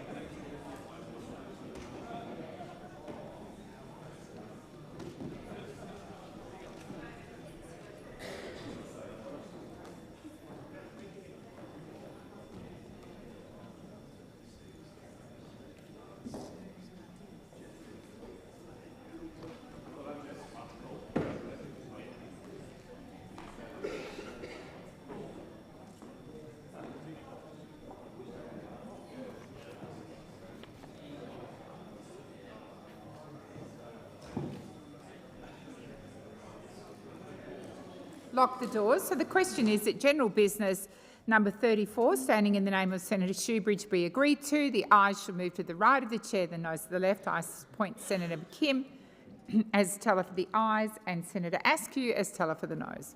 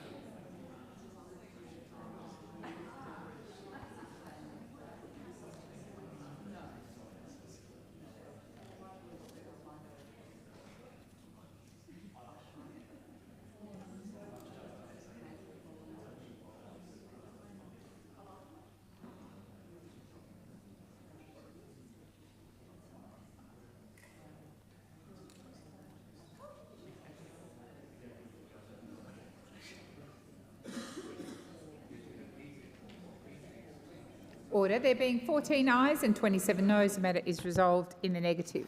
I'm now going to go to general business notice of motion number 163, standing in the name of Senator McKim.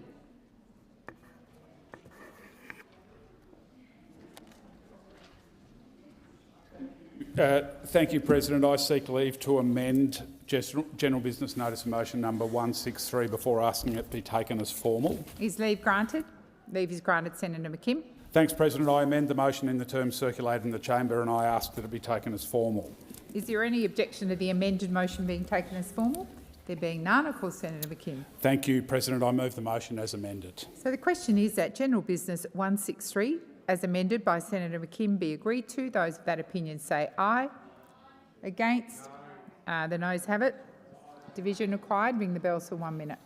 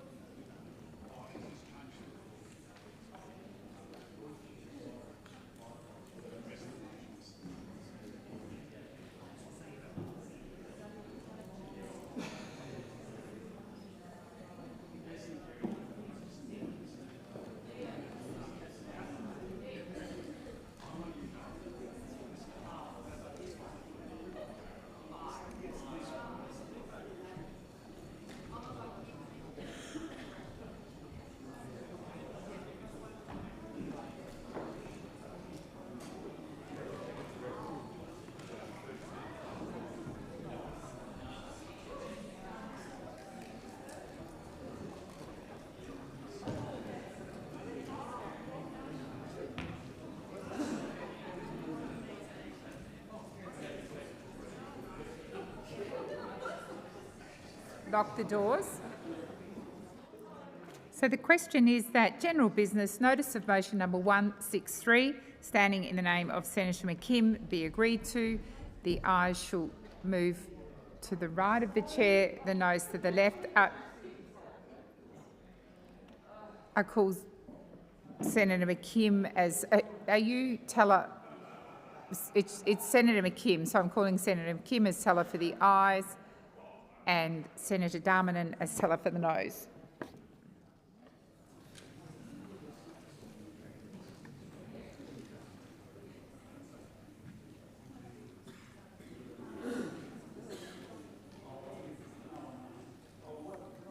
Yes. No, you can't, but I can. I appoint Senator Askew as teller for the ayes.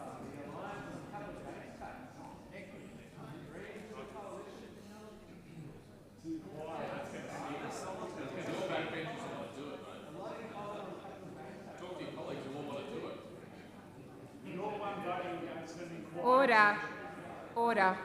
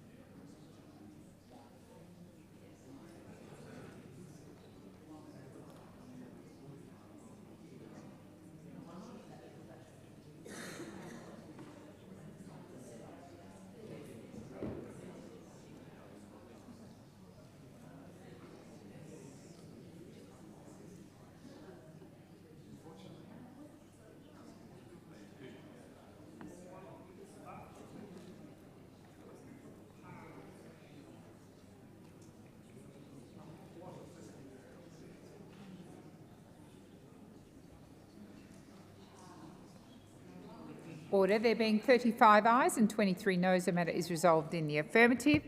I'll now go to general business notice of motion number 164, standing in the name of Senator Barbara Pocock. Thank you, President. I seek leave to amend general business notice of motion number 164 before asking that it be taken as a formal motion. Is leave granted? Leave is granted, Senator Pocock. I amend the motion in the terms circulated in the chamber and I ask that it be taken as formal. So the question is that the motion as amended by Senator Pocock be taken as formal. Is there any objection to that? There being none, I call Senator Pocock. I move the motion as amended. So the question is that general business notice of motion number 164, standing in the name of Senator Barbara Pocock, as amended, be agreed to. Those of that opinion say aye. Against? I believe the noes have it. Division required. Ring the bells for 1 minute.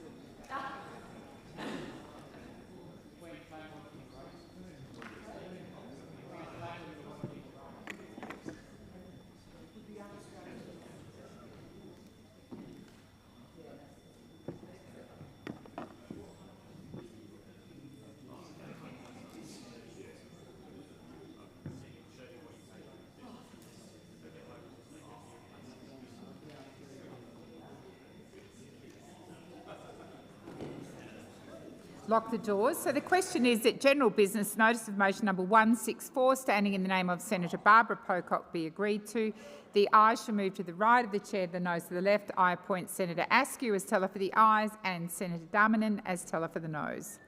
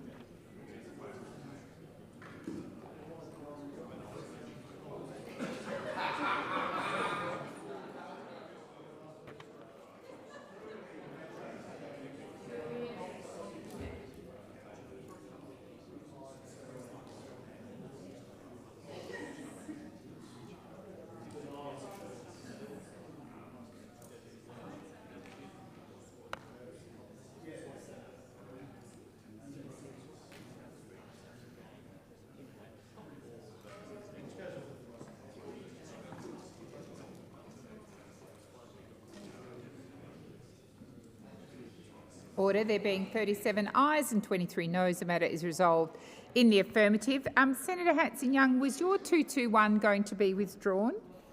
Yes, President, it is. Thank you. We'll now move to general business notice of motion number 166, standing in the name of Senator Bragg. Senator Askew. On behalf of Senator Bragg, I seek leave to amend general business notice of motion number 166 before asking that it be taken as a formal motion. Is leave granted? Leave is granted, Senator Askew. I amend the motion in the terms circulated in the chamber and I ask that it be taken as formal. So the question is that is there any objection to the motion as amended being taken as formal? There being none, I call Senator Askew. I move the motion as amended. So the question is that general business notice of motion number 166, standing in the name of Senator Bragg, as amended by Senator Askew, be agreed to. Those of that opinion say aye. Against? I believe the noes have it. Division required. Ring the bells for 1 minute.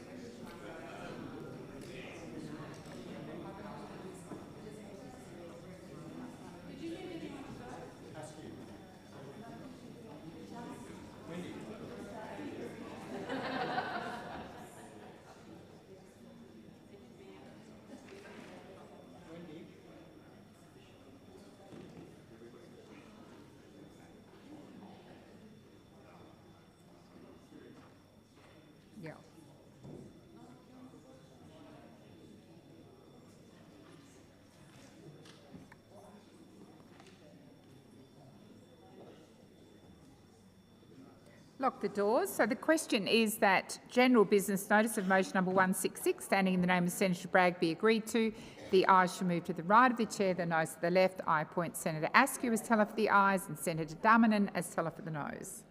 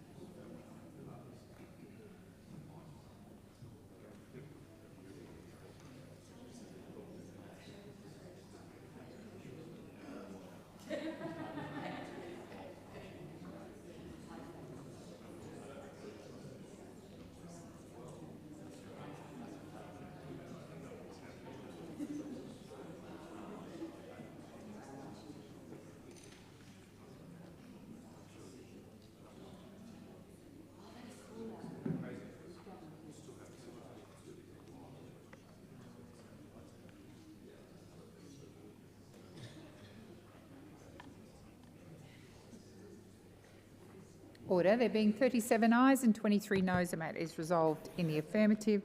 We're just going to change the chair.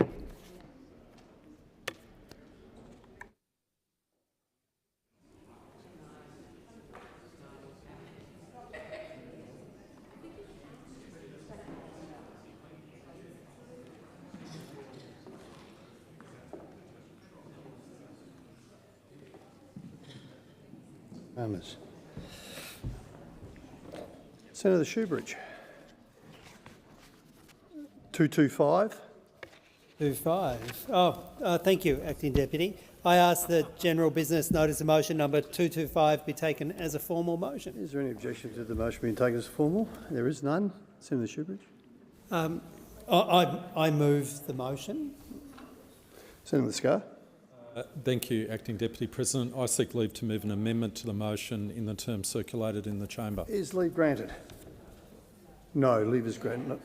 Yeah. Leave is granted. I move the amendment. You move the amendment? Okay. I'll put the amendment. Those that have been so.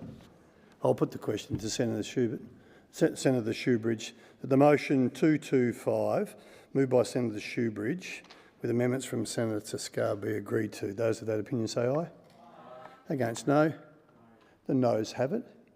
Division required. Ring the bells.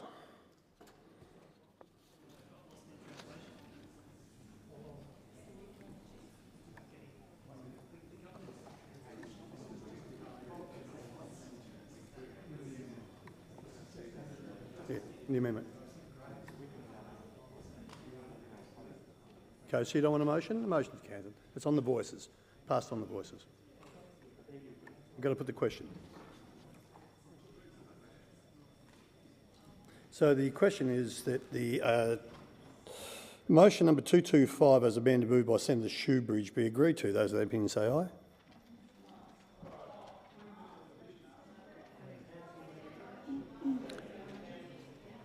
With the amendment went through in voices. So I'm now putting the motion that's amended. Putting the motion as amended. This is the motion as amended. I took it through on the voices, Senator McKim. The amendment on the voices. And now I'm putting the motion as amended. To which I've asked that those of the opinion say aye. Against, no. The noes have it. Right, division required.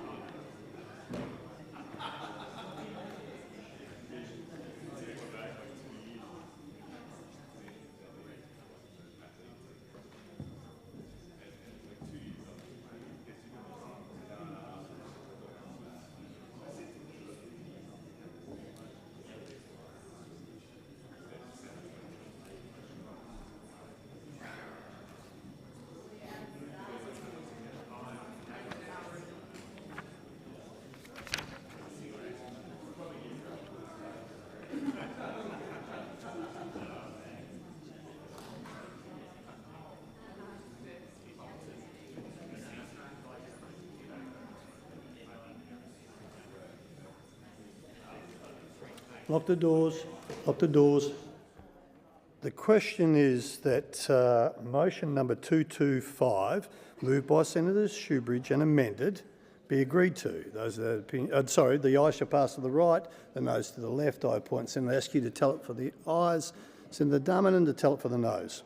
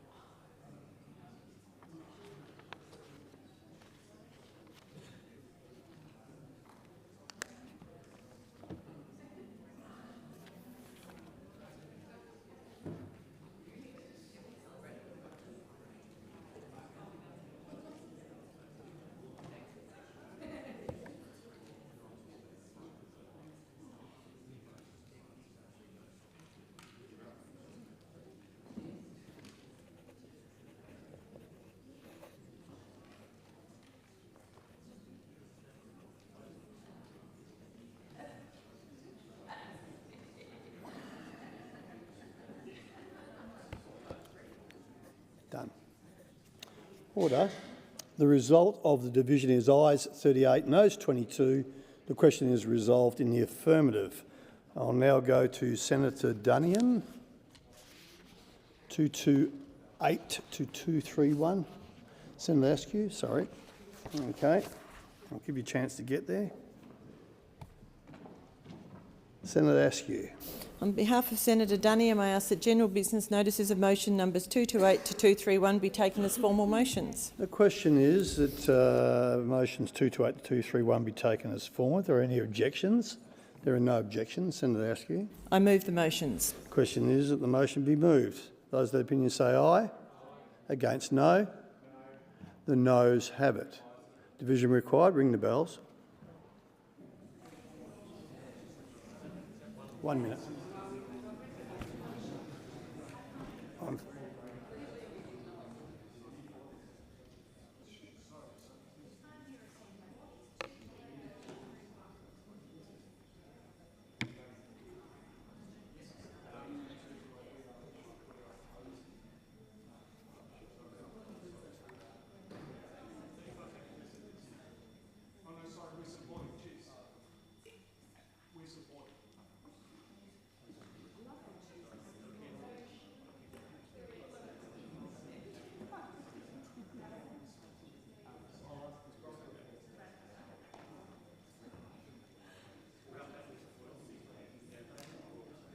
Order. The government wishes to cancel the motion.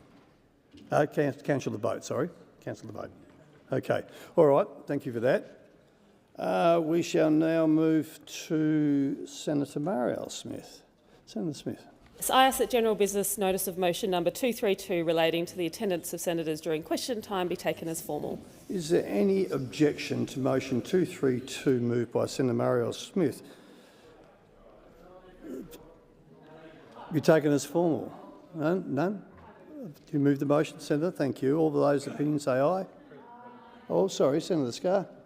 I seek leave to make a short statement. Is leave granted? Leave's granted for 1 minute, Senator Scarr. This motion is nothing but a juvenile stunt, and I'm surprised that Senator Wong, as someone with the experience she has had in this chamber, would allow this motion to see the light of day.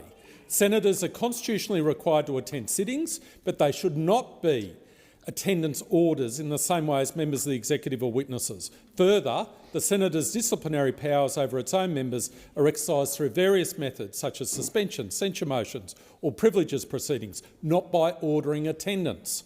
Senator Marielle Smith seems to also have overlooked circumstances where senators may need to be absent from the chamber for urgent personal or medical reasons that do not require a leave of absence without getting permission of all independent senators and whips.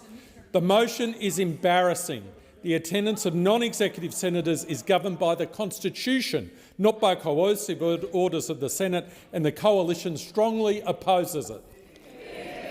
On that, I'll put the question. The motion moved by Senator Smith, 232, be agreed to. Those of that opinion say aye.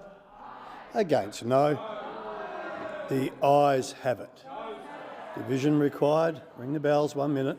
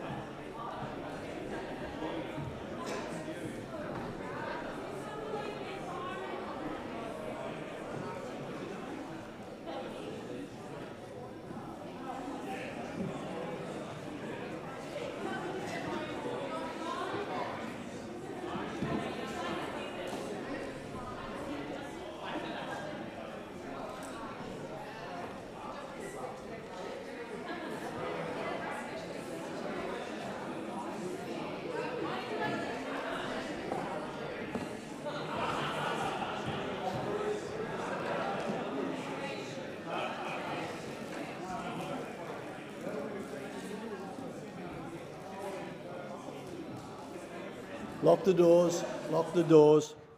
The question is that motion 232, moved by Senator Marielle Smith, be agreed to. The ayes shall pass to the right of the chair, the noes to the left. I appoint Senator Darmanin to tell it for the ayes and Senator Askew to tell it for the noes.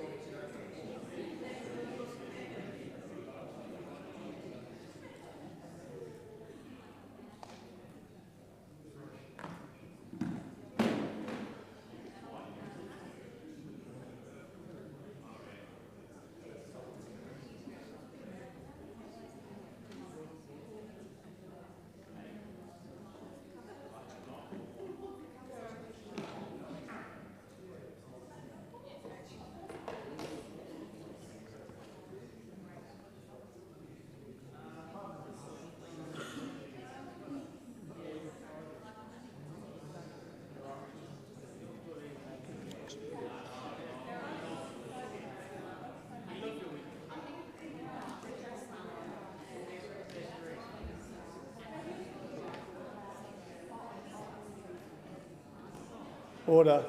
The result of the division is ayes 22, noes 38. The question is resolved in the negative. Now, Senator Dean Smith, 233.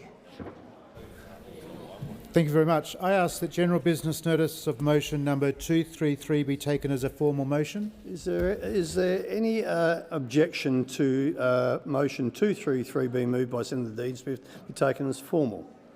Those of that opinion say aye. No. Senator Dean Smith. I move the motion. The question is that motion 233 by Senator Dean Smith be agreed to. Those of that opinion say aye. Against, no. The ayes have it. Ayes have it. Senator Smith, Dean Smith, again. Thank you. I move that... Thank you. I ask that general business notice of motion number 234 be taken as a formal motion. Is there any objection to motion 234 moved by Senator Dean Smith to be taken as formal? There is none. Senator Smith? I move the motion. The question is that motion 234 moved by Senator Dean Smith be agreed to. Those of that opinion say aye. Against, no. The ayes have it. Senator Bragg. No. Senator Askew. On behalf of Senator Bragg, I ask that general business notice of motion number 235 be taken as a formal motion. Is there any objection to this motion moved by Senator Askew on behalf of Senator Bragg to be taken as formal? There is none. Senator Askew. Motion. The question is the motion moved by Senator Askew on behalf of Senator Bragg be agreed to. Those of that opinion say aye. Against, no. The ayes have it. Senator Askew. For Senator Ruston, 236. Last one. It's been postponed? Yeah, I thought it was one that was... That's getting even better. Thank you. Senator Dean Smith, 237. Thank you. I ask that general business notice of motion number 237 be taken as a formal motion. Is there any objection to motion 237 moved by Senator Dean Smith being taken as formal? There is none. Senator Smith. Thank you. I move the motion. And I put the question. All those of that opinion say aye. Against, no. The ayes have it. Ayes have it. That's it. Thank you, senators. And I'll give an opportunity for people to go out quietly, and then I'm going to go to item 13. Senator Henderson. Thank you very much, Acting Deputy President. I seek leave to move a notice of motion for a supplementary budget estimate spillover hearing of the Environment and Communications Legislation Committee to be held from 4:30 p.m. to 7:30 p.m. on Thursday the 6th of November 2025. Is leave granted? Senator, leave is not granted. Okay, we shall now, as senators leave, I go to item 13. Thank you very much. Senator Bragg has submitted a proposal under Standing Order 75 today. It is shown at item 13 on today's order of business. Is consideration of the proposal supported? Yes? Okay. With the concurrence of the Senate, the clerks will set the clock in line with informal arrangements made by the whips. And I now call Senator Bragg. Thank you very much, Acting Deputy President. So the main point in this matter of public importance is that the taxpayer is underwriting a $60 billion housing scheme across the board, across this Commonwealth, in which the government is building fewer houses than were built under the previous government. So who could believe that you could conjure up a way to waste $60 billion of taxpayer funds to get fewer houses than we had before? And now we have the largest population that we've ever had, and we have per capita the largest drop in completions. But what we do have is a lot of bureaucracy, a lot of government programs, a lot of dodgy accounting, and in fact, one of the most extraordinary elements of all this is the way that the government has set up these housing schemes. A lot of them are off budget. So even though we've already seen 10 years of red ink, that doesn't take into account the fact that some of the kooky schemes, like Help to Buy, are all off budget. So what you've seen under this government is the breaking down of the integrity of Australia's public finances. If you look at the overall picture in the final budget outcome, it doesn't tell you the overall picture. All it tells you is what they've got on budget. And so it is extraordinary to me that this degree of funds have been allocated to housing to produce fewer houses. And I think it is important to note that no matter how well-intentioned the programs are, the central agency of the Housing Australia fame has been a bureaucratic quagmire. The Housing Australia Future Fund, for example, which has been in business for 2 years, has $10 billion and has so far built no houses. But what it is doing is overpaying for proposed new dwellings. Now, the average cost to build a new house in Australia is about $500,000. But how much is the Future Fund paying? $1.2, $1.3 million in some cases. Now, that is not good value for money. And that is why we welcome the Auditor General's independent investigation into the spending of this agency. I think there are significant probity issues. Because of this government's addiction to secrecy, we haven't been able to get to the bottom of the meetings that were conducted by the Treasurer and the Housing Minister with the major investors who have become the biggest beneficiaries of this scheme. The major super funds, the Labor Party's best friends, $2.8 billion they've received from the Housing Australia Future Fund. The same people that I suspect helped the Treasurer design the payment scheme got the cream at the end. Now, this is a matter that the Auditor General will have to investigate, because why should the taxpayer be paying $1.2, $1.3 million per house? It'd be easier just to pay that $500,000 and set them up as public housing. Why do we have to pay these investors this premium?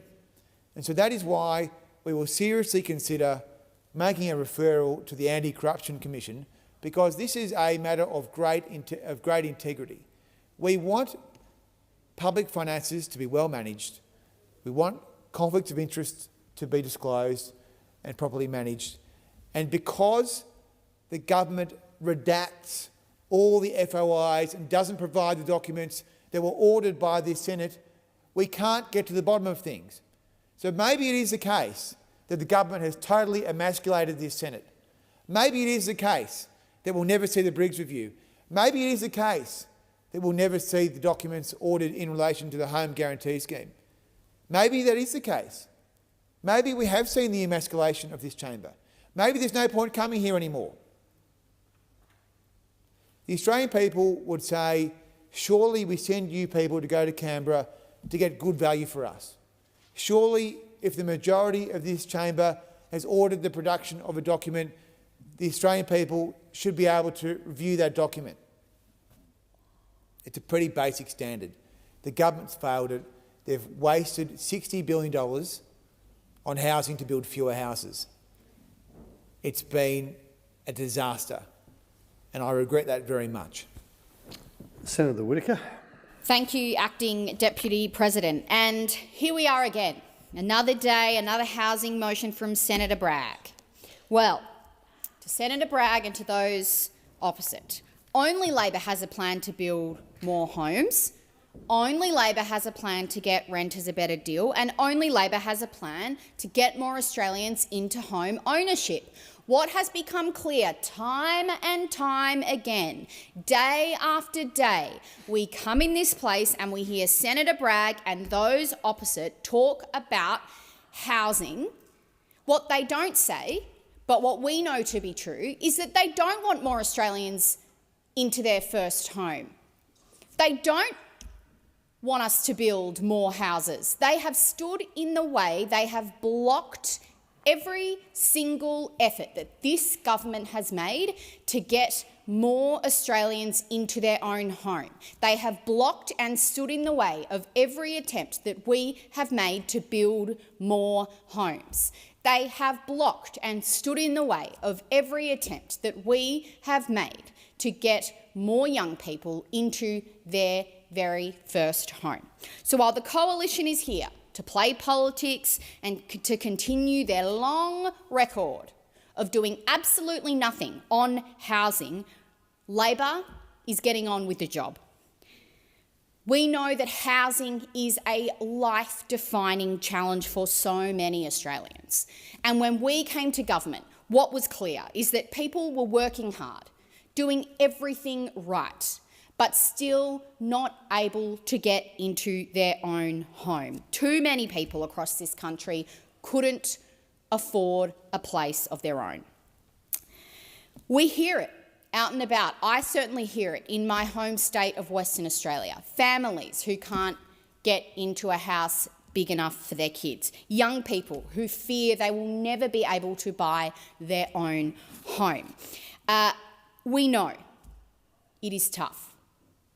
It's because when we came to government, there had been a decade of neglect when those opposite were at the table. I was astonished to learn that they didn't even have a housing minister for most of their time in government. Well, no wonder we are in the position we are in. Labor has an ambitious $43 billion housing agenda, and we will not be distracted by Senator Bragg. We will not be distracted by those opposite who try to turn this into politics and who try to turn it into a headline grab. We are getting on with the job of delivering the boldest and most ambitious housing agenda that this country has seen in the post-war period. And we will not apologise for it, because we are tackling the housing challenge from every angle.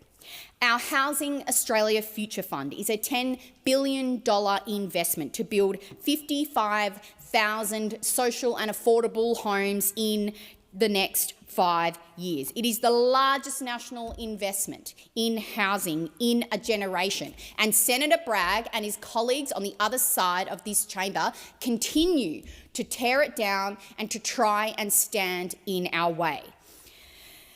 We have a long-term commitment to rebuild Australia's social housing system, and we are proud of that work. We are proud of that record. While we are focused on building more social and affordable homes for Australians, while we are focused on helping more young people get into their first home with our 5% deposit scheme, the Coalition are actively trying to make it more difficult for you to buy your own home. They are actively making it more difficult for us to build the homes that we need to increase housing supply. And without a housing policy of their own, all they know how to do is stand in the way and block and bulldoze. For almost a decade, they were tapped out on this issue. They were tapped out on our national housing challenge. No leadership, no plan, certainly no investment. For most of their 9 years in government, we saw essentially nothing. So, Senator Bragg, I say to you, when your side were in government, you got us into this mess. But what I know is that Labor will get us out of this. We will make the biggest investment in housing in a generation, and we will not let you stand in our way. Senator Pocock. Thank you, Acting Deputy President. I rise to speak on this matter of public importance on Australia's housing crisis. 89% of Australians agree that we're in a housing crisis, and it's clear why.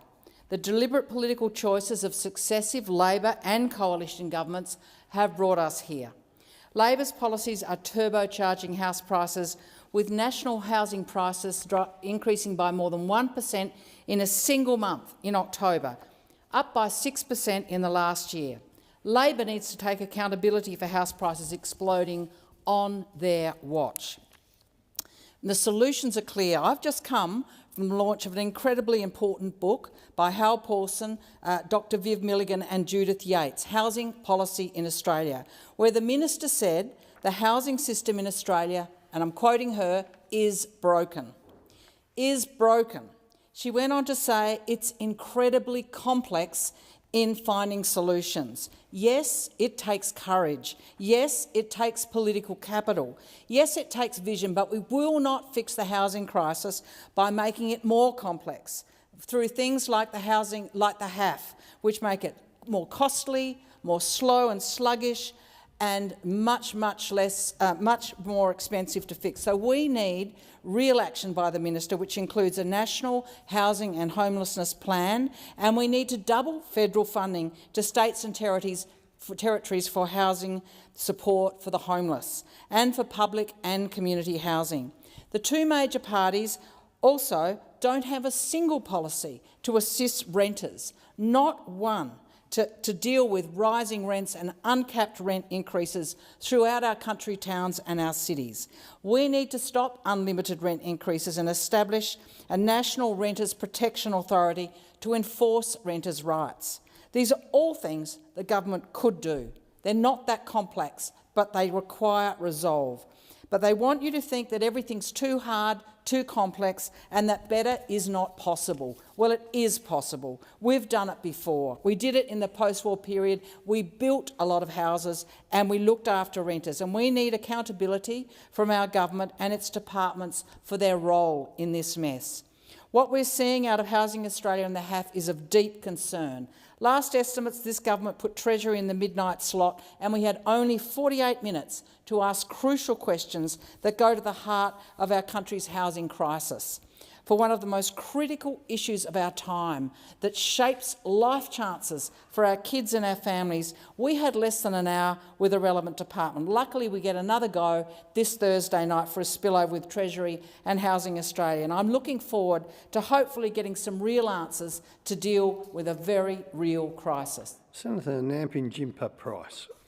Thank you, Acting President. Well, let me break it down for those opposite who clearly, mentioning my colleague Senator Bragg's name several times, appear to be threatened by the fact that he continues to hold this government to account and to call them out on their failed policies. Labor promised to fix Australia's housing crisis. They promised 1.2 million new homes. They promised help for first home buyers. They promised transparency, accountability and results. But what have Australians got instead? Well, Labor's National Housing Accord is dead. It's buried and cremated. Their $60 billion housing plan is nothing more than a bureaucratic mirage, a tangle of failed programs, false promises and fiscal waste. The Housing Australia Future Fund, the so-called HAF, has become Pink Bats 2.0, a putrid waste of public funds and maladministration. It's a monster that eats money and doesn't build houses. The numbers tell the story, of course. Under the former coalition government, Australia was building around 190,000 new homes a year. Under Labor, that number has slumped to barely 177,000 and it's falling. That's tens of thousands of families missing out on the Australian dream. Builders are short more than 83,000 tradies, according to the HIA. Costs are rising, confidence is collapsing, and still, Labor can't explain where the money is going. The Auditor General found that only $13 million was spent by the HAF in 2024-25, yet somehow $137 million vanished, poof, in just one quarter this year. Where is the accountability? Where are the results?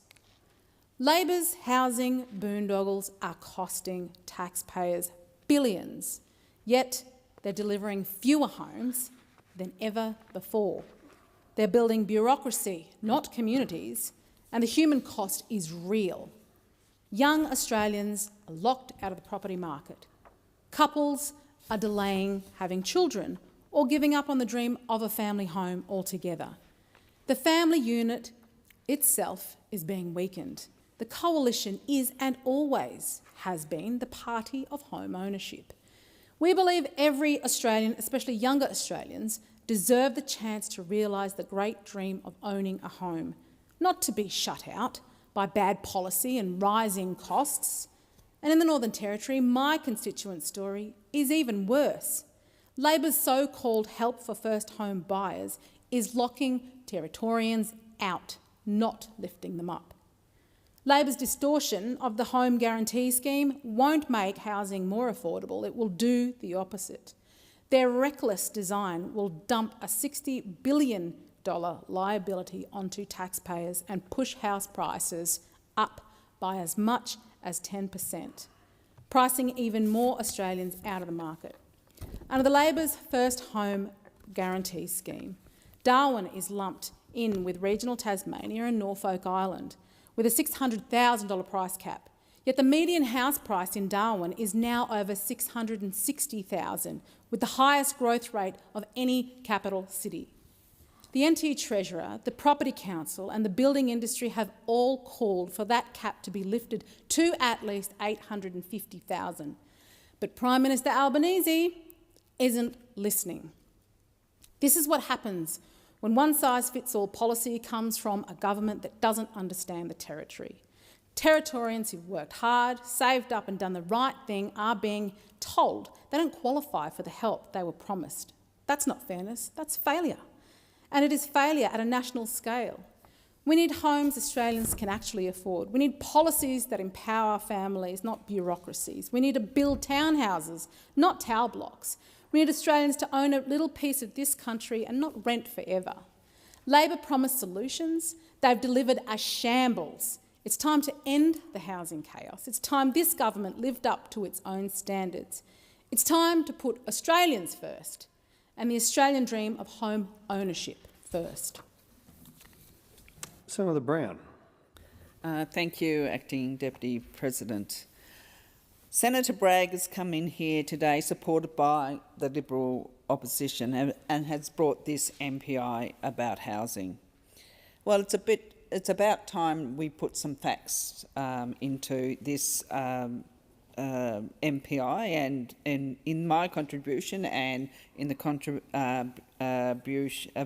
contribution by Senator Whittaker, we've had some facts. From the other side, we've had nothing but spin. And unfortunately, not much support for those people out in the community that are looking to buy homes. When they had a chance, when the Liberal Party, the Coalition, were in government, when they had the chance to act, they had no plan, no ambition and no housing minister. Don't worry about this MPI. Their plan was MIA, missing in action. Almost a decade in government, the Coalition left behind a housing system in crisis. Home ownership fell. Rents skyrocketed. Social housing virtually stopped being built.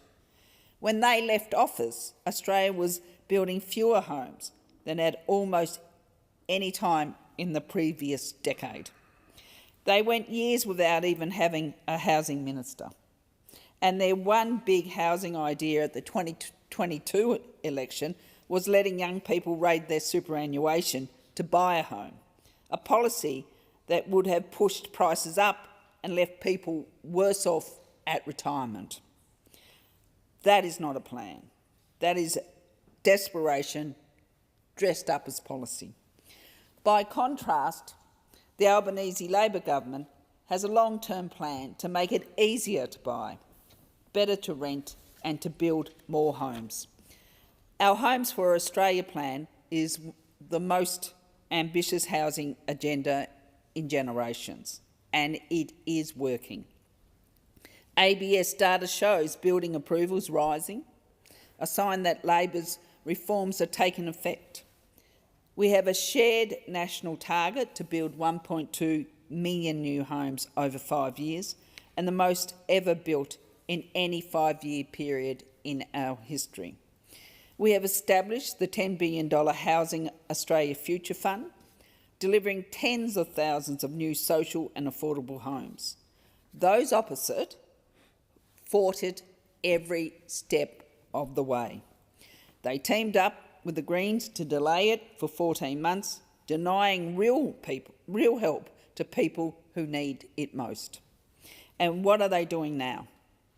Still voting against housing supply, still opposing build-to-rent projects that will deliver 80,000 new rentals, still blocking tax incentives that would get shovels in the ground. The same people who did nothing in government are now standing in the way of progress in opposition.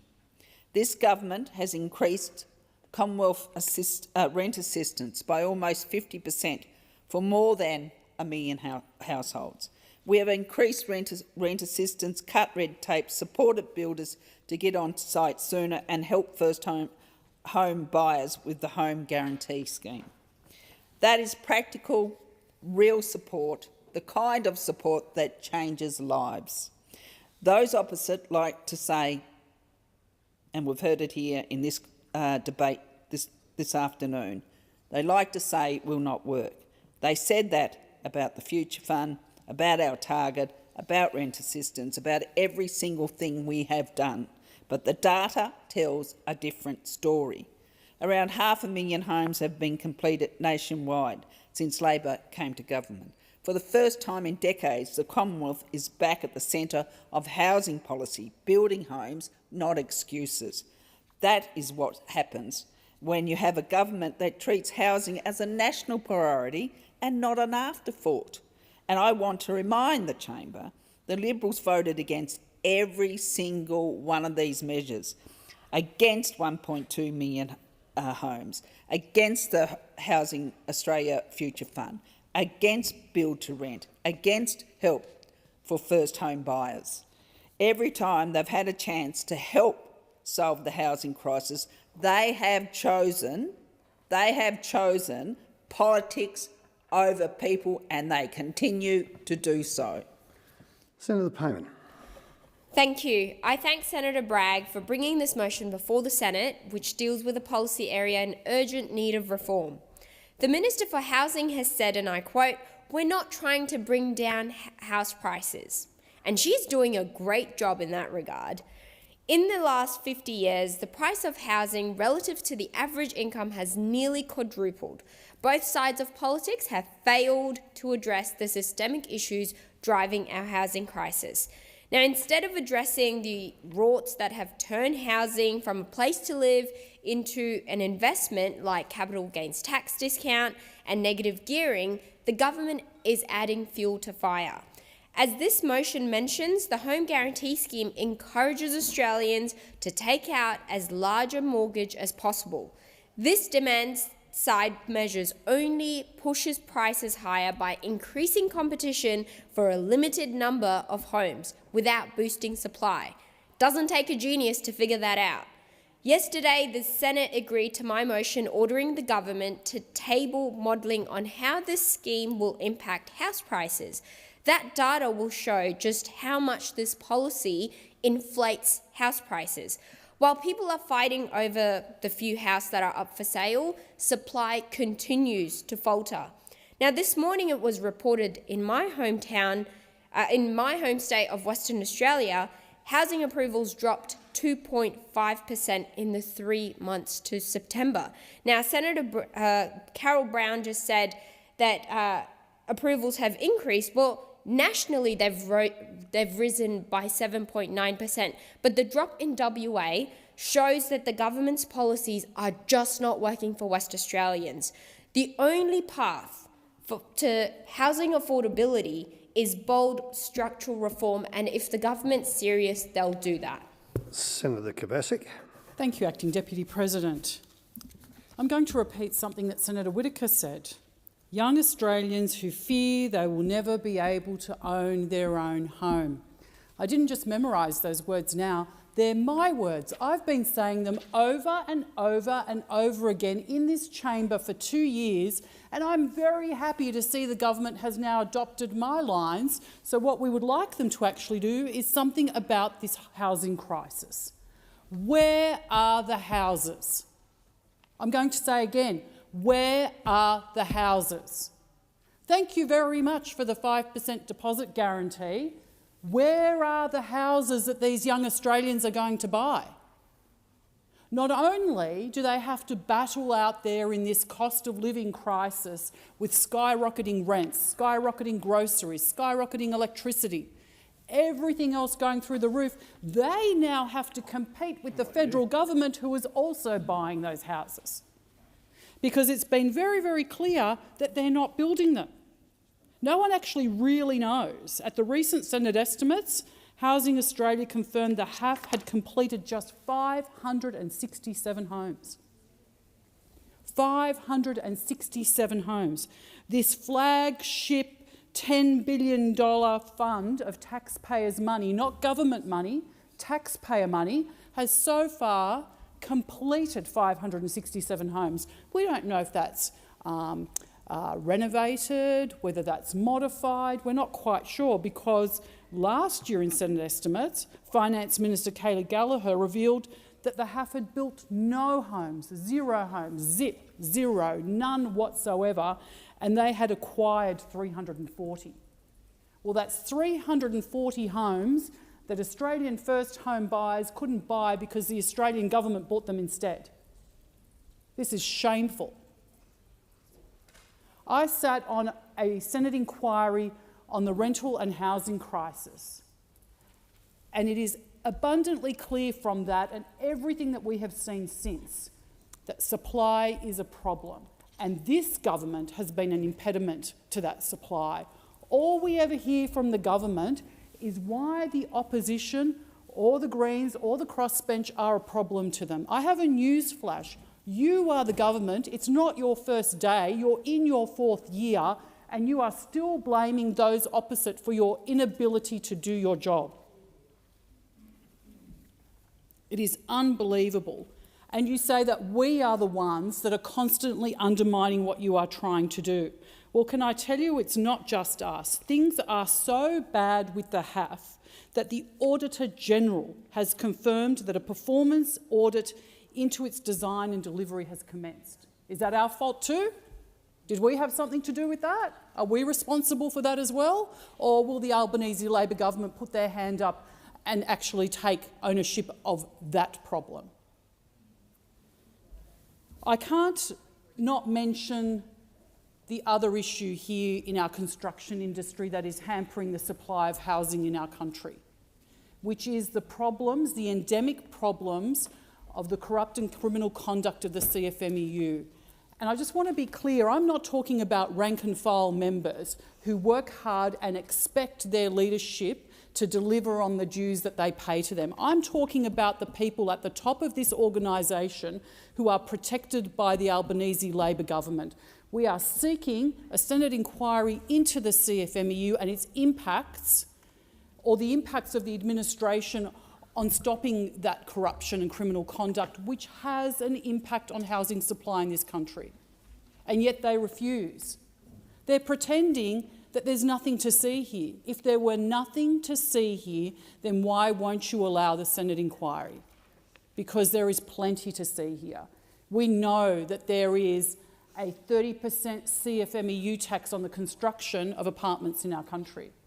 So 30% more that young Australians are going to be paying to purchase that new apartment on top of the additional cost of the demand driven by this 5% guarantee scheme that young Australians will have to pay because this government is protecting the CFMEU. That is absolutely egregious. And they're blaming Senator Bragg for that. Well, he will keep bringing this up and we will keep standing up to support him until we hold this government to proper account for the fact that they've been unable to build the houses that we... Your time has expired. The Senate will now consider the proposal from Senator David Pocock, which is also shown at item 13 on today's order of business. Is the consideration of the proposal supported? With the concurrence of the Senate, the clerks will set the clock in line with the informal arrangements made by the whips. I call Senator David Pocock.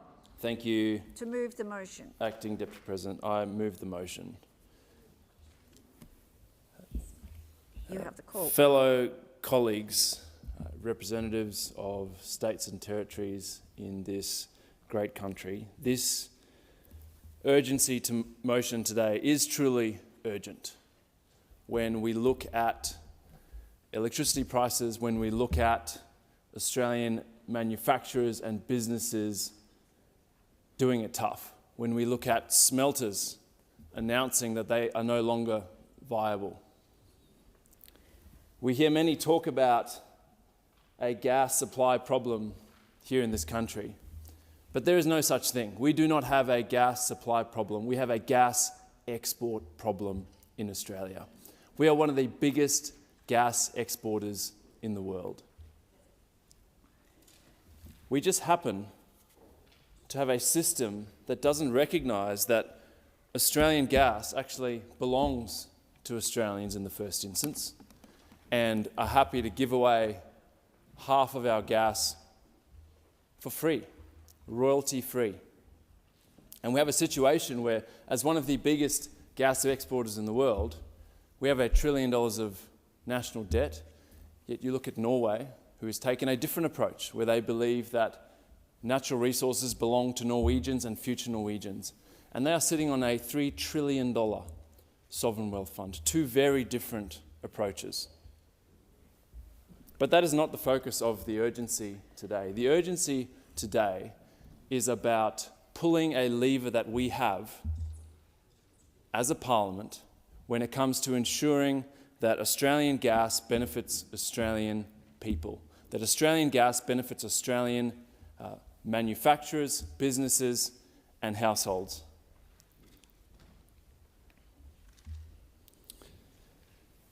%83 of gas extracted in Australia is used for LNG export.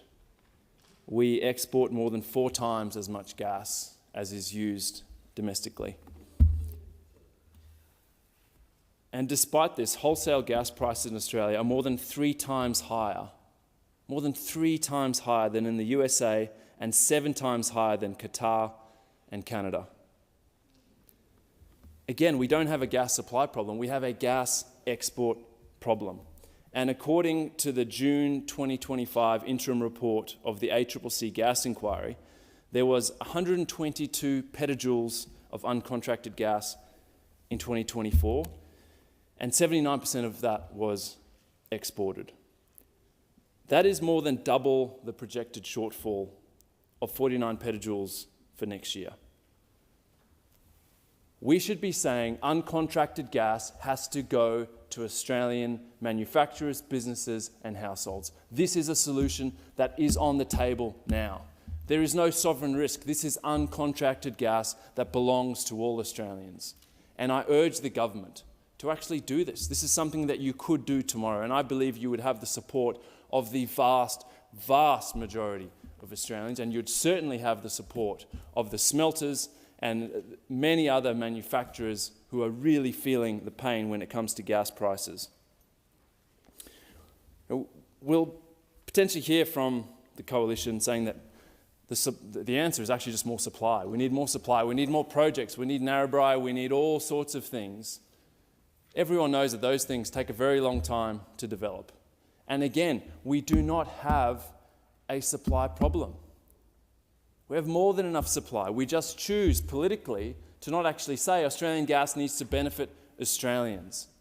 And so while that may be their line, they are missing the fact that uncontracted gas can actually solve issues for smelters, for manufacturers, would bring down the price of electricity, because 17% of electricity is firmed with gas, and that sets the price.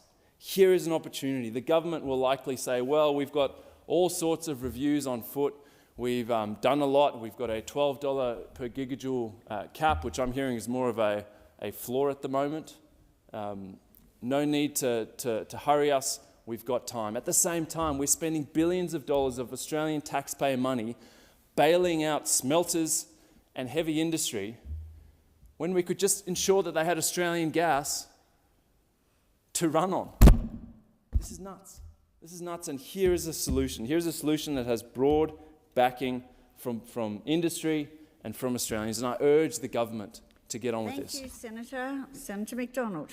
Thank you very much, Acting Deputy President. Well, if only solving our gas market problems was as simple as Senator Pocock has proposed. I wish it was. I truly wish it was. We can see that in the last 3 years, Labor's interventions have not only failed, they have made the gas market shortfall even worse. We warned that the legislation that came into this place with the ink barely dry, poorly consulted, would result in worse outcomes. And what happened? Well, the minister had to provide exemptions to the entire market. They have made our gas market more complex, more confusing, less secure. And guess what that means? Well, it means that there is less supply, prices have gone up, and investors are worried. Now, Senator Pocock would have you believe that Australian gas being owned by the Australians can simply and easily be extracted. And of course, that's not the case. These are multi-billion-dollar industries. And for that reason, investment, certainty and confidence determines whether or not we bring more gas to market. In Australia, over generations, we have seen ebbs and flows of investor confidence. And what has undermined it the most? Well, unfortunately, activist organisations currently, like the Environmental Defenders Office, like the Australia Institute, others that have talked down confidence in the Australian market, some that have funded appeals that have locked up more gas coming into the Australian market. Well, I'm delighted that in Queensland, more gas reserves are being released. We're seeing great companies producing more gas for Australians. But guess where it's not happening? Well, it's not happening in Victoria, where activists have shut down future gas investment in that state, the place that uses the most gas. It has a long history of gas production in the Bass Strait, a great reliance on manufacturing and domestic use. And guess where those jobs are going? Well, they're leaving Australia because they cannot compete with the gas prices because it's not being produced locally. Moving gas around in pipelines costs dollars per gigajoule. It is expensive, so it's important that gas is produced where it's needed. But activist actions have meant that Victoria is off limits. Narrabri project in New South Wales has been slowed for a decade. This is outrageous because those activists are undermining Australia's domestic energy security. The gas market interventions that Labor has then come in with more recently have clearly failed. They've had to introduce additional regulations, the gas code, to try and fix their mistakes. The ACCC has publicly blasted the government's intervention, stating that they have failed to reduce prices, they've worsened supply and incentivised gas companies to produce less non-contract gas for the domestic market, and the increased shortfall risks.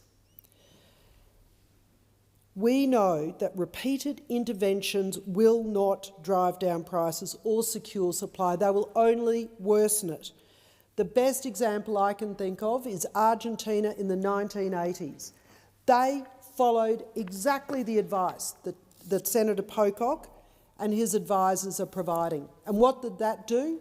It meant that Argentina had to pay people to come back later to invest and produce their own gas. This is not simple. The US, Qatar, Canada, places that have been identified as having lower prices than Australia, well, that's because they're producing it. They're producing it by the well load. They have a glut of gas in the US, thanks to shale gas coming up with liquid fuels. That is what's driven down prices. So the idea that we are going to start interfering in the gas market further, I can guarantee you what will happen.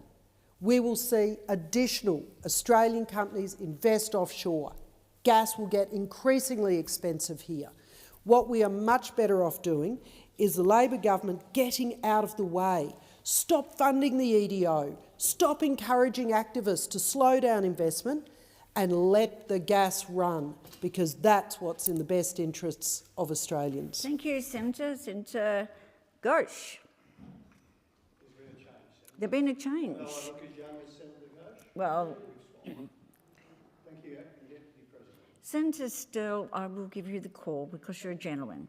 It's my pleasure to rise to speak to you this afternoon on this energy motion raised by Senator Pocock about Australian gas. And as a proud senator representing the greatest state in the best nation on this earth, that is Western Australia, I know how critical gas is to Western Australia's domestic economy.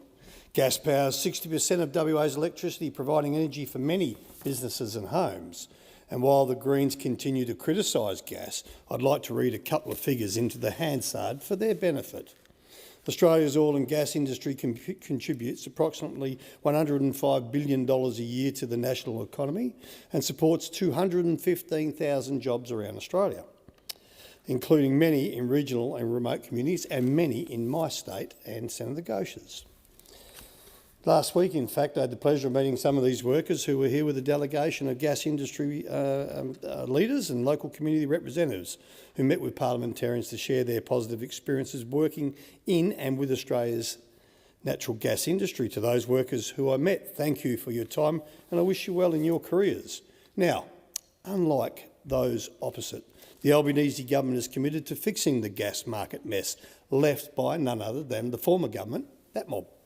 In the previous term, the Albanese government took strong action on gas supply and price, ensuring more gas is available for domestic use. Thanks to the Albanese Labor government, Australia has a stronger heads of agreement with LNG producers, so gas is offered to the Australian market before it can be exported. A reformed Australian domestic gas security mechanism, which can reserve gas as a last resort if there's a shortfall. Stronger powers for the market operators so that can issue directions to gas industry participants to resolve an imminent supply of shortfall. And the gas code, which has secured more than 640 petajoules of gas for Australian homes and businesses. We've also legislated emissions targets, reformed the safeguard mechanism and have invested in electrifying homes and building renewables at record rates. We also published the Future Gas Strategy, which mapped out the role of gas in Australia and for our key trading partners as we decarbonise. The Albanese Labor government has done a lot to make sure there is sufficient gas supply. And to be very clear, Madam Acting Deputy President, no gas supply shortfall has eventuated. The Albanese government is focused on practical solutions that deliver affordable and reliable gas to households and businesses. Successive governments have put in place a range of policies and regulations to manage a crisis of supply or price or both. Now, the best bit. Way back in 2006, for example, former West Australian Labor Premier Alan Carpenter, and a very decent man, introduced a policy where between 10 to 20% of domestic gas from the reserves around Western Australia would be made available to the West Australian economy. How's that for leadership? It wasn't done by the Howard government, it was done by the West Australian Carpenter government. When speaking about the WA domestic gas reservation policy in the Legislative Assembly on the 27th of September 2006, Mr Carpenter said that this policy, and I quote, is good for not only the West Australian economy because it will establish our energy security for the next 30 to 40 to 50 years, and in the absence of that policy, there will be no energy security, but also the national economy, because what is good for Western Australian economy is good for the national economy. How true is that, Senator Ghosh? Couldn't agree more, sir. And it ain't that the truth. We West Australians are very well aware of the contribution our economy makes to the success of the national economy. We are the engine room of this nation. And much like Alan Carpenter's visionary policy that safeguarded Western Australia's energy security, the Australian government is committed to ensuring that our gas markets have a robust regulatory framework that safeguards Australia's energy security, delivers gas at a reasonable price and smooths the transition to net zero while continuing to meet our obligations to the trade partners. A clear example of how we are doing this is the review into gas market regulations, which we opened in June of this year. The intent of this review is to carefully examine how our gas policies work for our economy as part of our energy transition. The review is examining the effectiveness and coherence of existing regulatory mechanisms and identify possible improvements with the aim of creating long-term stable regulatory environment. The review is considering the Australian Domestic Gas Security Mechanism, Gas Market Code and the Heads of Agreement with East Coast LNG exporters. Not bad for 4 years in the job, is it? Thank you, Senator. Senator Hodgkins-May. Thank you, Acting Deputy President. And I note that the Senator still neglected to mention the massive costs outlined in the climate risk assessment as a consequence of burning coal, oil and gas. We have to face the facts. Australia's gas market is broken, and it was broken by Labor Resources Minister Martin Ferguson, who then left Parliament straight to gas lobbyists Appia. Gas corporations have plundered our environment, caused 1,200 job losses in manufacturing and prioritised their greed for exports, while everyday Australians pay the price. Since large-scale LNG exports began in the East Coast, domestic gas prices have tripled. Families, farmers, small businesses and manufacturers are bearing the cost while gas giants record billions of dollars in profits. The Australian Taxation Office has described some of these companies as systemic non-payers of tax. The Australia Institute put it plainly. It beggars belief that a company like Santos can sell nearly $50 billion worth of gas over a decade and not pay a cent of tax. Australians are footing the bill for a public resource that they no longer control. Australian students pay 4 times more in HEX repayments than the gas industry pays in PRRT currently. Australian nurses pay more taxes than the gas industry. What a great shame that is. And as domestic supply tightens, we continue exporting vast quantities of gas overseas under the spin that Australian gas keeps the lights on in Tokyo. In reality, Japan on-sells 30% more gas than they consume. They make more money off gas than Australians do. Meanwhile, households back home face skyrocketing bills, regional manufacturers struggle to stay afloat, and the East Coast faces a real shortage supply from 2028. Yet the Labor government remains addicted to coal and gas. Its policies protect fossil fuel interests, not the Australian public. Approvals for projects like the recent North West Shelf expansion and the barrelling ahead of Narrabri in New South Wales and Barossa off the Northern Territory make clear whose side this government is on. And the paradox couldn't be sharper. Australia is rich in gas, exporting far more than we need, yet domestic prices soar and shortages loom. From what we've heard about the gas market review, the government plans to incentivise new gas fields rather than use our existing supply to secure domestic needs. That means rewarding the very corporations that created this mess. And while this is happening, the Resources Minister is courting industry, even a taxpayer-funded trip to Japan, rubbing shoulders with the very companies ripping off Australia, like Woodside and Impex. While Labor considers options to financially support these dirty, tax-evading corporations, we're focused on options and solutions that would support Australian families and businesses. Taxing gas companies is a simple, fair and principled reform option. It would restore balance to the market, compensate households and businesses who have been paying the price, and ensure Australians share in the wealth of the resources we own whilst redirecting gas back into the domestic market. It would direct value back to the public, not reward the lobby that has rigged the system for decades. Proposed options that essentially incentivise new gas fields aren't about energy security. They're about protecting corporate profits and prolonging our toxic dependence on gas. The lobby writes the playbook in this place. The government reads it out. This is not some distant problem. From 2028, the East Coast faces a growing gas shortfall because Santos is sucking the gas away from Australians to meet their export contracts. Existing supply must first serve domestic needs. Sounds pretty basic. New gas fields must not be incentivised. We are awash with gas. We just aren't allocating it to where it needs to be allocated. We must rapidly wean ourselves off fossil fuels and accelerate investment in renewable energy and innovation for hard-to-abate industries. Energy must be affordable, secure and accountable. And properly managing our current resources is the first step towards a fast and fair transition. Prioritise domestic supply and invest in a fair, renewable future.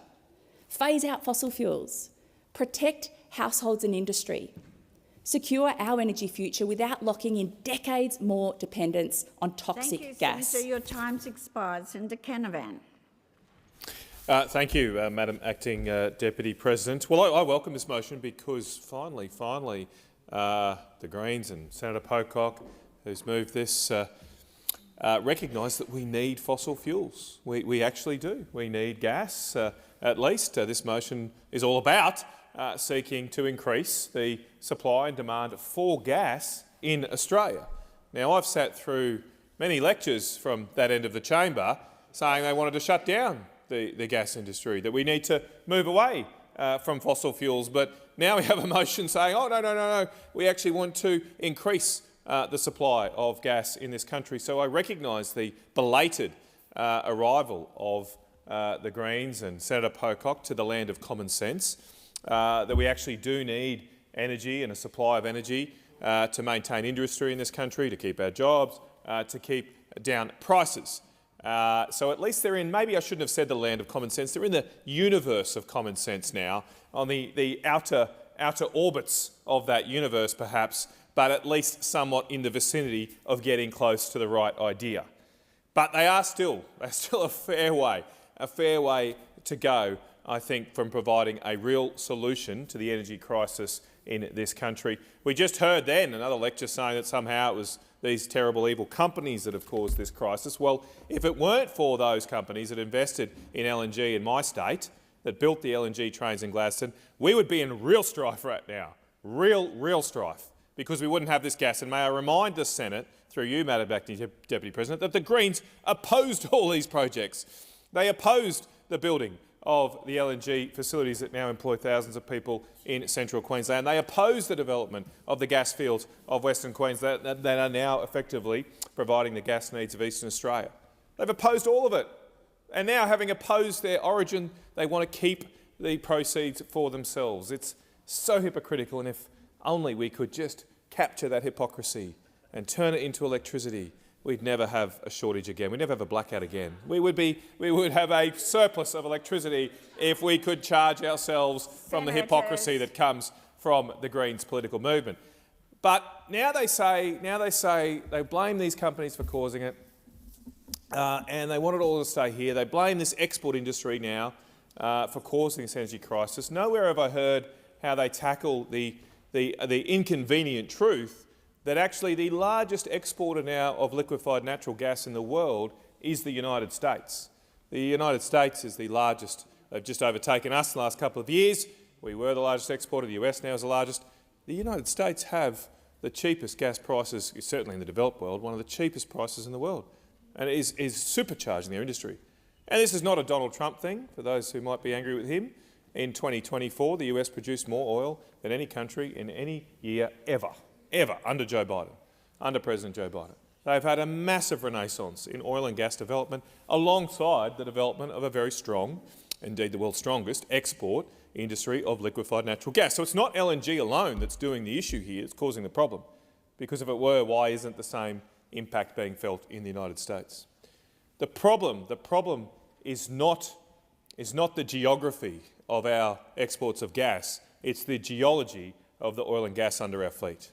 And if the Greens and Senator Pocock, with all respect, Madam Acting Deputy President, if they had any knowledge of the gas industry, they'd actually come to this place with some facts and figures about how much it costs to develop oil and gas in this country, and therefore what sort of price we'd be able to achieve.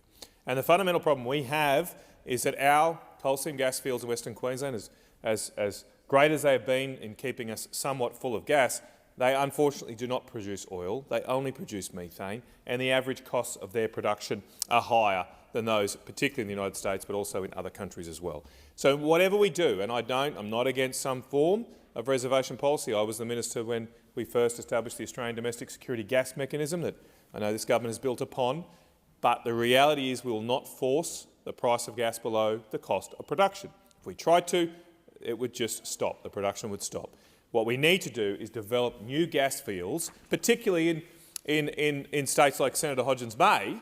I mean, that state bans fracking, and now they're complaining and want to take all Queensland's gas. I mean, again, how much hypocrisy can you get? If you want cheap gas in Victoria, that Senator Hodgins Bay apparently wants, you need to develop the resources, the gas resources of Victoria. It's pretty simple. It's pretty simple economics. And so I do want to see a lower gas price in this country, but it won't happen until we get serious about developing our own resources. Thank you, Senator. Senator Ghosh, you have the call. Thank you, Acting Deputy President. Well, I rise to oppose the urgency motion from Senator Pocock, and I want to do so by contrasting the simplistic and blunt nature of the motion with the measured and responsible and substantive approach that the government is adopting, and reflect on the importance of getting the nuance and detail of gas policy right. Gas already plays and will continue to play an important role in Australia's energy transition. That is made clear by the Future Gas Strategy, which examined the role of gas in Australia and among our chief trading partners. That strategy states that gas would be crucial to creating a smooth transition to renewable energy and to net zero, and that includes placing downward pressure on prices and providing security to our grid as our reliance on coal winds down and our uptake of renewable energy sources increases. That's an uptake of renewable energy sources that has been driven and presided over by the Albanese government.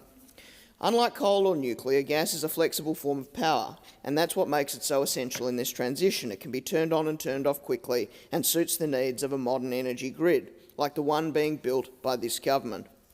Gas doesn't just play an important role in our homes, it's crucial to supporting the industries that are important to our economy. The Australian Energy Market Operator says that 42% of the energy used by Australian manufacturers is gas. IEMO has also highlighted the need for new investment in gas as we push towards net zero and rely on it as a firming power source to a greater degree. It doesn't just assure that Australians are able to keep the lights on, which is vital, but gas exports also ensure that other nations around the world can also access the same reliable power source as they seek to transition as well. But let me come to the terms of this motion itself, and I think it goes to the difficulty of our problem. Now, we really do need to ensure that there is a balance between how gas is used for export and how gas is used at home. We need this to be available to Australian consumers, and I think I can agree with the final clause in this motion, which is we need to bring down the price of gas and electricity for Australian industry and households. So that is perhaps one point of agreement, but that's where our agreement ends with the motion. And there are a number of reasons for that, but it's reflected in the terms of the motion itself. So Australian gas benefits Australian households and businesses, but it benefits them in two ways. It benefits them through use and it benefits them through exports. And investment in this industry that's necessary to ensure supply relies on both elements, and supply for the future relies on both elements. Now, this motion says the government should legislate to redirect uncontracted export gas into the domestic market. And that's a fairly blunt tool, but it's also a tool that's absent any detail at this point in time. So the government should legislate this. The difficulty is what volume is being directed. Is it all of it? Is it some of it? Is it only what's all of it, says Senator Pocock. So all of it's redirected into the Australian market. Now, the second difficulty is setting the price. Where's the price set at? Is it set by the market in Australia? Are we playing a global supply price? Or are we setting a price ceiling or a floor? Or in effect, are we doing that through limiting this access to global markets overall? Well, no, the details are important, Senator Pocock. I appreciate that making the political point you're trying to make with this motion might not be complicated, but details in setting gas policy are complicated, and that's where grandstanding in this place differs from actually setting policy in the real world. So, we all agree we need to bring down the price of gas and electricity for Australian industry and households, but it's about how we do it. And that's why the Albanese government is involved in reforming this part of Australia's energy market and Australia's energy industry. The government has created a stronger heads of agreement with LNG producers to help direct gas to the Australian market. We've also reformed the Australian domestic gas security mechanism, which allows gas to be reserved if there is a shortfall. So it's dependent on whether there's a shortfall or not and responds to market conditions. It doesn't just set a blanket reservation in effect of all unexported gas. Now, uncontracted for export gas. Now, that might vary from time to time as well. At the same time, market operators have been given stronger powers to help resolve supply shortfalls. There hasn't been a shortfall yet, but it is essential that we ensure there isn't one, and that requires investment in the industry. It requires certainty for long-term investment in order for gas to be delivered at a lower price in the long term. So while this motion might be superficially appealing, the government opposes it because it does not reflect what's actually required to bring prices down and ensure stability in gas supply markets and ensure investment in those markets. Thank you, Senator Ghosh. The question is that the motion moved by Senator David Pocock be agreed to. All those of that opinion say aye. Those against say no. I think the noes have it. The ayes have it. Ring the bells for 4 minutes.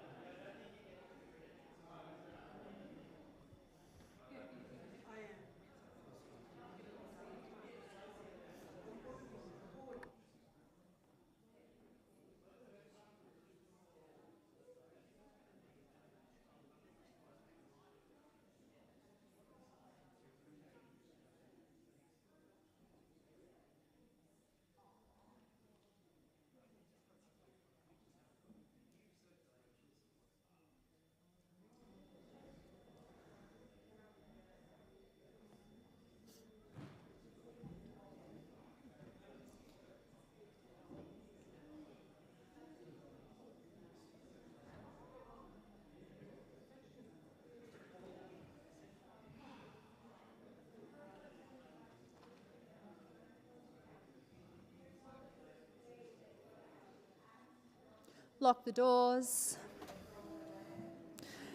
The question before the chair is that the motion moved by Senator David Pocock be agreed to. The ayes will pass to the right of the chair, the noes to the left of the chair. I appoint Senator Pocock. Order, senators.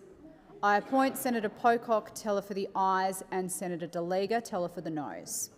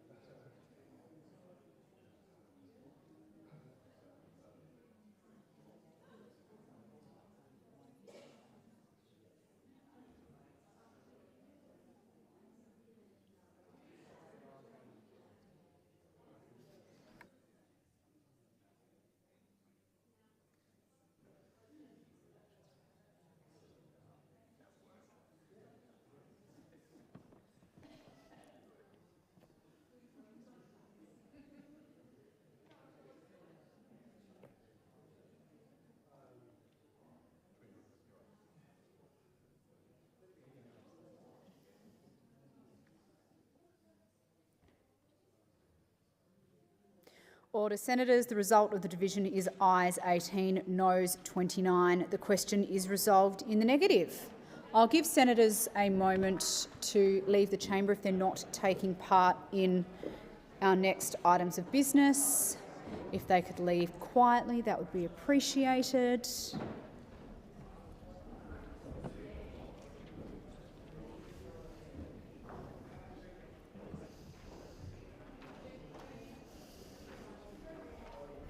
And I will now proceed to the consideration of documents. The documents are listed on pages 5 and 6 of today's order of business. Do I have any senators wishing to take note of documents? Senator De Lega. So I present the Human Rights Scrutiny Report 6. Senator De sorry. Lega, we're not there yet. All right, sorry. Oh, all right. good. That's my fault. No. All good. You're going first. Yeah, right. If we don't have any senators taking note of documents, we will keep moving on and move to the tabling and consideration of committee reports and government responses. I call Senator Henderson. Thank you very much, Acting Deputy President. I'm very pleased to present the report of the Foreign Affairs, Defence and Trade References Committee on issues relating to advocacy services for veterans accessing compensation and income support, together with accompanying documents, and I move that the Senate take note of the report. I am very pleased to table this report of the Foreign Affairs, Defence and Trade References Committee, which I very proudly chair, on issues relating to advocacy services for veterans accessing compensation and income support. This inquiry has examined a system which is essential to the well-being of those who have served our nation, a system which helps veterans and their families access the treatment, rehabilitation and compensation to which they are entitled. The evidence before the committee made it very clear that while there has been real progress, particularly through the work to simplify veterans legislation, the advocacy system remains under significant strain and it requires urgent and coordinated action to protect veterans from harm. The committee acknowledges the government for its commitment to the harmonisation of veterans legislation, consolidating 3 complex acts into a single modern framework from the 1st of July 2026. This reform represents an important step towards simplifying the claims process and improving access to entitlements. However, the committee also heard repeatedly about the ongoing need for professional and accessible advocacy. Many veterans leaving service face very significant physical, psychological and bureaucratic barriers. They need support not just to make a claim, but to understand it and their rights, to navigate the system and to trust the system, including the Department of Veterans Affairs. That is where advocacy remains vital. Our inquiry heard troubling evidence about the rapid expansion of commercial for-profit advocacy services. These businesses charge veterans fees or commissions, sometimes, as we heard, as high as 29% of a veteran's compensation, just to assist with DVA claims.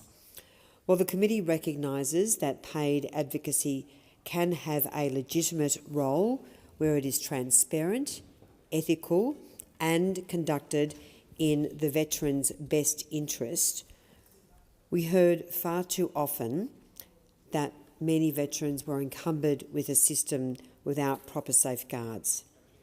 There is no regulation, no accreditation and no clear code of conduct. This absence of oversight has allowed unacceptable and in some cases distressing behaviour to emerge. The committee heard evidence of misleading advertising, hidden fees and contracts that veterans could not escape. We heard some providers have combined advocacy with in-house medical services, creating clear conflicts of interest and perverse incentives to inflate claims for profit. Our committee heard cases where this conduct, and I have to say in some cases quite reprehensible conduct, left veterans worse off financially, emotionally, and in some cases traumatised by the very process which was meant to help them. This is not acceptable. It undermines trust in the entire system and damages the integrity of the Department of Veterans Affairs work. The committee does not recommend the prohibition of paid advocacy outright. Veterans should have the choice to seek assistance from volunteer, not-for-profit or professional advocates as they see fit. But that choice must come with protections, transparent fees, capped costs and mandatory accreditation to ensure that all advocates, paid or unpaid, are held to the same ethical and professional standards. Advocacy must always be veteran-centric, never profit-driven. At the same time, the Free to the Veteran Advocacy Network, often delivered through ex-service organisations, is under enormous strain. It relies heavily on volunteers and limited government grants through the Building Excellence in Support and Training, or the BEST program, a system which has not kept pace with demand or the complexity of veterans' needs. Both this inquiry and the Royal Commission into Defence and Veterans Suicide found that this model is unsustainable. The evidence is clear. We need a professional, stable and adequately funded free advocacy system to ensure no veteran is left vulnerable to predatory business models. The committee also examined the Institute of Veterans Advocacy, an initiative with potential to bring coherence, training and professional standards to the sector. However, the committee heard that the Institute cannot succeed under its current funding model. It cannot depend on membership fees or donations to deliver a national regulatory and accreditation role. If the government is to ensure quality and integrity across the advocacy system, the Institute must be securely and sustainably funded and empowered as an independent statutory authority to register, accredit and oversee advocates nationwide. Some of the evidence this committee heard about the way our veterans are being treated was nothing short of distressing. It caused a lot of anger, I have to say, amongst committee members. These men and women have already served our nation with courage and loyalty.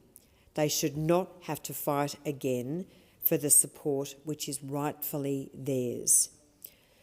So our report and our recommendations call for urgent, coordinated government action to regulate commercial advocacy services to ensure transparency, cap pricing and veteran-centred conduct, to fully fund and empower the Institute of Veterans Advocacy as an independent national regulator, and to act on the Royal Commission recommendation and invest in a professional, sustainable, free to the veteran advocacy system to ensure every veteran, regardless of means, has access to fair and competent support. It would be remiss of me not to note that, to their credit, the Department of Veterans Affairs has been implementing safeguards within the current legislative framework to protect veterans from unethical processes and practices. However, without government action, this issue will continue to spiral out of control. The government must now act swiftly and decisively with sustained investment to ensure that every veteran receives advocacy which is fair, professional and reflects the enormous commitment that veterans have made to our nation. So I finish by saluting our veterans. The Australian Senate and our committee that I proudly chair hear you. We stand with you and we will continue our fight to ensure you receive the respect, the support and the entitlements you so deserve. I commend our report to the Senate. Thank you, Senator Henderson.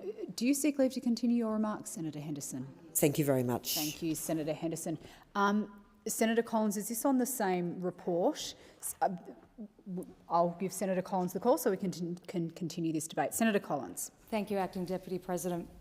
I rise to also speak to the report handed down by the Foreign Affairs, Defence and Trade References Committee relating to advocacy services for veterans accessing compensation and income support. And like my colleague Senator Henderson, I was really pleased to see this report handed down and the fantastic work that was put into this report. And at the heart of this inquiry is an effort to show our veterans respect and to ensure that they receive what they are owed for the sacrifices that they have made for our nation. And in representing the Coalition, I'm proud to have done my small part to try and show that respect for their service. Now, a recent inquiry into this issue, my colleagues and I heard from witnesses troubling evidence that Australians veterans who are desperately seeking to find resolution to cases regarding compensation payments are being overcharged by commercially minded advocates who are taking commission-based fees for representing veterans, some of whom are understandably vulnerable to exploitation. These fees can be as high as tens of thousands of dollars from the veterans' compensation payout, sometimes for as little as forwarding just a simple email. I do want to make it clear that there are some very good, very ethical providers that are providing advocacy for veterans, and they are doing the right thing by our veterans. But in this unregulated space, some veteran advocates stand to cumulatively make tens, if not hundreds of millions of dollars off veterans' compensation payments when using the commission for service model, with, as we just heard, some commissions going as high as 29% of the compensation payment. These commission for service advocacy companies also push veterans into accepting lump sum payments rather than opting for pension-style payments over time so that their commissions can be paid for as soon as the compensation is paid out. So that critical choice of lump sum or trickle payments is taken from veterans under this model. And I don't think that's fair.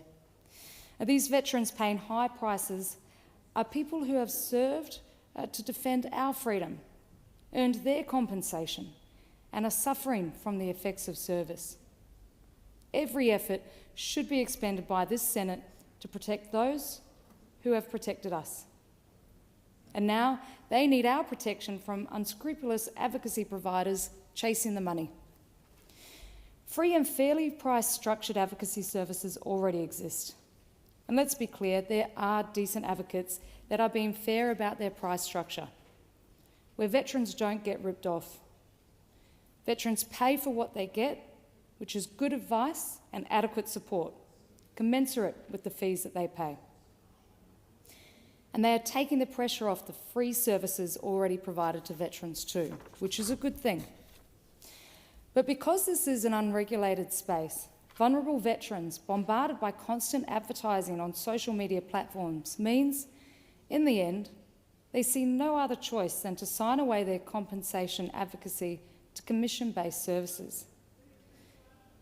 Having myself looked up a veterans advocacy website, I am now personally bombarded by my social media algorithm, by company after company presenting as the promised land for veterans seeking compensation payments. It is ruthless.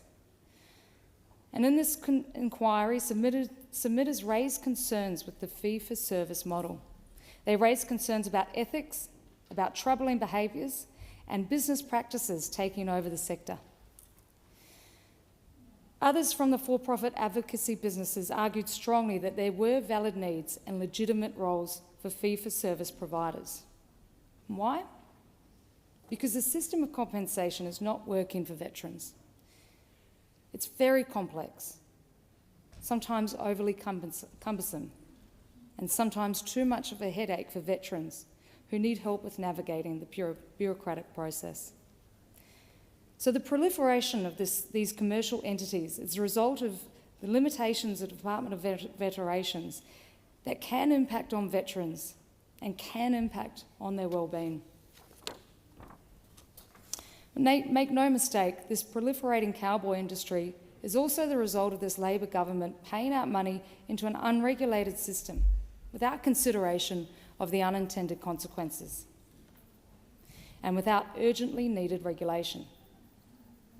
Rogue advocates,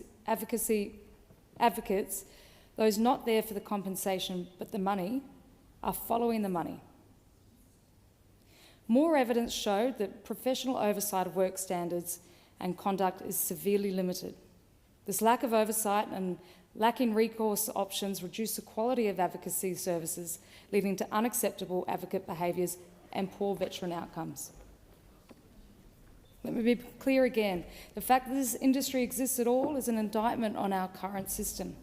The veteran compensation system is opaque and an entire industry has grown around navigating it.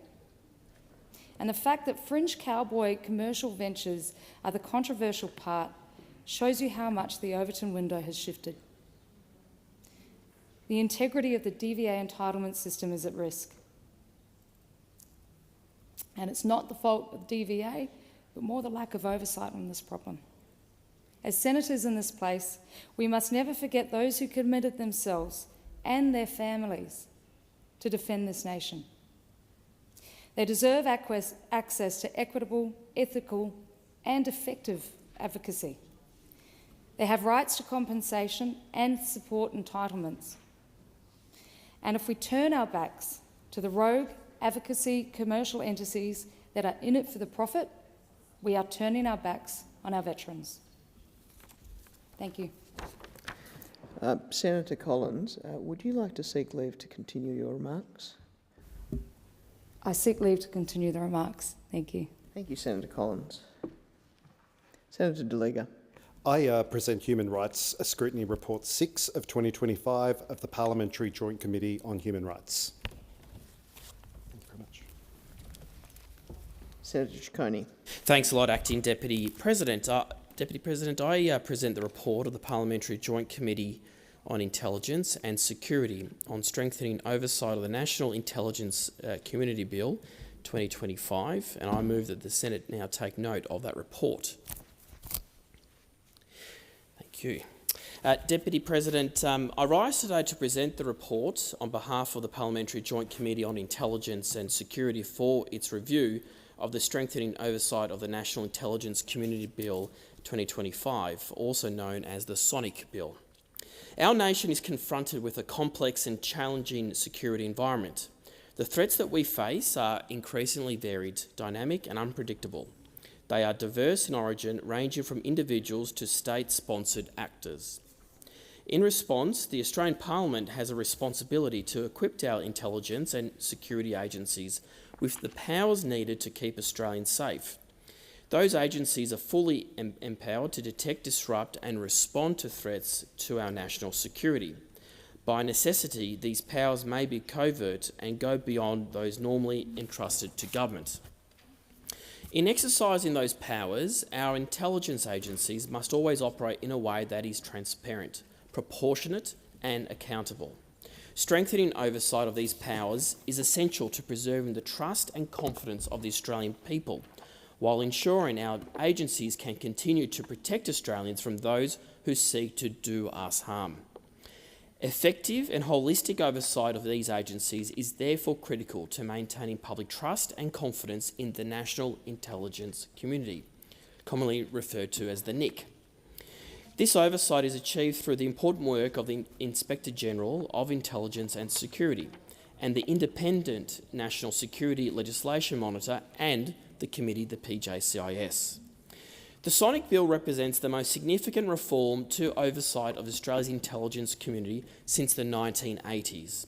The bill realises important and long-awaited reforms recommended by multiple independent reviews over many, many years, ensuring that Australia's intelligence oversight framework evolves with the increasingly complex intelligence and security environment. The Sonic Bill expands the oversight functions of the committee, the PJCIS, and Inspector General to include all 10 agencies of the national intelligence community. This includes the whole of the Australian Criminal Intelligence Commission, as well as the intelligence functions of the Australian Federal Police, AUSTRAC and the Department of Home Affairs. These amendments will, for the first time, bring the entire national intelligence community under a uniform and specialised oversight framework. This ensures that the intelligence capabilities of agencies such as the ACIC, the AFP, AUSTRAC and Home Affairs, each playing an increasingly important role in our contemporary threat environment, are subject to the consistent and expert scrutiny. The bill also broadens the own motion powers of the Independent National Security Legislation Monitor and includes measures to strengthen the relationship between all three oversight bodies. In relation to the PJCIS, the bill gives statutory recognition to the committee's increasing role reviewing counter-terrorism and national security legislation. The bill enables committee review of proposed reforms to such legislation, as well as sunsetting legislation on its own motion or on referral by the Minister or Parliament. The bill also empowers the committee to request the Inspector-General to inquire into agencies' operational activities and for the Inspector-General to respond to the committee on inquiry's completion. The committee notes that this bill also gives effect to the several long-standing recommendations from independent reviews of Australia's intelligence and security framework, ensuring that our oversight arrangements remain modern, accountable and fit for purpose in an increasingly complex environment. As well as broadening the remit of the committee and the two independent oversight bodies, the bill contains important administrative amendments to the Intelligence Services Act 2001, affecting how the PJCIS operates. The committee has carefully examined these amendments before giving them its support. As a result, the committee's report also includes a number of recommendations to refine and build upon those amendments, ensuring that these provisions will be as effective as possible. These include a recommendation to give the committee a standing function to review its own operating provisions as required. The committee also recommends changes to allow the chair and deputy chair of the committee to nominate a member of their personal staff to be provided with an appropriate security clearance to assist them in performing their duties on the committee. This addresses the increasing workload and responsibilities placed on both the chair and deputy chair, as the committee's remit continues to grow and the strict disclosure offences in the Intelligence Services Act, which limit the support that personal staff can actually provide both the chair and deputy chair. The committee also welcomes measures to strengthen collaboration between the three principal oversight bodies, the PJCIS, the Inspector-General of Intelligence and Security, and the Independent National Security Legislation Monitor, including provisions for information sharing and, where appropriate, briefings to the committee. These steps will ensure our oversight mechanisms remain coordinated, informed and responsive. Overall, Deputy President, the committee strongly supports the bill's objectives to strengthening the operational, parliamentary and legislative oversight of the national intelligence community. Following consideration of the committee's other recommendations, the committee recommends that the bill be passed by the Parliament. And in doing so, the bill reinforces the democratic safeguards that underpin public trust in our intelligence community. It strikes the right balance between empowering our agencies to keep Australians safe and ensuring their actions remain lawful, proportionate and accountable to the Parliament and, more importantly, to the Australian people. And on that note, Deputy President, I commend the report to the Senate. Thank you, Senator Ciccone. I will put that the Senate do take note of that motion. All those in favour? Oh, do I not? Let me clarify what I'm doing at this moment.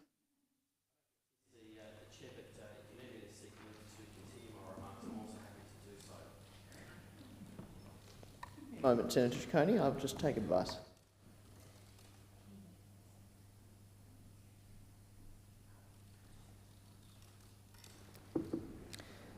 I'm advised, Senator Ciccone, that as you moved that the Senate take note of the report, I'm simply putting that question. So, all those in favour? All those against? The ayes have it. Senator De Leger. I present the 228th report of the Joint Standing Committee on Treaties. Thank you, Senator. No senators on their feet. We'll now move to the next item on the agenda. Are there any ministerial statements? Minister. Thank you, Acting Deputy President. I table the Domestic, Family and Sexual Violence Commission's 2025 report to Parliament. Thank you, Minister. Senator Waters. Yes, I'd like to take note of that report. Do I need to seek leave to do so? I do not believe so, Senator Waters. Do I have the call? I'm advised that you do not need to seek leave. You can simply take note. Lovely, thank you. Well, I rise to take note of the ministerial statement and the tabling of the Domestic, Family and Sexual Violence Commissioner's yearly report for 2025. 46 women were killed by violence in 2024, and that's up from 34 the previous year. Over the weekend, the numbers for 2025 so far rose to 39, with the murder of Ruqaiya Lake by her partner. More than 40,000 sexual assaults were reported to police last year, the highest on record for 30 years. And given that many women still fear coming forward, we know that these numbers underestimate the scale of the problem. Women living with disability are still 3 times more likely to experience domestic, family and sexual violence. First Nations women are 33 times more likely to be hospitalised by assault. These numbers are absolutely shocking, or they should be shocking, but they've become so normalised that I fear that we're not shocked enough. The Domestic, Family and Sexual Violence Commissioner's yearly report once again catalogues the ongoing scourge of gender-based violence. And I thank the Commissioner, Michaela Cronin, her team and the Lived Experience Advisory Council for their work in this traumatic space. Since the first National Action Plan to End Violence Against Women and Their Children began 15 years ago, there have been countless inquiries, reports, reviews and task forces. There have been over 1,000 recommendations made, mostly saying the same things. We need early intervention. We need culturally appropriate responses. We need to prevent economic abuse, systems abuse, and technology-facilitated abuse. We need to target sexual violence. We need to support children impacted by family violence. And we need effective programs for men and boys about healthy masculinity. There's no shortage of solutions, but there remains a shortage of action and a shortage of funding to let the services do the work that's needed. If the government really wants to turn these statistics around, it needs to stump up the money needed on the ground right now. The sector has repeatedly called for $1 billion per year to meet demand so that women aren't turned away from shelters or legal support services. And I welcome the top-ups that this government has made, but it still falls short of what is needed so that everyone who seeks help can get it.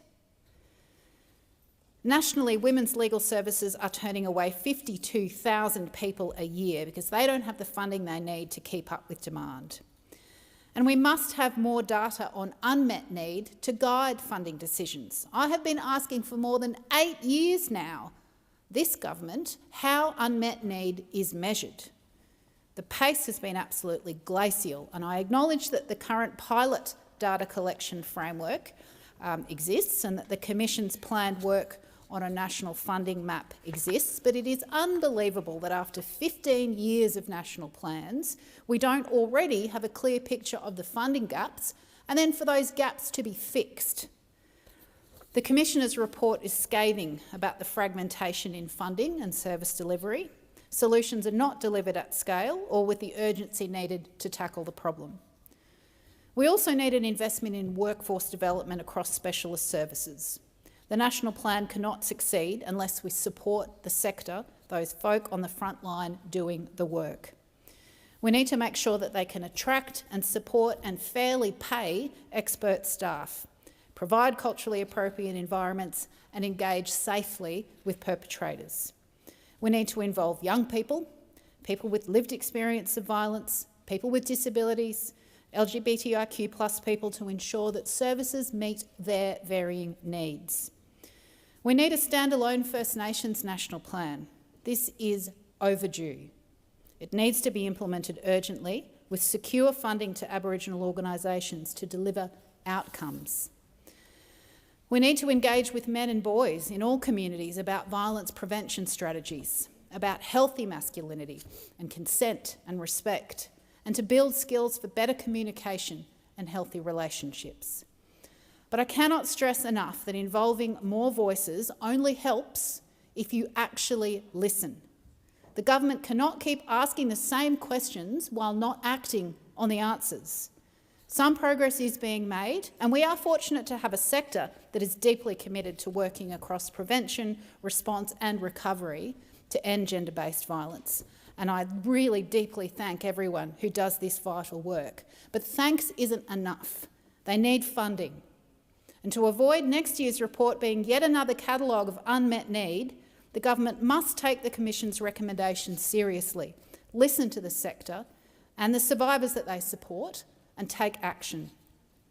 And given it's Melbourne Cup today, I highlight the strong recommendations made by the government's Rapid Review Task Force last year to restrict alcohol sales and home deliveries, to ban gambling ads, and to tackle online gambling, all of which are contributors to domestic, family and sexual violence. The government just keeps on stalling on these reforms, and women are suffering as a result. How many more inquiries and reports are we going to need before you listen to those people supporting women and their children fleeing violence that say they don't have enough money to help people that need their help? When you can waste billions of dollars on nuclear submarines but you can't fund a women's shelter, something is going seriously wrong. You need to fix it.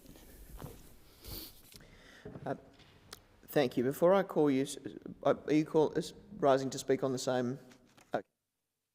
Senator Kovacic. Thank you. I rise to take note of the Minister's statement on Domestic, Family and Sexual Violence Commission's 2024-25 yearly report, tabled in the House of Representatives on the 30th of October.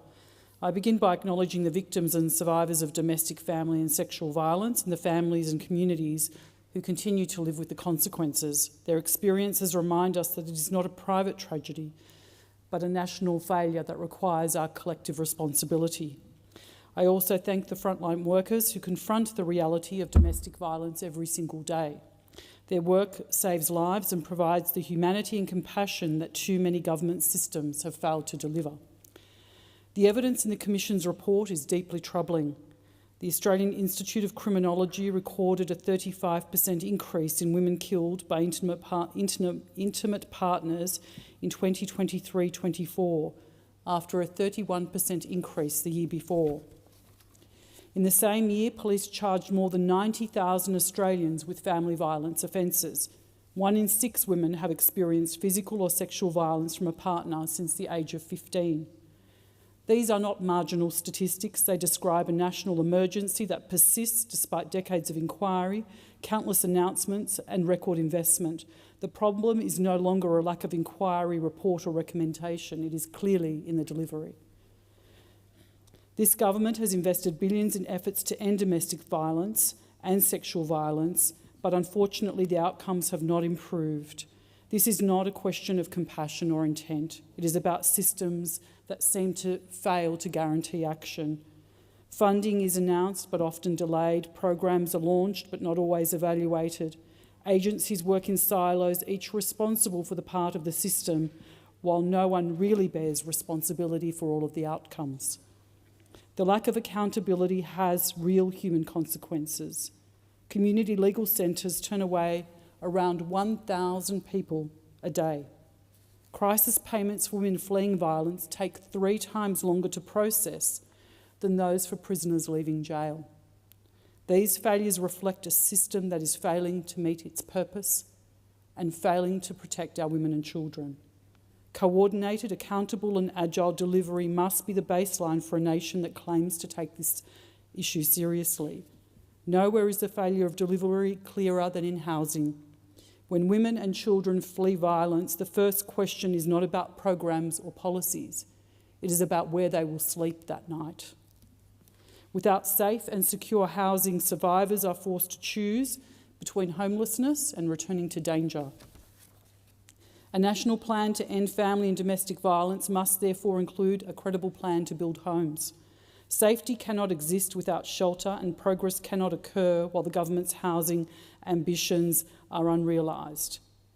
Another lesson is clear: we cannot fix what we cannot see. Data on domestic, family and sexual violence remains fragmented and incomplete. Information is drawn from disconnected sources that can't be compared or linked across jurisdictions.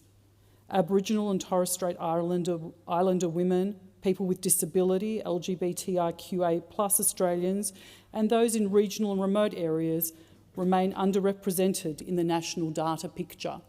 That must change. If governments can't see the whole system, then they can't manage it.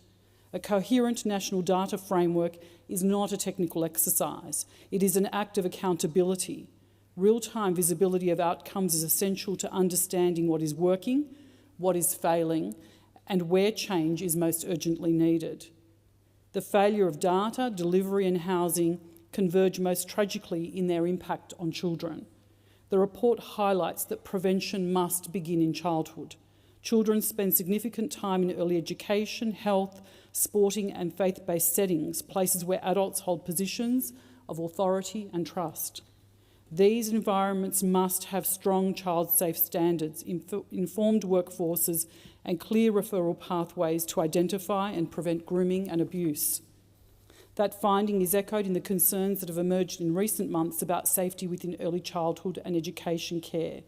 The revelations of child sexual abuse in childcare settings have shown what can happen when oversight is weakened and systems fail to share critical information. As Chair of the Senate Inquiry into the quality and safety of early childhood education, I've called an urgent hearing with law enforcement and child protection authorities to examine these issues. This is not simply an education matter, it is a question of child safety. The Coalition believes that ending family, domestic and sexual violence must be grounded in essential principles that guide consistent and coordinated action. Our approach is clear: national consistency in data and law enforcement across states and territories, modern laws that address technology-facilitated abuse, coercive control and emerging harms, prevention and early intervention through education, schools and community engagement, safety and recovery supported by more crisis housing and targeted financial assistance, and accountability through stronger bail, sentencing and monitoring regimes underpinned by transparent measurement of outcomes.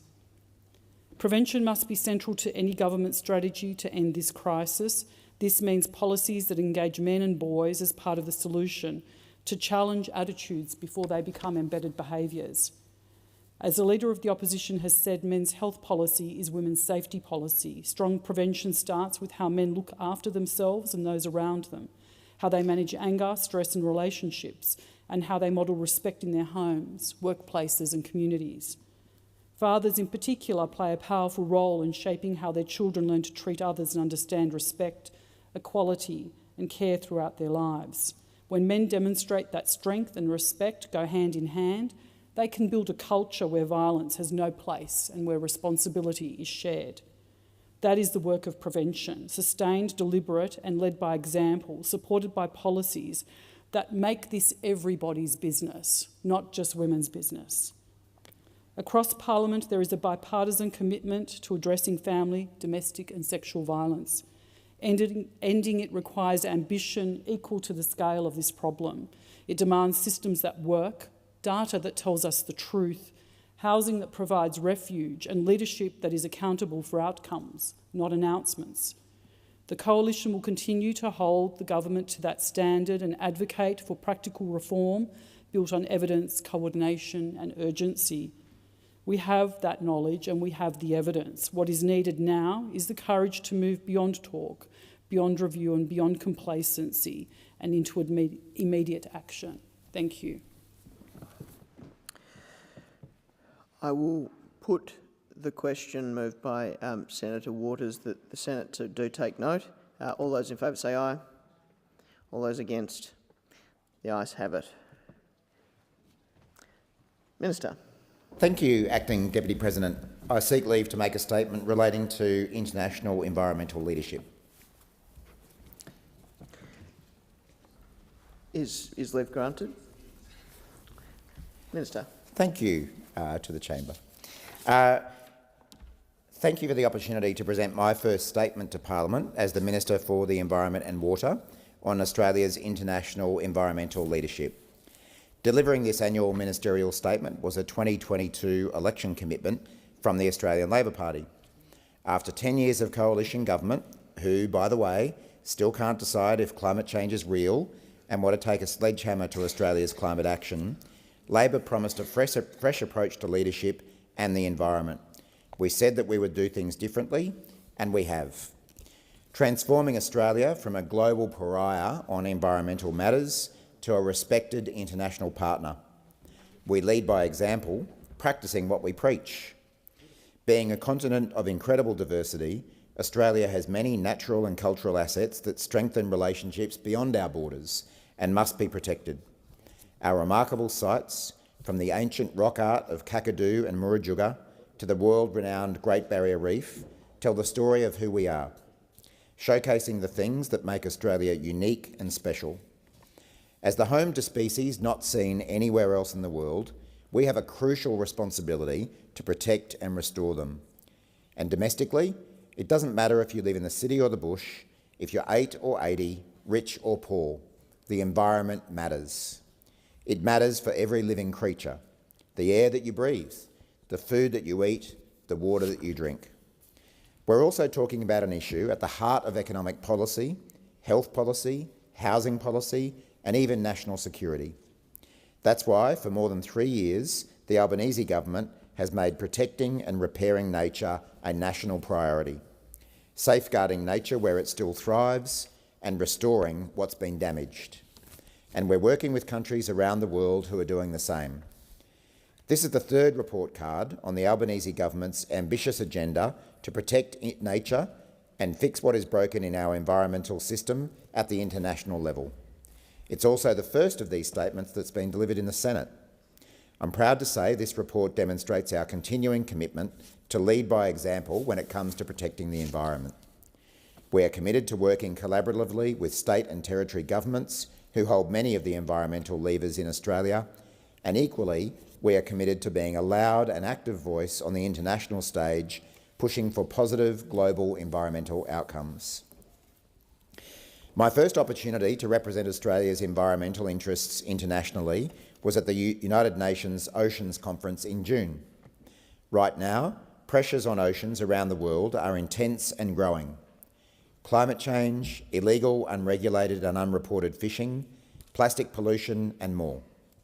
I'm very pleased to say that Australia is recognised among the world's leading nations in oceans protection.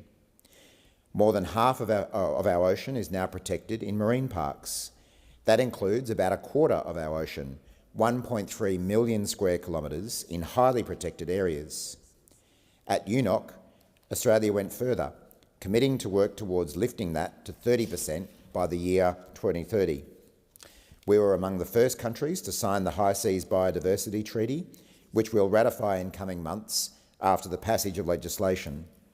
And at the same time, we are preparing for the first generation of high seas marine protected areas under the treaty, including by supporting a research symposium on the South Tasman Sea and Lord Howe Rise in May this year. This year, we also announced that Australia will lead, with Chile, the 100% Alliance for Sustainable Ocean Management. This will encourage and support other countries to sustainably manage 100% of their ocean, including through the development of sustainable ocean plans. Back at home, we're leading by example, investing in the health of our ocean and the biodiversity that it supports, from reefs to threatened fish species. And we're using our ocean leadership to be a leading advocate for the global protection of whales. That's why Australia is hosting and chairing the next meeting of the International Whaling Commission in Hobart next September. Much work has been done, but in the face of growing climate-related changes and other emerging pressures, there's still more to do. We continue to play an active leadership role in supporting negotiations towards both an international agreement on the high seas and on marine litter and microplastics. As a member of the High Ambition Coalition, Australia remains committed to pursuing a meaningful and effective global approach towards a world free of plastic pollution. No child should grow up on a beach littered with plastic waste. It impacts our ecosystems, fisheries, coastal tourism, and harms human health.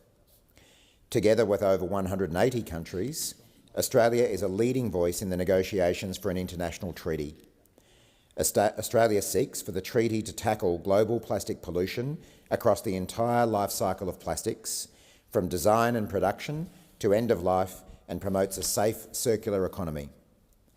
Although an agreement was not finalised in Geneva in August, as we had hoped, the Albanese government will continue to push for global action alongside other nations. We continue to take action here at home too, and support our Pacific family to do the same, such as through practical actions to address single-use plastics under the Pacific Ocean Litter Project. In Australia, one of the ways we're taking action on plastic pollution is through packaging regulatory reform and by increasing our plastic recycling capacity. So far, we've increased recycling capacity in Australia by more than 1.4 million tonnes a year, stopping tyres, glass, paper and hard-to-recycle plastics going to landfill. And our government has committed to double Australia's circularity by 2035 under our circular economy framework. We're also taking action on harmful ghost nets, both here in Australia, particularly through our Indigenous ranges, as well as in international waters. This includes through our $1.4 million commitment to support regional action, as well as another $300,000 this year to support transboundary coordination efforts with Indonesia, Papua New Guinea and Timor-Leste. Australia takes its responsibility to be a good neighbour and a good environmental partner seriously. As a Pacific nation, we share an ocean and a future with the Pacific family, and we continue to listen closely to our regional neighbours, working alongside them for peace and prosperity. As a member of the Pacific Islands Forum, Australia endorsed the 2050 strategy for the Blue Pacific continent as a long-term strategic framework, including on climate change and disasters, on the ocean and the environment. And we're investing in Pacific leadership to address environmental and climate challenges. The government has committed $100 million to the Pacific Resilience Facility, a Pacific-led initiative that delivers climate finance directly to communities. Australia is supporting the region's transition to renewable energy by sharing climate adaptation technologies and by building resilient infrastructure such as solar farms and hydropower stations, increasing energy independence. We're strengthening Pacific climate and ocean resilience by equipping national meteorological and hydrological services with the data, tools and skills needed to deliver accurate forecasts and early warnings. And we're also backing the Unlocking Blue Pacific Prosperity Initiative, a Pacific-led plan launched at COP28 to protect the ocean, build resilience and mobilise finance. To the south, we continue to demonstrate our international leadership through scientific efforts. The findings of Australian scientists in Antarctica are groundbreaking, and they are being shared with the world. In May, the Australian Antarctic program completed its first dedicated marine science voyage. Scientists were able to study the waters around the Denman Glacier, one of the largest and rapidly melting glaciers in East Antarctica. This is important because that glacier could increase global sea levels by 1.5 metres if it melts completely. And the RSV Noina is currently undertaking Australia's biggest campaign to the sub-Antarctic Heard and McDonald Islands in 2 decades. These islands form a marine reserve the size of Italy, and this reserve is a big win for ocean conservation and a big step towards improving the protection of glaciers, wetlands and the habitats of diverse and significant populations of penguins, seals and albatross. There are many more projects underway that are making a difference, both in Australia and overseas. This speech is of course nowhere near long enough to address all of them, but I will quickly put a few more on the record. Under our government, Australia has set ambitious but achievable climate targets. We are committed to strong climate action and are working with like-minded countries to seize the economic opportunities it provides. We continue to recognise the deep knowledge and importance of First Nations people in managing and protecting natural environments and their connection to country. Since 2022, we have supported the dedication of 12 new Indigenous protected areas, adding another 18 million hectares to the National Reserve System.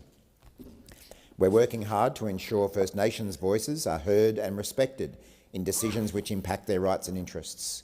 This is happening through the expansion of the UN Voluntary Fund for Indigenous Peoples, which supports First Nations peoples to travel to World Heritage Committee meetings. And we continue to work with UNESCO to embed meaningful participation in decision-making. I was very proud to be a part of securing the inscription of the Murujuga cultural landscape this year, which was a First Nations-led nomination. Other achievements underway include the ongoing efforts to protect 30% of land in Australia by the year 2030. This target helps us to reach our commitment to halt and reverse biodiversity decline under the Kunming-Montreal Global Biodiversity Framework. Internationally, we are working in partnership with other countries to deliver the framework and put nature on a path to recovery. Through a range of initiatives, we have championed international collaboration and implementation of the global targets to achieve meaningful environmental outcomes at home and abroad. The Albanese government is continuing to invest in the protection and conservation of Australia's world-renowned wetlands through improved data collection, shared information and engagement support. The Ramsar Convention on Wetlands sets out an international responsibility to protect our wetlands for the world, and we reaffirmed this commitment at COP15 in Zimbabwe in July. As we continue to work with both international and domestic agencies to crack down on the illegal export of Australian native wildlife, and in the last year alone, we have seized nearly 1,000 Australian native wildlife specimens, including over 300 live reptiles destined for illegal export. And while doing this vital work, we remain alert to cross-border threats, including the H5 strain of avian flu. Australia is the only continent free of the highly infectious and deadly H5 strain that has killed millions of wild birds and tens of thousands of wild mammals, as well as significantly impacting poultry industries elsewhere across the world. We've been fortunate to be able to learn from others' experiences in managing H5 bird flu outbreaks, and we're working closely with New Zealand, who are also H5 bird flu free, to share preparedness learnings for native species. Just finally, it would be remiss of me to talk about being a good global environmental actor without talking about the Environment Protection Reform Bill, which the government introduced to the Parliament last Thursday. These are significant reforms designed to fix Australia's broken environmental laws and deliver real benefits for the future. And this matters internationally because Australia is home to unique species and significant natural sites which are protected under the EPBC Act. Our reforms will deliver modern laws that will better protect the environment while increasing transparency and streamlining the approvals and assessment system. Strong new national environmental standards will be part of this legislation, and I'd encourage those in this place to work with the government to get them passed. I'll conclude by saying this: protecting the environment is not easy, despite the good progress we've made. The challenges are immense, but the alternative is surrendering Australia's future, and that's not an option. We're getting on with this work because it's the right thing to do. We owe it to every Australian and to the world. The Albanese government will maintain the momentum, protecting and restoring the places that matter, the amazing plants and animals that call Australia home, the land, the ocean and the rivers that support life and livelihood, working collaboratively at home and alongside our international partners to build a future where a thriving economy and thriving ecosystems coexist, and we invite all Australians to be part of this effort. Senator Duniam. Thank you, Acting Deputy President. I rise to take note of the Minister's statement there, the annual statement to Parliament on international environmental leadership. Well, of course, what this country does internationally is important, but what they do here domestically is more important when it comes to our environment. And I think there's a range of issues there that the Minister might have glossed over in his annual report card. I always find it amusing when the government tables its own report card, marking its own work over the last 3 years since 2022, telling us that everything is peachy and all is good. Well, in fact, Acting Deputy President, it is far from that. And there's a range of issues I think we need to go through here. to properly dissect that, and I'll come to the EPBC Act reforms that the Minister's alluded to a little later on. There are a few things I do agree with in the Minister's statement, and the environment is, and of course the laws related to regulating and managing and protecting and preserving our environment do go to the heart of our economy. We live, exist and work in the environment. It is not a separate organism, it is not something that is ethereal and totally disconnected from how we operate here in this country. It is important that we do have laws and arrangements in this country to actually ensure that what we do when we make decisions related to the functioning of our economy, that it doesn't have an adverse impact that outweighs the benefits of any economic activity in the environment. It is connected to the health of the nation. It's also connected, as the Minister said, to housing. Having said that though, for the last 3 years under this government, prior to the last election, EPBC laws have held up decisions relating to tens of thousands of housing units, dwellings across this country. And to suggest that things are on track and that this government has got matters under control and that things are heading in the right direction when we're in a housing crisis, no HAF, no program run by this government would have addressed these issues the same way as they are attempting to do now, and that is through reforms of the EPBC Act specifically targeted to removing the handbrake off delivering housing supply in this country, which is critical to addressing the issues that, of course, all Australians think this government should get on with. But their handling of this portfolio, their handling of the laws, of course, have not in any way led to dealing with this crisis in a way that should be in accordance with the approval of Australian people.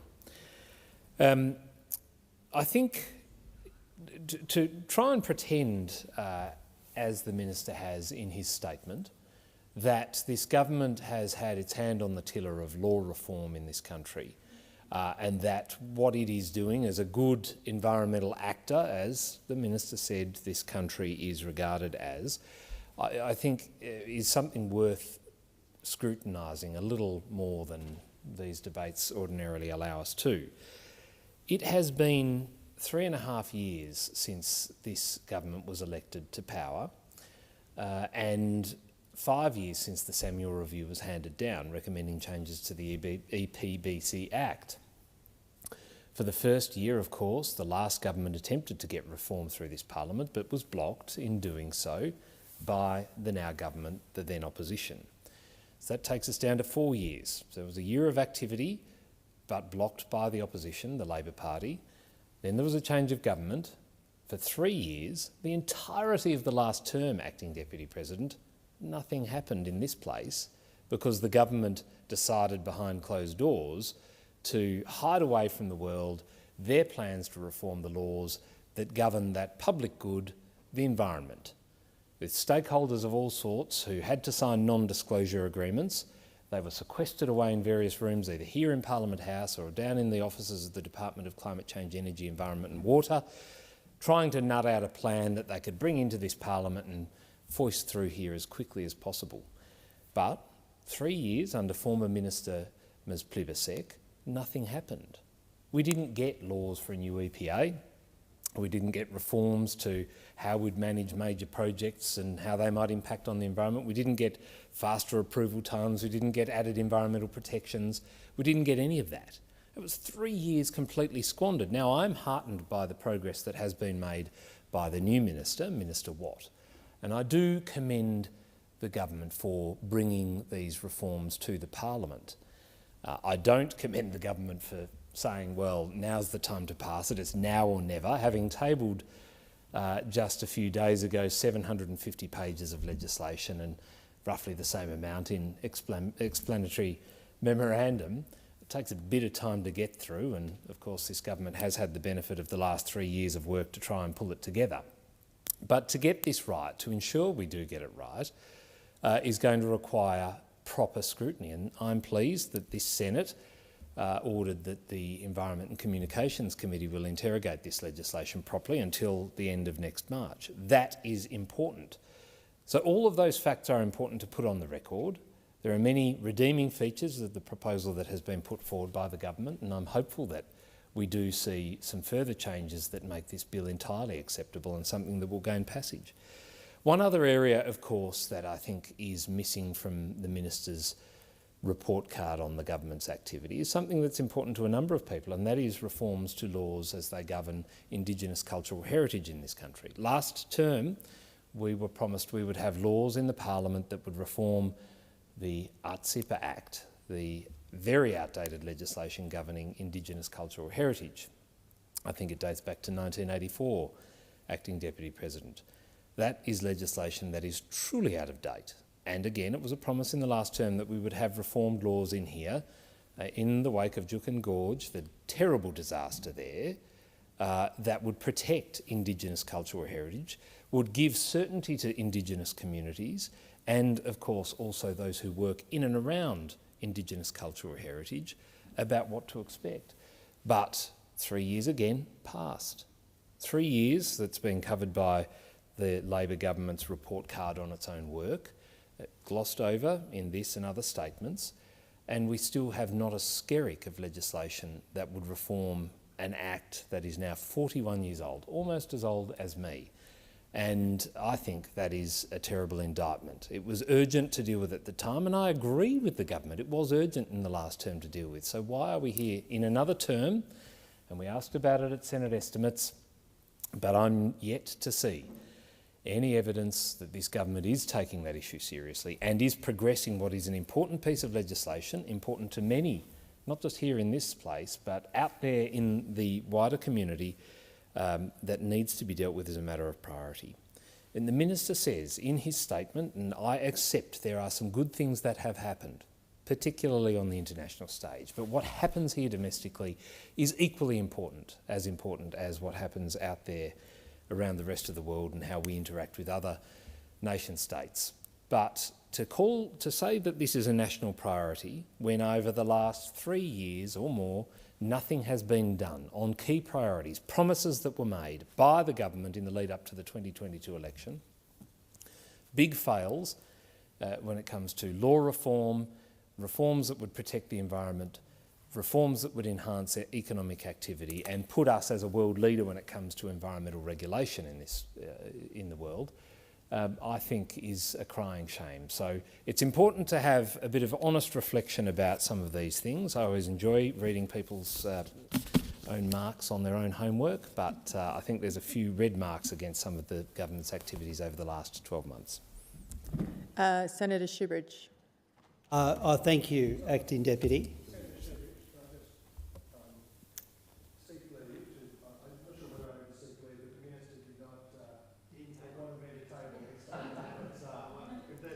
Is leave granted?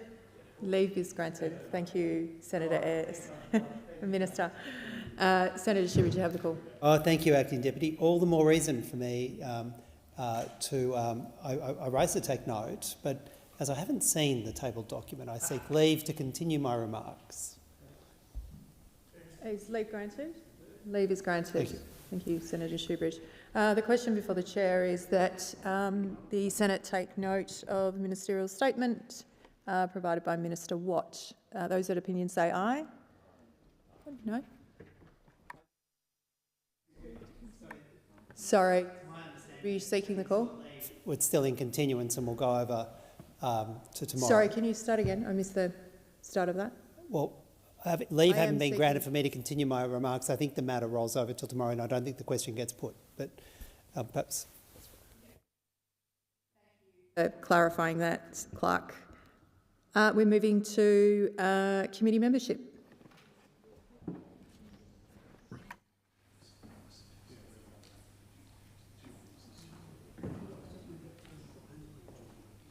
Before we move to committee membership, I believe there's another ministerial statement too I've been alerted to. I will give the call to the Minister.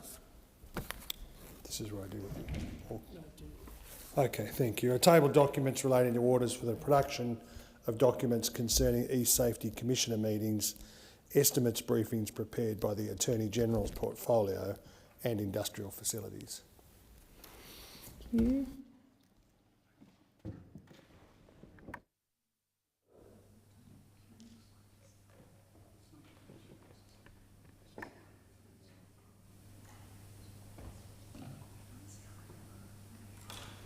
Minister. Thank you. I table an addendum to the explanatory memorandum relating to the Criminal Code Amendment, State Sponsors of Terrorism Bill 2025. The addendum responds to matters raised by the Scrutiny of Bills Committee. Thank you. The President has received a message from the House of Representatives informing the Senate that the House has agreed to the Competition and Consumer Amendment Australian Energy Regulator Separation Bill 2025 without amendment. Clerk. Business of the Senate Notice of Motion number 3, standing in the name of Senator Shoebridge, concerning a reference to Foreign Affairs, Defence and Trade References Committee AUKUS agreement. Senator Shoebridge. Thanks, Acting Deputy. I move the motion. Acting Deputy, this is a motion to refer the following question to the Foreign Affairs, Defence and Trade Committee, seeking that the Foreign Affairs, Defence and Trade Committee inquire into the AUKUS agreement and its implication for Australia's environment, safety and independence, with particular reference to the advice and analysis provided to the government before and following the AUKUS agreement, the implications of AUKUS and the acquisition of nuclear submarines for militarisation and stability in the region, the implications of the AUKUS agreement for Australia's foreign policy and defence policy, including the projected role of AUKUS submarines in defending Australia, the capacity of the US and UK nuclear submarine industries to provide Australia with either existing Virginia-class submarines or future SSN AUKUS submarines, the impact on the balance of Australia's defence capacity given the scale of resources required for AUKUS nuclear submarine acquisitions and procurement, the impact of the AUKUS agreement on Australia's international obligations and adherence to international law, the impact on Australia's defence in the event the UK and or US cannot provide the submarines envisaged by the AUKUS project, and considerations given to an alternative plan, the management and storage of nuclear waste and its impact on First Nations land and communities, and any other related matters. Now, Deputy President, I understand that the government is going to viciously oppose this, seek to gag it perhaps, and end even a debate on having a referral. That, I think, highlights how scared the government is and how scared Labor is from giving the public the chance to have its voice heard on AUKUS, the chance for independent experts in defence and security from providing their opinions and their consideration of just how dangerous and reckless AUKUS is, and also prevent that rational assessment of what is in Australia's national interest. And of course they're scared of a merits-based debate on this. Of course they're scared about giving the public a right to be heard, because they know there is so little support for their pro-Donald Trump ties to the United States war plans that Labor has picked up, having taken them out of the microwave when they were handed to them by Scott Morrison. And you only have to look at the most recent polling of the Australian public when it comes to support for tying us to the United States and Donald Trump. We've had Defence Minister Miles repeatedly talk about how much he loves the United States. At times you wonder who he got elected by. And his shared values that he has with the United States and Australia's shared values with the United States as his reason, one of his reasons, for so tying himself and Australia and our Defence Force to Donald Trump. But of course, polling released today from the Australia Institute shows only 8% of people strongly agree with the proposition that the Defence Minister has when he talks of shared values with the United States. And the Australian people want this parliament to ask tough questions about defence. They want us to ask, will we ever get nuclear submarines? And surely there would be something better to do with $375 billion than invest in nuclear submarines we'll never get either from the UK or the US.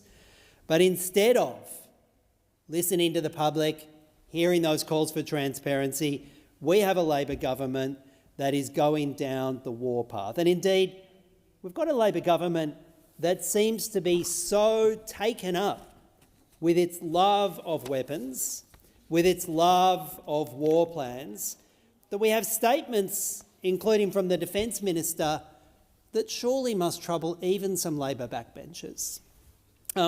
As we're having this debate here, there is a weapons expo happening in Sydney, the Pacific International Maritime Exposition 2025. It's an international weapons fair paid for by the Labor government in New South Wales with Chris Minns and also by the Defence Department as funded by Prime Minister Albanese and Defence Minister Richard Marles. So Labor, state and federal, is funding an international weapons expo happening right now in Sydney. Of course, they've invited Israeli weapons manufacturers which have tested their weapons on Palestinians, to the ultimate shame of Labor. And what did Defence Minister Marles, Labor Defence Minister Marles, say at the opening of that weapons fair? And it shows the attitude and why Labor is so keen to take us down a path of more weapons, more war, tying us into US military plans.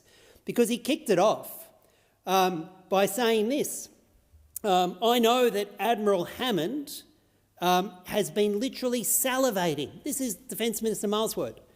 Admiral Hammond has been literally salivating about the prospect of the Sea Power Conference this year. To have so many Chiefs of Navy congregated in one spot is a kind of version of Navy Disneyland. So instead of seeing a collection of international arms dealers with weapons designed to kill as many people as efficiently as possible as a threat to human safety, as a moment at least you could reflect upon the anxiety of a global weapons fair, Richard Marles, Defence Minister Richard Marles, sees it as a Navy Disneyland. And he goes on. He then starts waxing lyrical about how much he loves weapons and how much he loves, machines designed to kill as many people as possible. And you couldn't make this up, so I'll just read onto the record what Richard Marles said.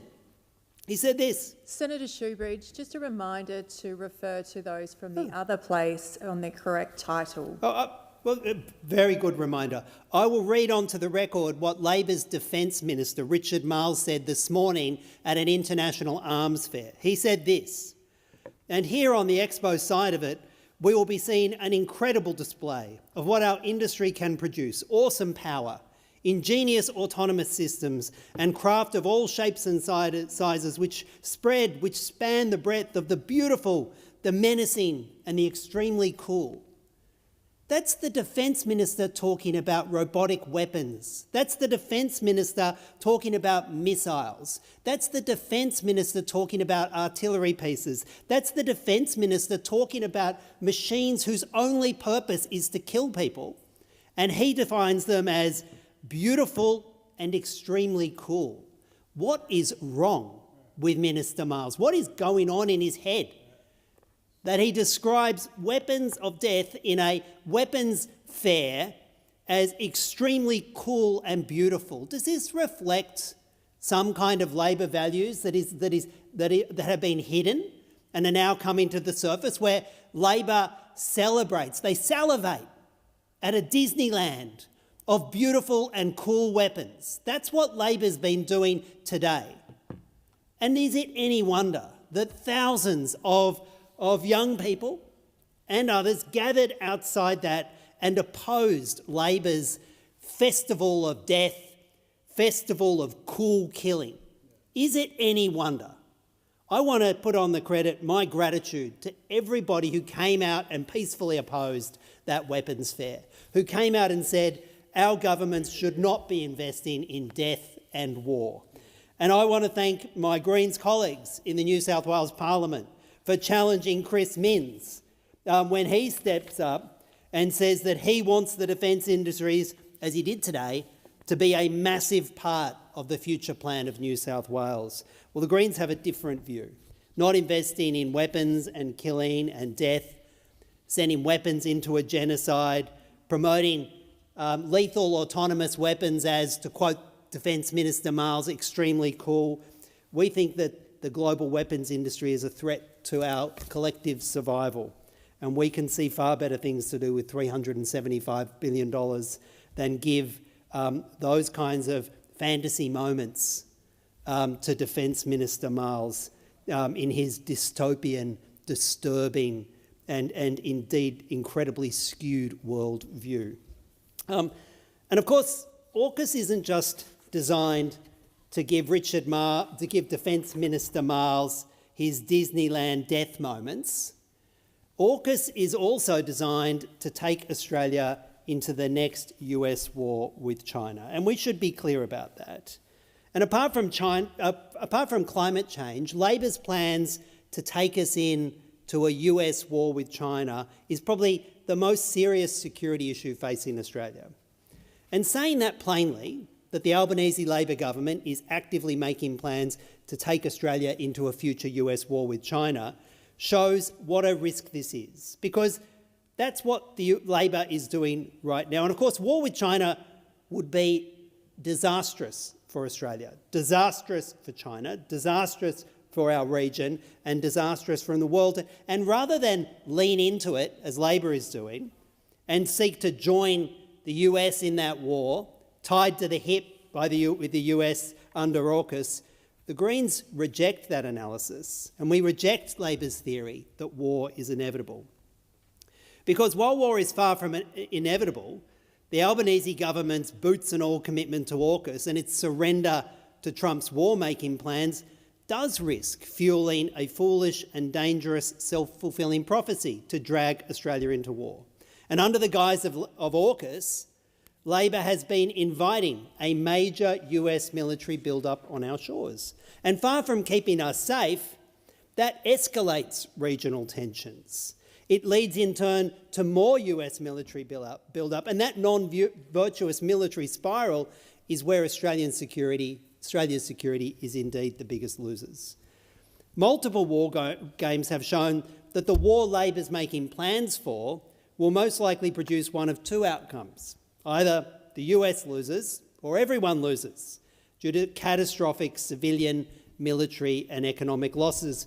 But that's the war that Labor wants to take us to. And that is the war that the Albanese government wants to divert hundreds of billions of public dollars to join, to fight, I say alongside, but probably behind and as directed by the US military. And what makes it worse is when you realise that it'll be Australia, not the US, that will be on the new front lines of this future war. Australia is not currently part of the front lines of any war, but we're not being put on the front lines of this war by accident. It's by design.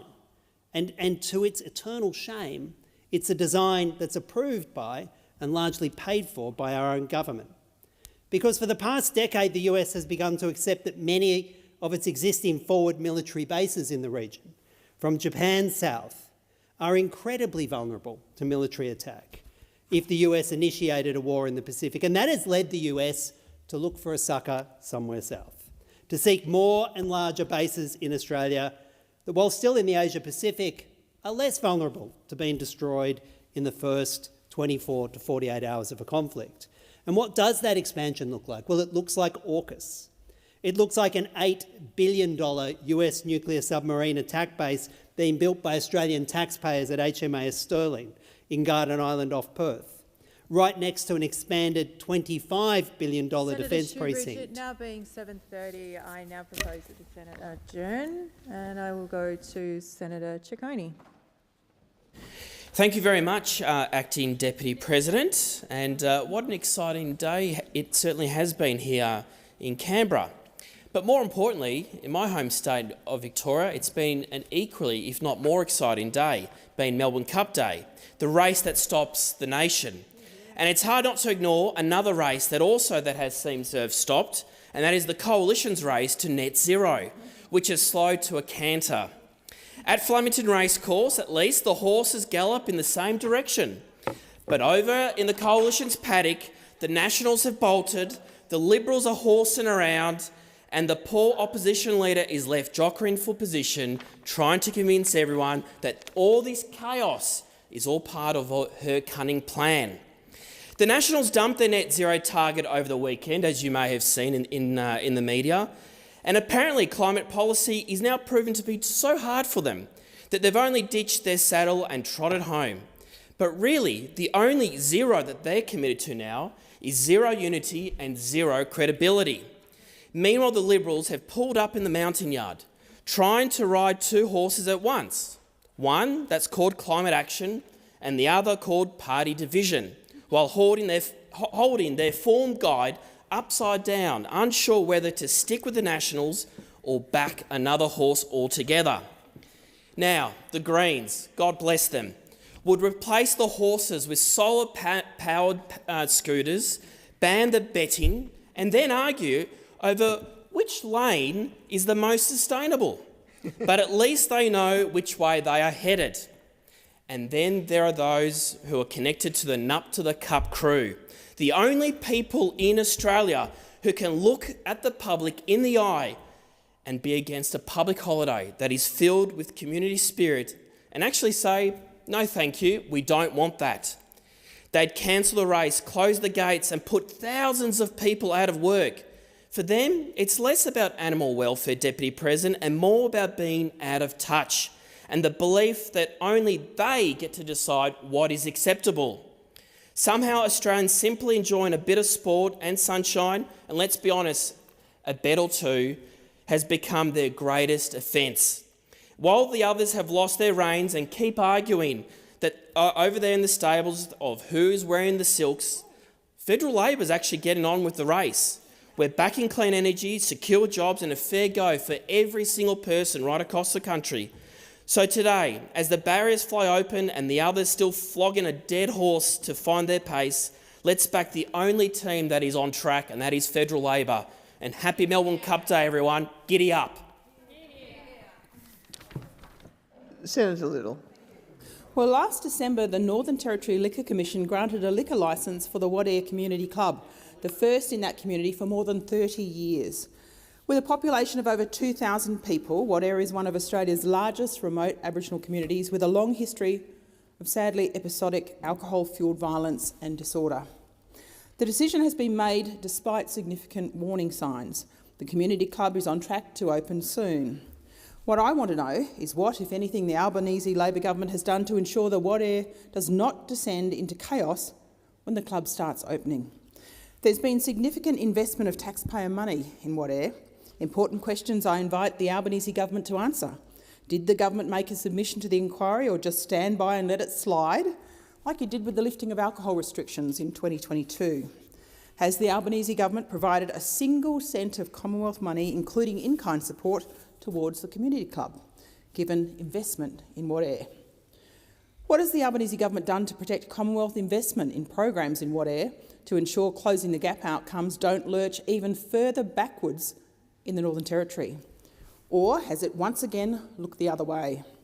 In the spirit of self-determination, the NT Liquor Commissioner recommended new and additional program supports related to alcohol addiction, family violence and school attendance. The Albanese government, which includes 3 NT parliamentarians, has had nearly 3 years to act on this advice, to plan, to coordinate and to protect, specifically for that risk factor. But when real leadership is required, Labor tends to retreat to slogans and symbolism. A read of the decision would have anyone concerned, alarmed even, about risk mitigation for vulnerable people and public infrastructure. This is not alarmist, it is evidence. It is widely accepted that the Northern Territory is the key driver of the Closing the Gap targets getting worse: suicide, adult incarceration, children in out-of-home care and children commencing school developmentally on track. We've seen this story before. In 2023, the Albanese Labor government allowed alcohol restrictions across parts of the Northern Territory to lapse, cheered on by members of the Territory Labor who were actually in government at the time. The consequences were obvious and they were tragic. When you make decisions based on evidence, not ideology, that's what happens. The impact was immediate and devastating. Crime, violence and disorder surged everywhere, especially in Central Australia, with domestic violence assaults increasing 77% month on month. It was public outcry that forced the government into a humiliating reversal and reinstatement of those restrictions. But the damage was already done. That experience should have taught the government that access to alcohol in vulnerable communities demands caution, preparation and accountability. But the story here will now, no doubt, be one of complacency first and crisis later. Picking up the pieces in response, recovery and healing is not what anyone would wish to happen in Wadair, but wishing and hoping does not make it so. The Liquor Commission recognised the likelihood many townsfolk were too afraid to speak out publicly for fear of retribution. Only one brave local did. Labor talks big on community drive approaches and listening to voices, yet it has done consultation to ensure those voices were heard. I'd like to hear that. Did the government itself even seek to be heard? Don't know. Nationally, Indigenous women are 33 times more likely to be hospitalised for family and domestic violence injuries than non-Indigenous women.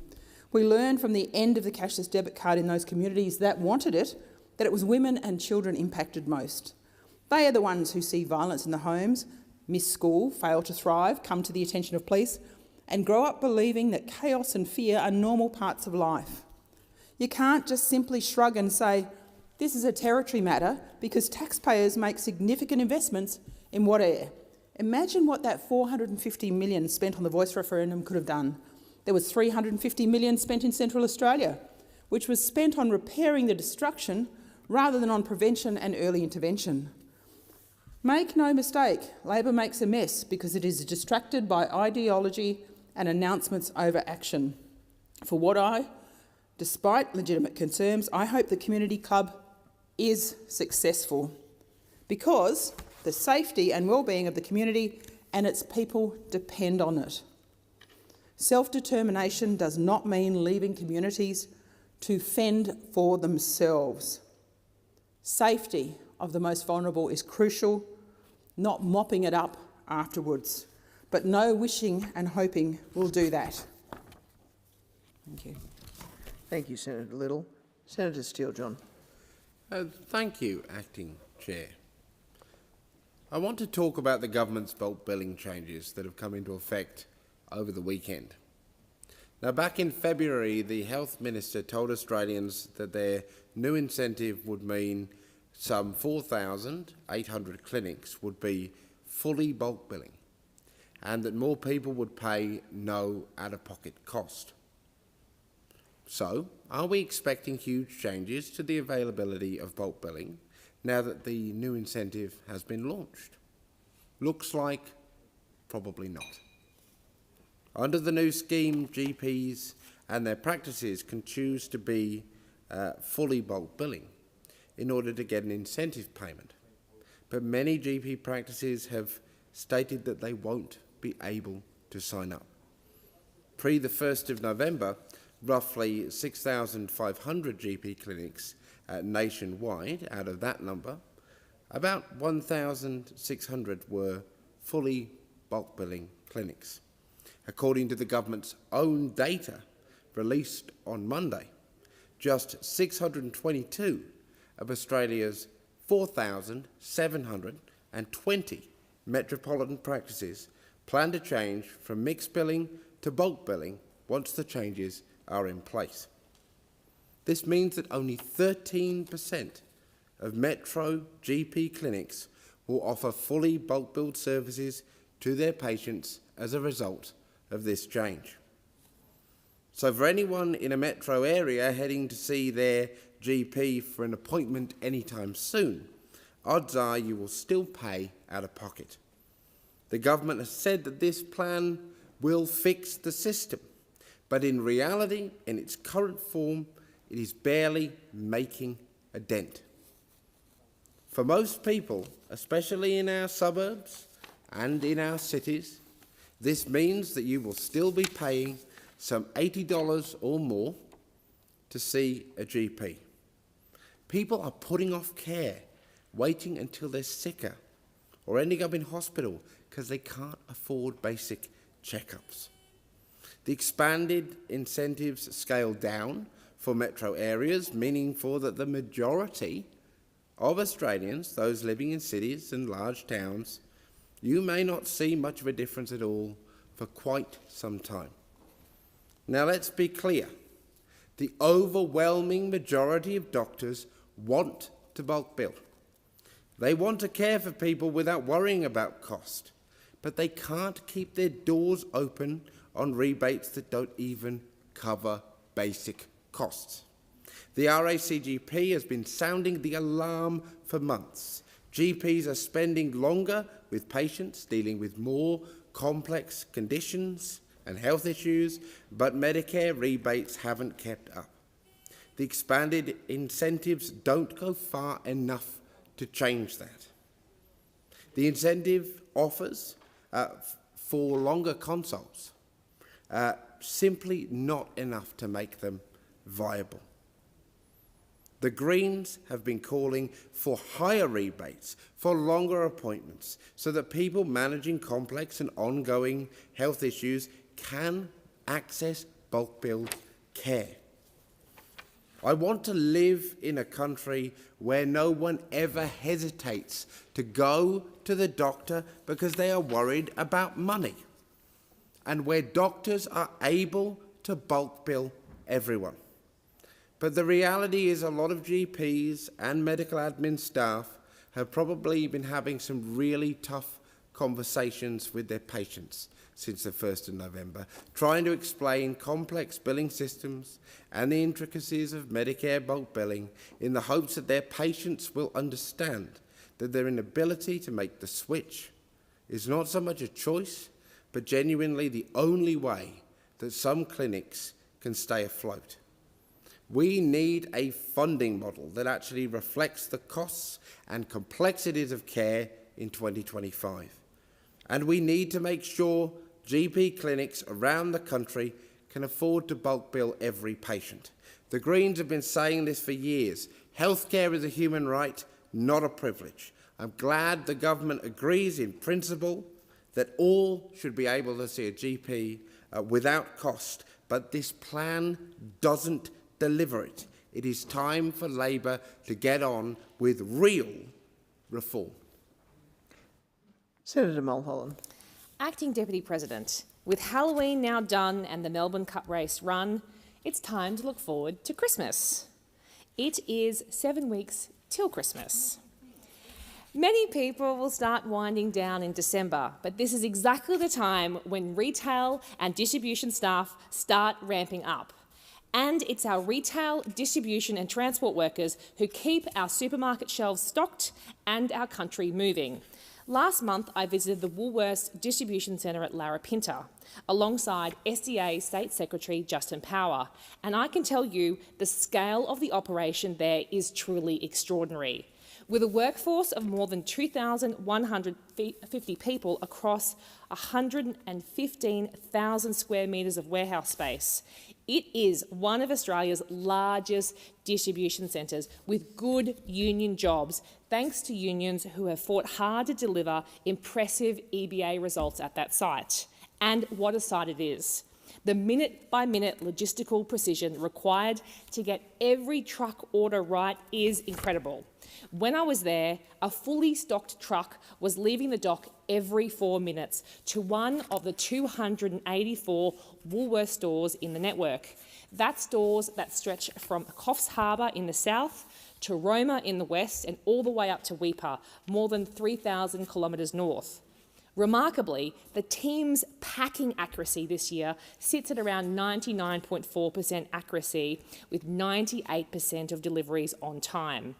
Every week, around 4 million cartons of groceries, fresh produce and perishables move through that facility. On the tour, I even spotted a few mince pies, Christmas bonbons and candy canes ready to be shipped out to stores for Christmas. So I want to thank all of the warehouse pickers, the forklift drivers, the logistical staff, the truck drivers and, of course, the frontline retail staff who will make Christmas possible this year. They will be working 24/7 this December.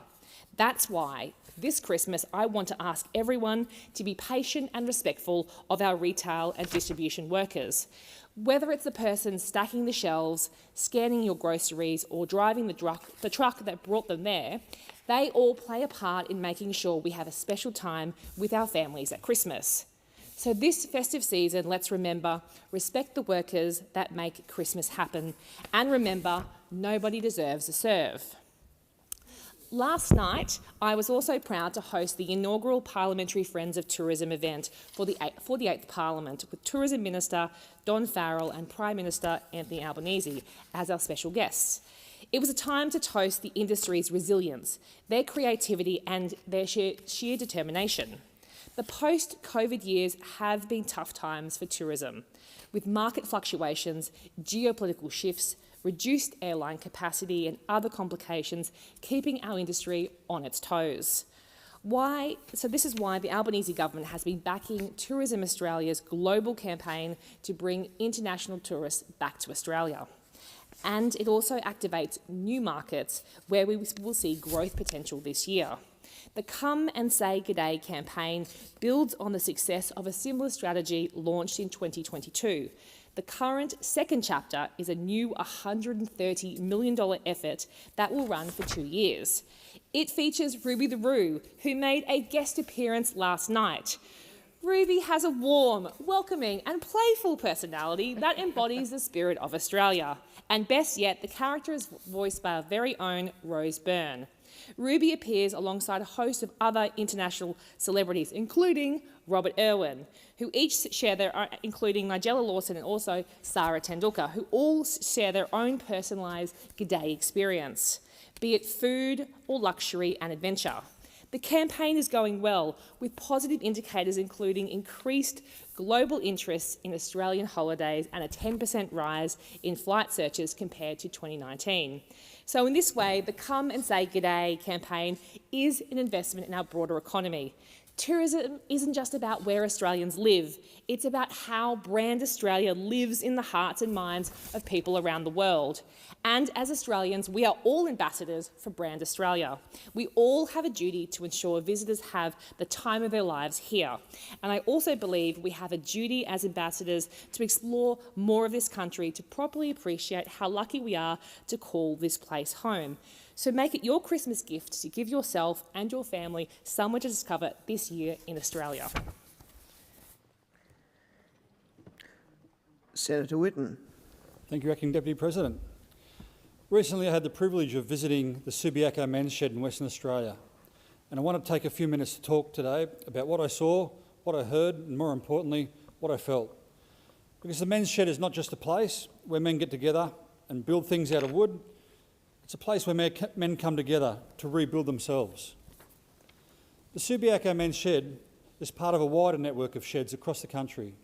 These spaces might look like workshops, with sawdust on the floor and the hum of power tools in the background, but in truth, they are something much deeper. They are safe, supportive and life-changing community hubs. The men I met come from all walks of life.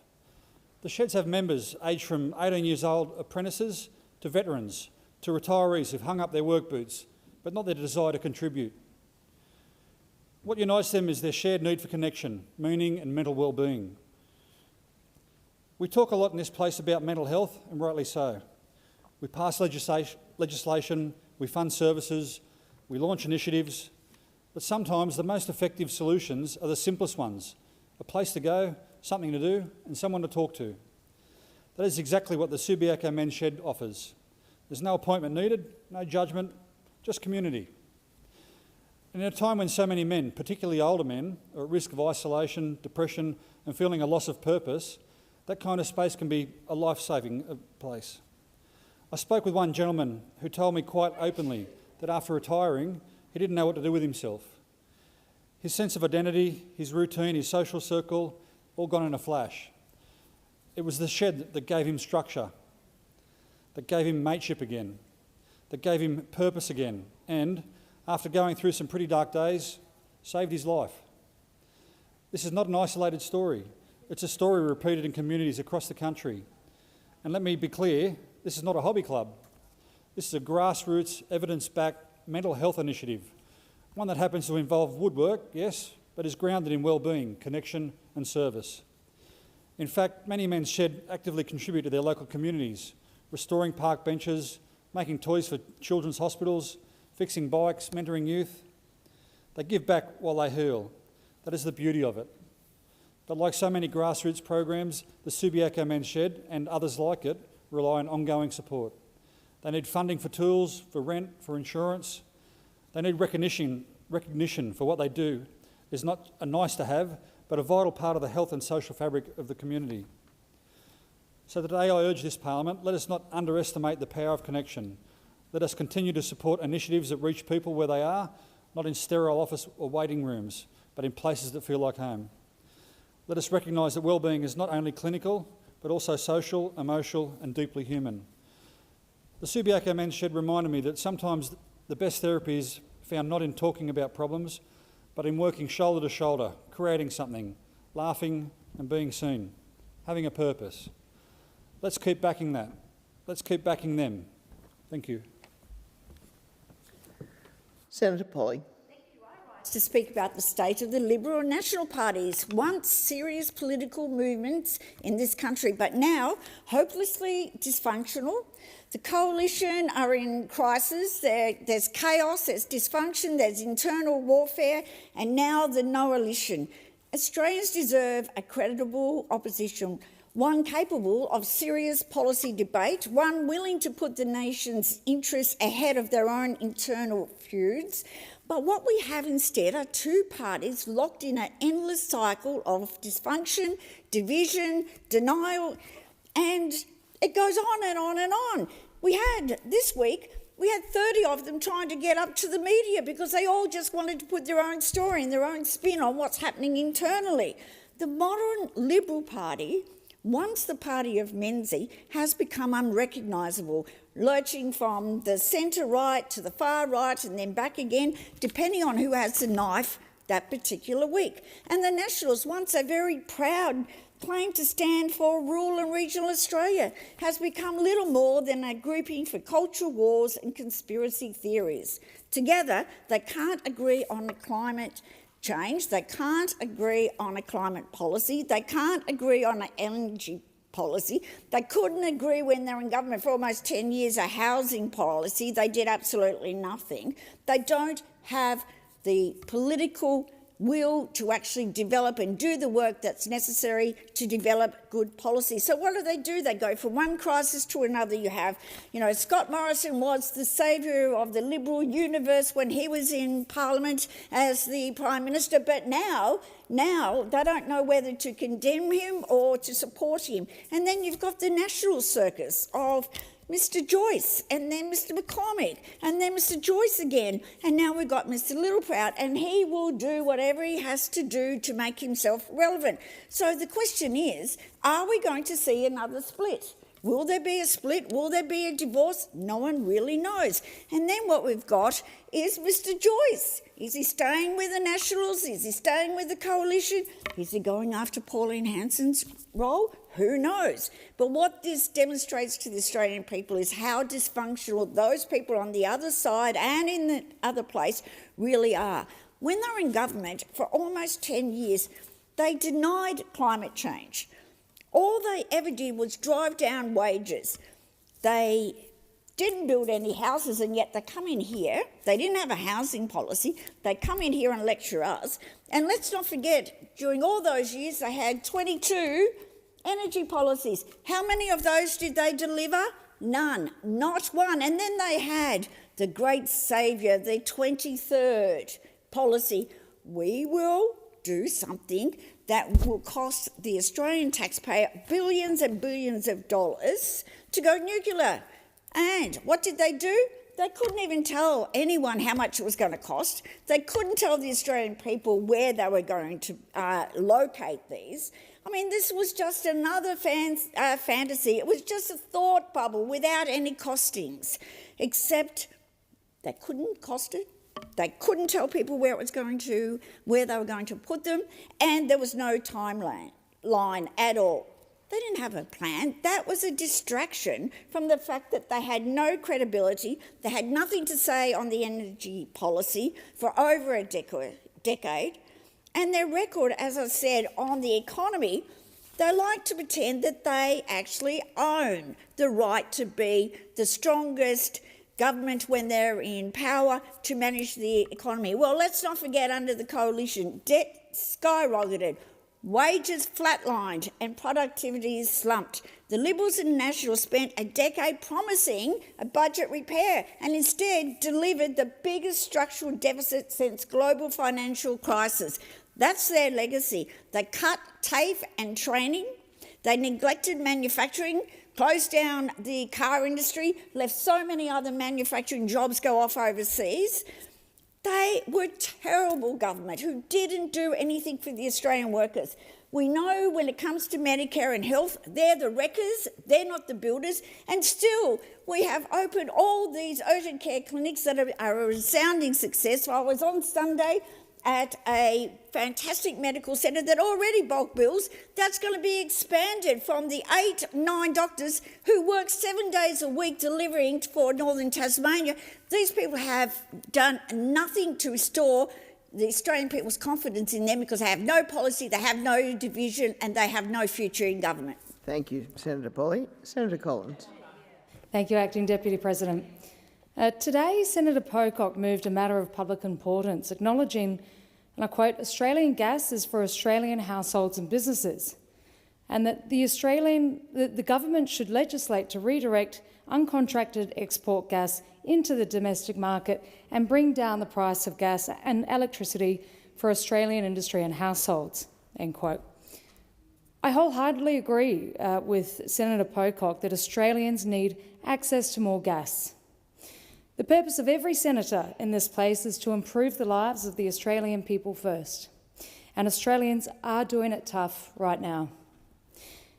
Because of the policies of this Labor government, Australians are paying 40% more for their electricity since 2022. 40% more in 3 years under Labor. And this significant price rise is not only felt on quarterly energy bills. Sadly, the flow-on of higher energy prices is felt economy-wide. Food prices are up 15%, thanks in no small way to increased electricity costs of refrigeration and processing. Housing is up 19%, partly because the local manufacturing of building materials in New South Wales, like steel, and aluminium and wood products, can't get reliable and cheap power for machining and refining. Transport costs are through the roof. Farming is becoming untenable and mining is under threat. And it all comes back to this government abandoning the field on energy prices. But no longer are Australians allowed to know what the modelling shows will happen to electricity prices. Energy price modelling that's paid for using tax dollars is being withheld from the Australian public. And we all know why that is. Prices are only going up. And those on the other side don't want to admit it. However, increasing gas supply drives down prices. Australian gas is already going to be burned for power, and yet the government would rather it be burnt in Japan than here at home to support Australians. Japan has cheaper power than Australia, but to appease unachievable and uneconomic emissions targets, the Labor government would rather it be burnt overseas so it counts against Japan's emissions, not our own. I find it hard to agree with the Greens political party sometimes, but on this we can agree. It is one Earth. Emissions in Japan aren't the same as emissions in Australia, but power prices are not. Releasing this unallocated gas to the Australian market can help restore Australia's natural advantage in manufacturing, quality of life and stability in our energy grid. It will help relieve the stress for small business owners and for households and families. Releasing this gas lets the world know Australia can do business, that we can make things competitively and make them with the best workers who understand that investment needs certainty in supply. The only thing certain under this Labor government is higher energy bills, and Australians are paying the price. How these ministers opposite can face the people of Tomago, the farmers of regional New South Wales and the manufacturers in Western Sydney, I could never guess. Release the gas, reduce energy prices and put Australians first.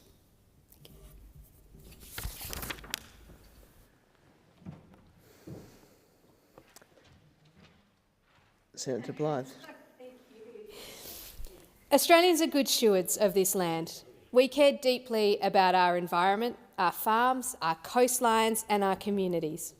Australians want to do the right thing, yet this government wants to carve up our beautiful country to make way for renewables.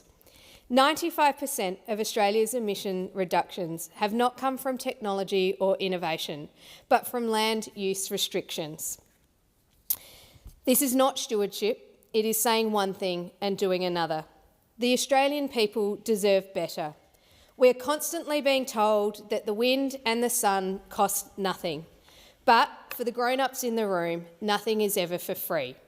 The real cost is estimated to be in the trillions of dollars, somewhere between $100,000 and $250,000 for every single Australian. We were promised cheaper, cleaner, more reliable energy. Instead, costs are soaring, reliability is failing, and Labor's green subsidies are lining the pockets of foreign companies, green energy grifters and international investors, while putting everyday Australians out of work. Even leading economists now admit that no large-scale renewable projects are proceeding without government support. When will the Minister and this government admit that billions of taxpayer dollars are being spent to prop up projects that cannot stand on their own merit? Take the Capacity Investment Scheme, an open-ended subsidy that guarantees profits for renewable developers. It puts taxpayers on the hook whenever market prices fall. The government pays the difference. With no spending cap, all the financial risk shifts from private investors to the Australian households who are already paying and struggling with higher power bills. Then there's a new vehicle efficiency standard. I call that Labor's war on utes. We are told it is about cleaner cars and cheaper fuel. In truth, it comes with a $100 million setup bill and annual ongoing costs. Money that could have gone to roads, schools and essential services. Instead, everyday Australians are paying more for vehicles, losing choice in the market and watching billions flow into red and green tape. This is not climate action, it's cost shifting and economic self-harm. It's also government control and overreach, telling us what cars we can and can't drive, and unfairly impacting those who use a ute or a larger four-wheel drive for their work or family. Last time I checked, a Tesla isn't really great for farm work or to chuck your tools in if you're a tradie. Meanwhile, the safeguard mechanism operates as a carbon tax by another name, taxing our largest employers only to hand them subsidies so that they can survive. It is economics turned upside down, driving up costs, driving out manufacturing and driving away investment. Many major employers across mining, manufacturing and energy are being forced to buy overseas carbon credits or face penalties. Independent analysis shows this could cost industry up to $1.7 billion a year and nearly $12 billion by 2030. That is money that could have gone into cleaner technologies, new projects, regional jobs, instead drained to meet arbitrary targets set in Canberra. What does this mean for ordinary Australians? Well, these costs don't stop with businesses. They flow directly to families and workers in the form of higher prices and fewer opportunities. Electricity, construction materials, fuel, and everyday goods are becoming more expensive as compliance costs rise. While our international competitors continue to produce without these burdens, this government is making it harder to build, mine and manufacture at home. The safeguard mechanism isn't safeguarding our economy, it's undermining it, one compliance bill at a time. Under this government, 8,000 manufacturing jobs have vanished. Jobs are being exported and Australians are left to pay the price of bad policy. Australians are good stewards of the land. We believe in sustainability. What we don't believe in is self-sabotage, not in hollow slogans about free energy that costs trillions. When will Labor finally do the maths on their net zero targets, because this no longer stacks up?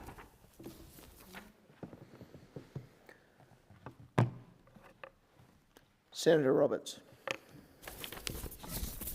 Thank you. Welcome to the latest episode of your favourite TV show. One Nation were right all along. First up, we have the Nationals finally seeing the light of the net zero scam. Well, kind of. Their support has gone from unqualified support to how much net zero can we do before we start losing seats? In their announcement, National leader David Littleproud said, quote, "The Nationals accept the science of climate change and remain committed to emissions reductions.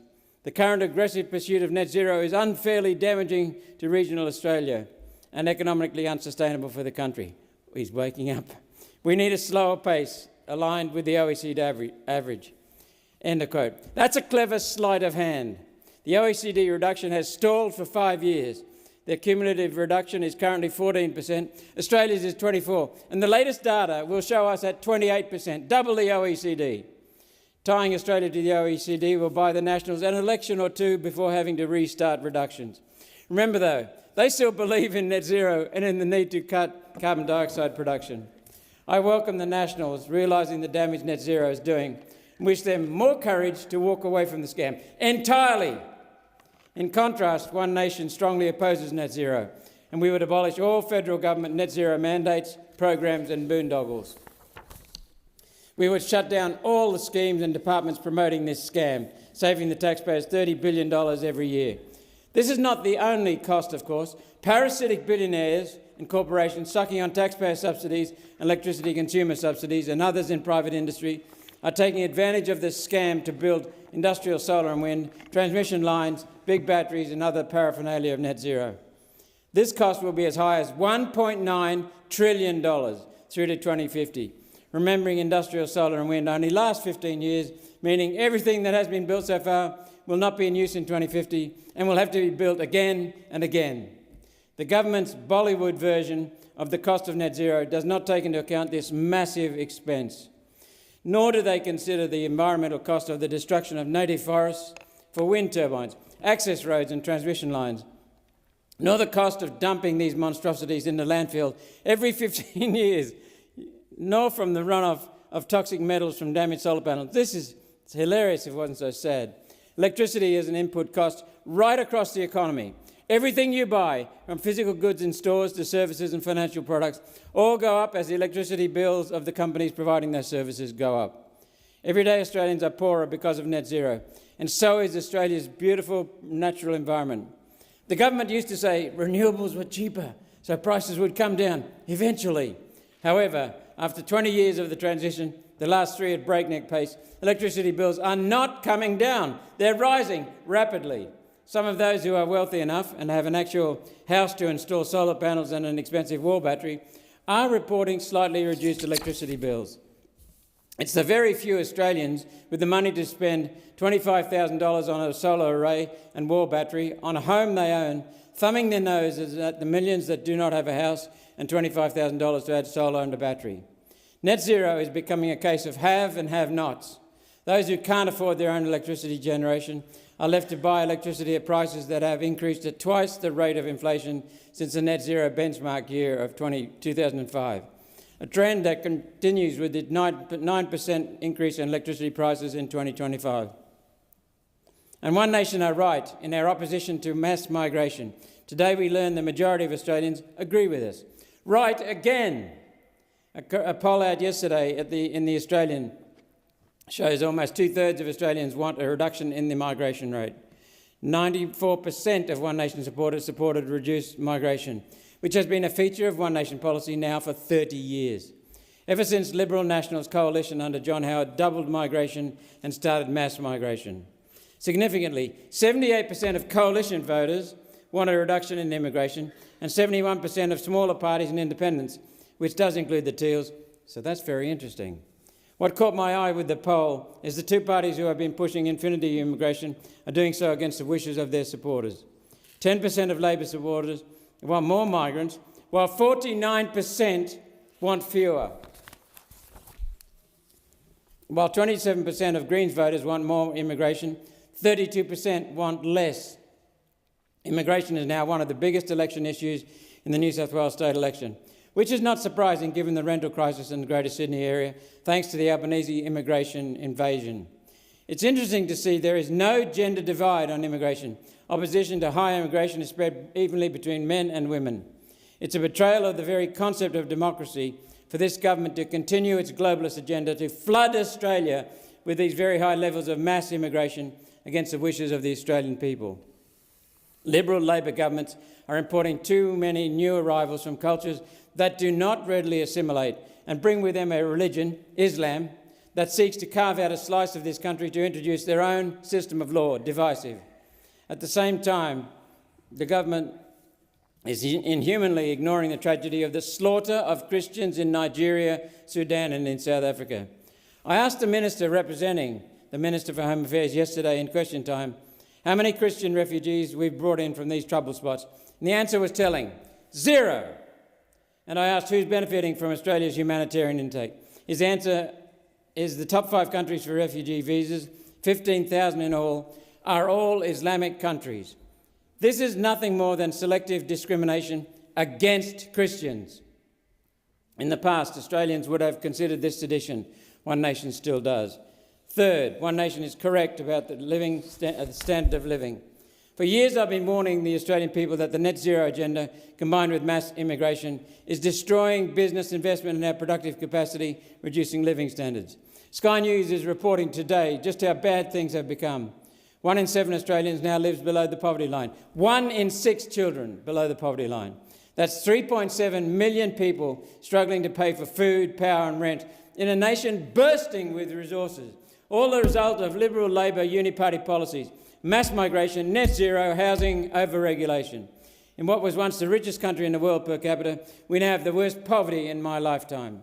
Yet we still have the natural resources, the abundant hydrocarbon fuels, coal, oil and natural gas, amazing farmland and a strong tourism industry. For years, successive Liberal and Labor governments have shut down industries that provided breadwinner jobs like steel, heavy manufacturing, value-adding like textiles, and weighed our farmers down with so much green tape and blue United Nations tape, farmers are struggling to stay afloat. Australian wealth is being sabotaged, a process called managed decline. It's deliberate, and yet our GDP is still growing. What's going on? Australia's wealth is being transferred from Australians to foreign beneficiaries. The world's predatory billionaires have used their investment funds like BlackRock, First State, Vanguard, State Street to buy shares not only in Australian companies, they buy entire industries. Except for 2 of our insurance companies, all our insurance companies are foreign-owned. Major retailers, Coles, Woolies and Bunnings, are foreign-controlled. Australian Big 4 banks are foreign-controlled. And so are our telcos, oil and gas companies. Satan's bankers then put up prices knowing they control the markets, so consumers become price takers. No market anymore, it's controlled. Australians working at the top of these companies take obscenely high salaries, in many cases multi-million-dollar salaries, in return for compliance. And everyday Australians go backward into poverty. The government is making things worse, allowing so many new arrivals that housing prices and rents are forced upwards, while quality of life and standard of living go backwards. In Sydney, medium unit rents have surged 40% since 2021. Melbourne and Brisbane aren't far behind, climbing more than 30%. For low-income renters, over half now spend more than 30% of their income on housing. 30% on housing. Our Prime Minister went to the last election promising to leave no one behind, knowing his policies were doing exactly the opposite. The government is now increasing spending on housing, paid parental leave, childcare, on hiring more and more public servants on high wages to paper over what is a crashing economy. The government can't use debt and money printing forever to save its backside. Debt and printing money cause their own severe economic problems and then more poverty. One Nation has opposed the net zero war on business investment. We have opposed the migration invasion, and we have warned these policies, combined with the red bureaucratic tape, green tape and blue United Nations tape, would destroy the standard of living in our beautiful country. And it has. We bloody told you so. And we have put forward solutions in practical, effective policies to solve all these challenges, proven solutions. Because all these issues are due to decades of dishonest, Liberal, Labor, uniparty policies and laws. As President John F. Kennedy said, quote, "Our problems are man-made, therefore they can be solved by man, and man can be as big as he wants. One Nation is right." Senator Bell. Thank you, Acting Deputy President. Now, we've heard a lot today about other parties in this place suddenly claiming to have adopted One Nation's position on net zero. So let me give Australians a clear warning. Beware the opposition, beware the National Party, because the leaders of these parties are the same politicians who have backed net zero from day one. They helped force it on this country in 2021.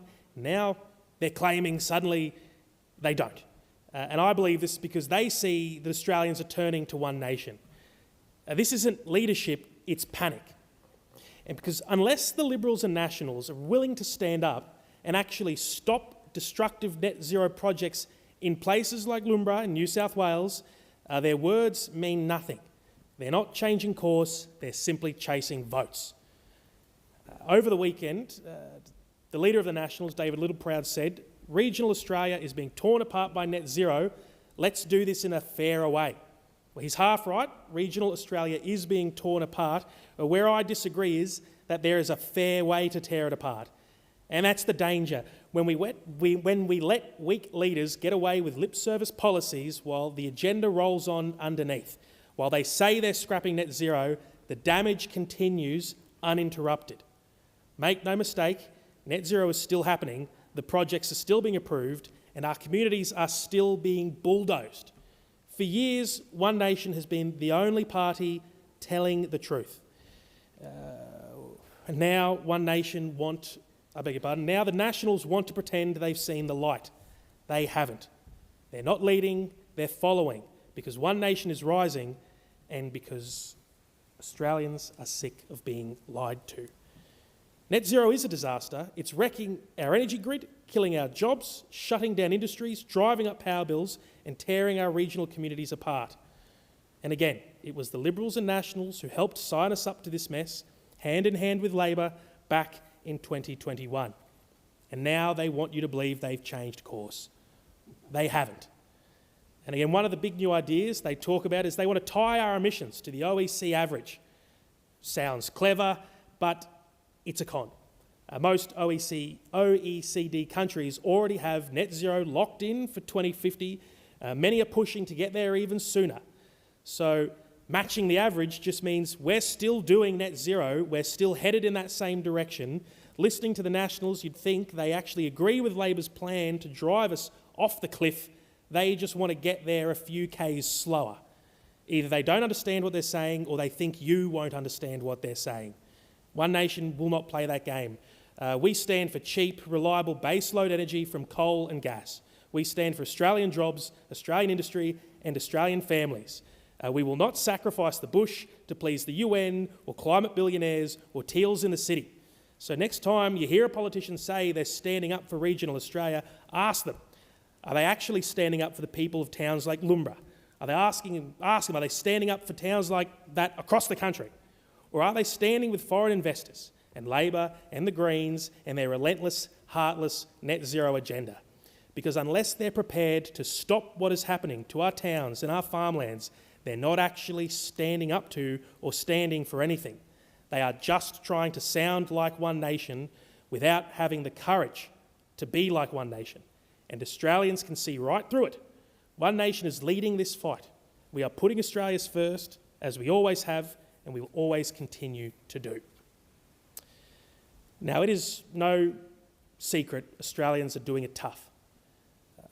So far, every day my office has heard from hard-working people, and they are doing everything right. They're working long hours, they're paying their taxes, they're trying to raise their families, and yet they are falling further and further behind. Sadly, they are losing hope, and they feel like there is no light at the end of the tunnel. The cost of living is out of control. And the Labor government has no idea what ordinary Australians are going through. They have no perspective, they simply do not care or understand. And I'd like to share you something that was shared with me from a lady named Melinda, who wrote to my office. She said, "The cost of living is out of control. I already work 2 jobs. I have even worked 3 jobs while studying, and yet I still don't know how I am supposed to get ahead. It doesn't seem to matter much how hard the average middle-class Aussie works. The government just seems to prevent us from getting ahead." Now, Melinda's story, I'm sure, it's not unique. There'll be many Australians out there who feel the same way because it's the reality for them. They are good, honest people who are being punished, while Labor chase policies, mass immigration policies, net zero policies. The crisis we are facing in Australia is not one of bad luck, it is government-made. Labor's net zero obsession is driving up energy prices, shutting down manufacturing and making it even harder for families to afford the basics. Labor's open-door immigration policies are pushing up housing demand and rents, forcing more Australians into homelessness and putting massive pressure and strain on our hospitals, our schools and our education system. The latest Australia News poll stated that 64% of voters want less immigration and 39% want much less immigration. Why is the government not listening to Australians? And why is the Labor Party not representing them? Do they simply not care? That is why One Nation says enough is enough. That's why we're prepared to say we will scrap the Paris Agreement, we'll restore cheap and reliable Australian energy backed by coal and gas, and we'll end Labor's destructive era of mass immigration. We will fight to make this country a place where hard work pays off, where Melinda and every Australian worker can build a future, own a home and live with dignity. The Labor government is failing the Australian people, but One Nation is here to fight with the battlers, the families and the forgotten Australians, because this is our country. It's time we take it back. And I'll finish with this. Australians are hurting. Every day, families, pensioners and small business owners tell us the same story. They cannot afford to keep the lights on, put food on the table or pay the rent. And they ask, what is the Labor government doing? They are making things worse. They are causing this pain and this pressure by doubling down on their net zero folly, and it is driving your power bills through the roof.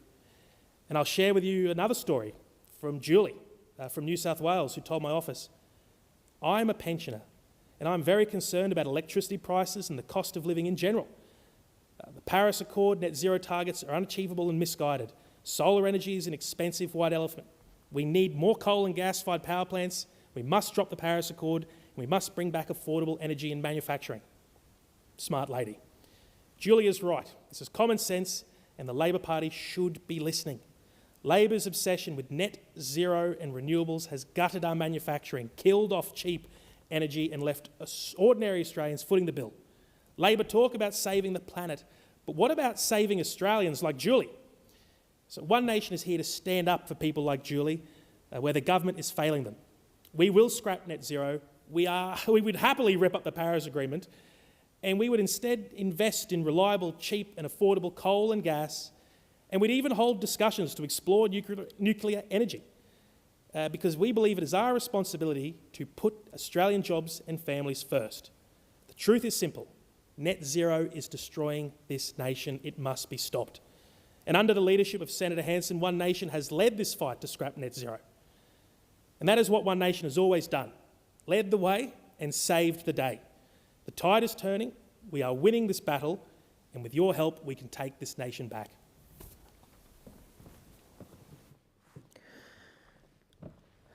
The Senate stands adjourned and will meet again tomorrow at 9 a.m.